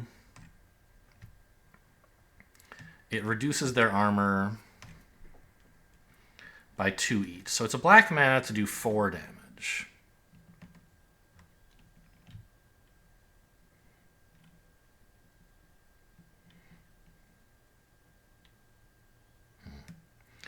Here the black mana does 3 damage.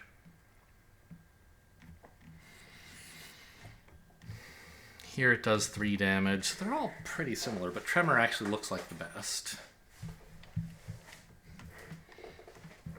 Of course, on Sacrifice, it does like 1,000 damage. So,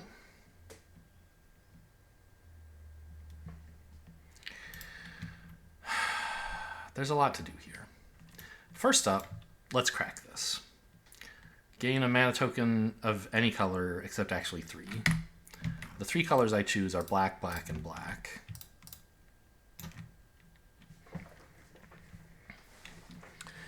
Then I think it's worth powering Tremor.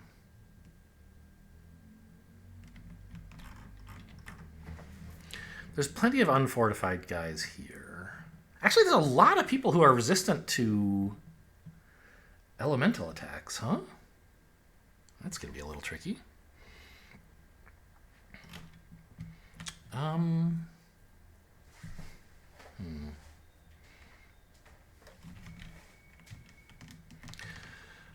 want to use Offering Sacrifice as early as I can, but that still has to be after Tremor. Tremor really has to go first to reduce everyone's armor before I start mowing them down. So let's tremor. I'll put this like over here. Let's tremor. Black and green. I'm going to use a black from the source as well. So any other mana has to come from here.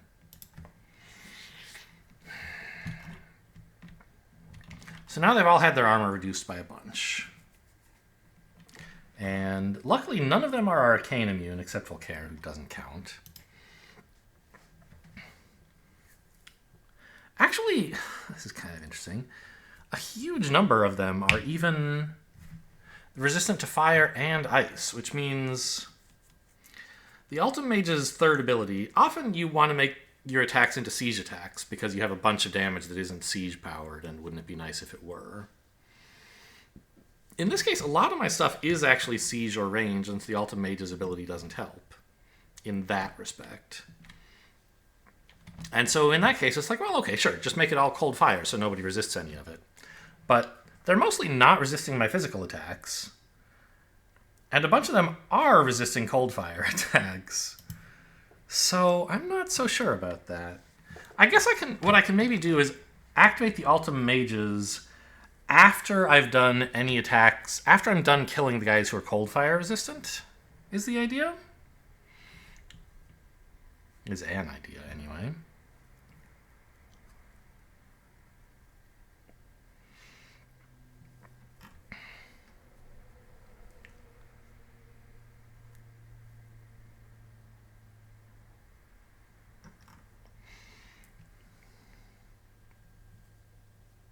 So how much armor do these guys have? 7 between them? You're fortified as well. 8 armor between you. So maybe I should just sacrifice to siege ice the 3 of you? And then I don't have to worry about your attacks during siege? Or during the combat?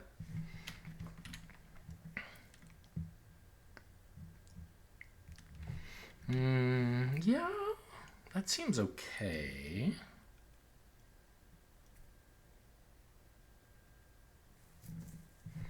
I wish I could make enemies lose resistances. I have so much fire and ice damage.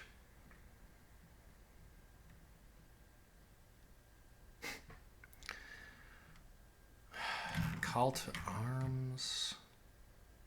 How much have freezers attack 5? That's nice, I guess.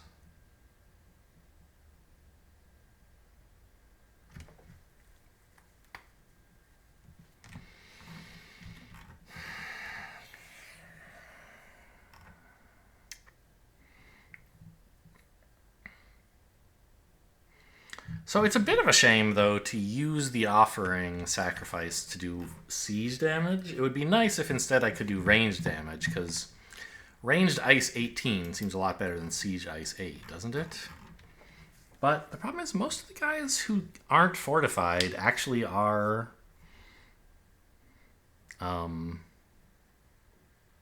cold fire resistant.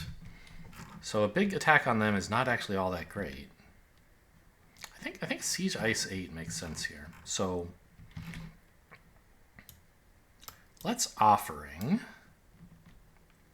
paying this red, or let's sacrifice rather, and a black, naming blue and green. So I liquidate these crystals.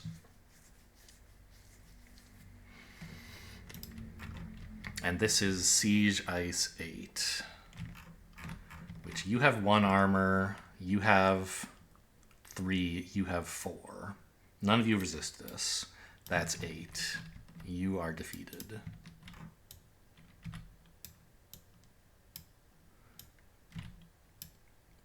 Okay, whatever. That'll do.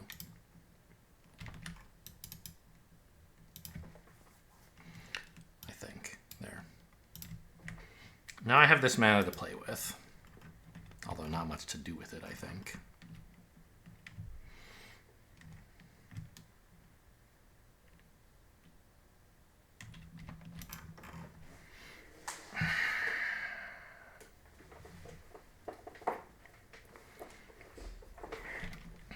These guys are also... They're resistant to everything.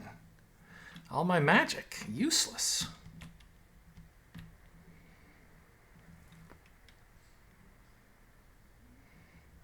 They all have 2 less armor, which is nice.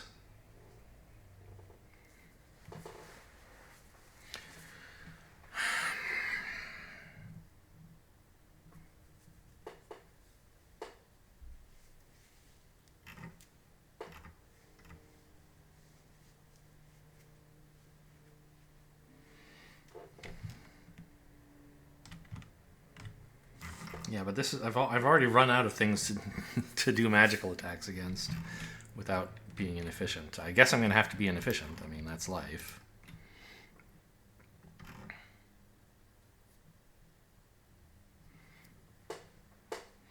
So Ultimate Mages could make my attacks into siege attacks, but kind of doesn't need to.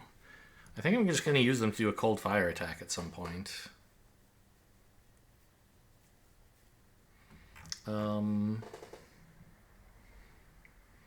I'd like to take a minimal number of wounds if I could. Amatep Freezers, their big ability doesn't really work very well because enemies who are ice resistant ignore it. But their small ability I can only use during main damage during attacks because it's not ranged or siege. So I would have to not get knocked out if I want to call to arms them.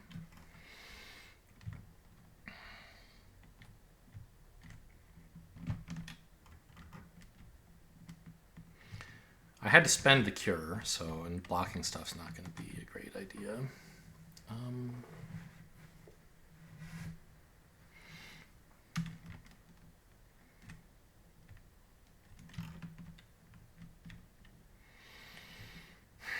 This is ranged attack 2, which is not very much, actually. Ranged fire 3 gets rounded down. I mean, yuck. This is all way too much fire resist.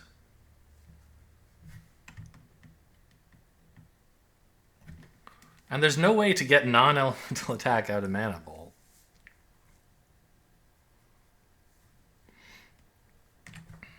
Okay, well, I mean... I guess I'll Mana Bolt. Blue, black...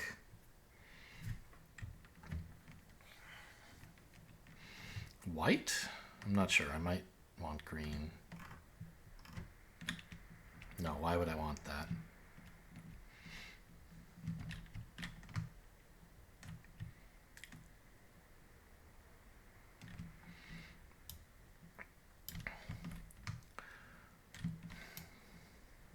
I don't know. Green. So this is ranged... No, Siege Ice 8. I guess actually the reason I might want... Okay, this is still here. Ranged Ice 9 is probably better because I can combine it with something else that does an inefficient amount, like Fire Mage. And then I have ranged Magical 12, which rounds down to 6. Which would be enough to, for example, kill both of these guys. Right? Before damage. Although I guess waiting till damage doesn't really matter if I'm planning to just take a ton of wounds myself. So maybe I should wait on the fire mages so that I can get their full fire attack 6 value. I don't think it's enough. I don't think I can kill all of this fire resistant stuff. And there's basically nothing left in the tank.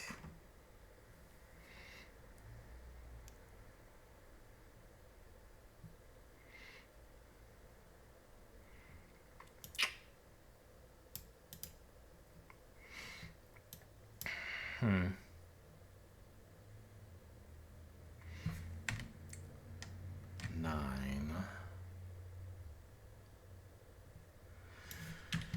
Okay, maybe make it 8 instead.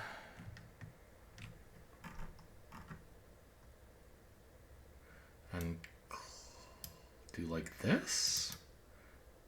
No, if I group them together, they all benefit from the resistances, right?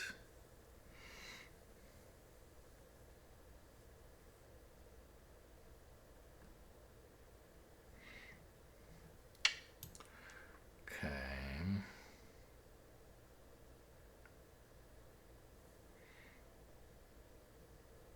I think this is the least wasteful I can be. So group these two together for one attack. Ranged ice 9. Oh, that rounds down, doesn't it? To 4. Is that okay? It is. So siege 8, right. That's why I have the green here. Siege 8 rounds down to 4, or divides by 2 to 4. And then there's 2 normal. So these guys with 3 armor each have 6. I do 3 here and 2 here. You're dead. Let's not mess around. Let's do it like this, I guess.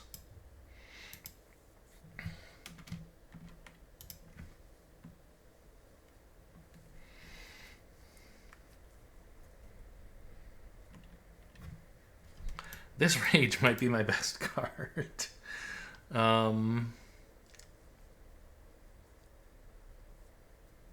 Because it can do 4 damage to like a Delphana Masters or something.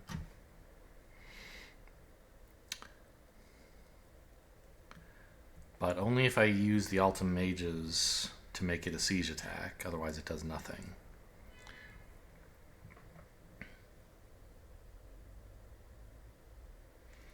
And it seems better to have the Altum Mages instead do like a cold fire attack 9, right? That's 4 damage and a half. And it doesn't cost a black mana, so I can use Fireball still.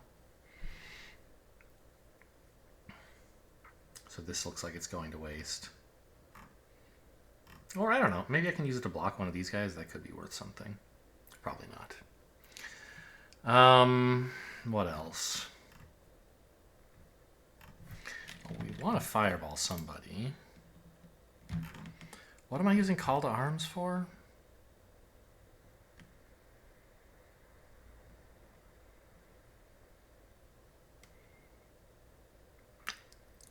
I see.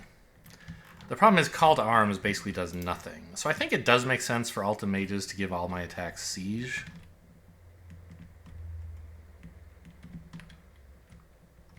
So maybe that means that I didn't need to include these guys all in the... No, I think it's fine. Okay, so Altum Mages get a black mana. All my attacks become siege attacks.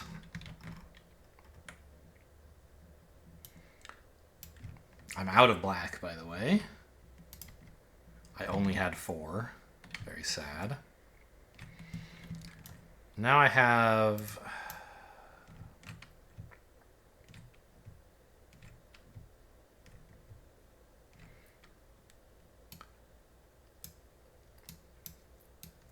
attack 4.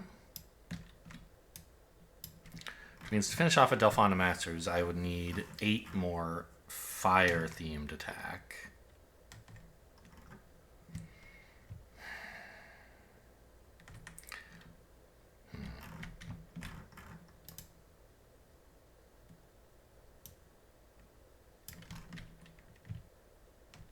These guys only have... Right. No, you only have 6 armor.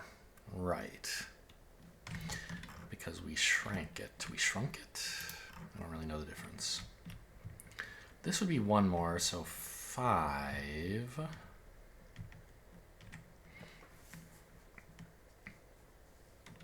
Okay, I think something we very much wish to do is call to arms the freezers for attack 5. I now have 9, 10 siege physical attack available. 4 here, 5 from the freezers, and 1 here. That's 10. What can I do with that? You want 4 of it, right? No, you want 6.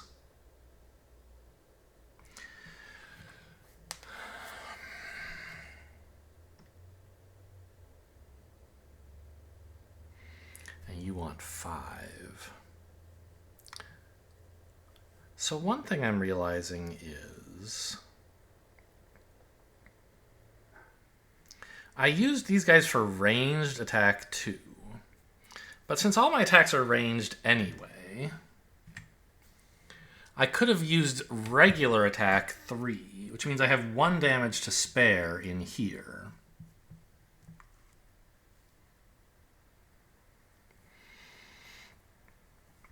So I could almost bring in this guy who's not resistant to anything. Yeah, I guess I just can. He has 1 armor because of the tremor, and I have 1 damage to spare, and putting him in doesn't add any additional resistances. So he's toast.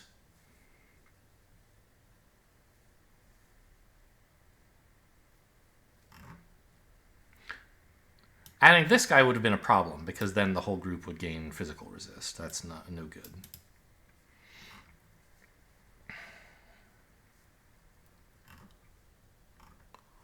So this is 4...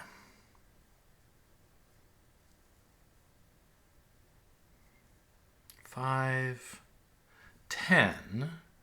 You guys have 6 and 7 is 13, right? Total armor. Well, if I need 3 more damage, one way to accomplish that... Oh no, I'm running out of red mana too? This is why mana is so good. This is fine though. This is fine. Would be to spend red mana on the fire mages to fire attack 6. Which will be siege. They resist it, so I have it. It's only effectively siege attack 3. But that's 3, 7, 8. Plus 5 is 13. You have 6, you have 7 armor. You're all friggin' toast. Leaving me only this little dork. And, guess what, buddy? I may not be able to cast a fireball, but I can play a red card sideways for 3 siege damage. You resist it, but you only have 1 armor left, so you're dead. And actually, I don't need to spend this because I have a blue mana token just sitting here. And now, all that's left, I took everybody out in the siege phase. All that's left is Volkare. I have no cards left to block with. But that's okay. I'm going to win. He attacks me for 4, and it's Assassinate, so I can't aim it at one of my units even if I wanted to. And it's brutal, so actually he attacks for 8. I have 4 armor, so I take 2 poisonous wounds. And I succeed. You are all dead. End turn and 2 level ups, huh?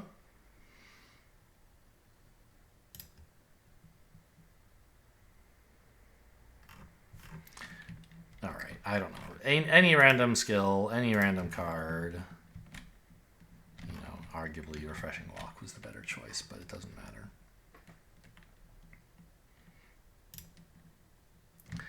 And I'm not going to try to play it out to like get more points. I'll just give myself another blue mana and call it a day.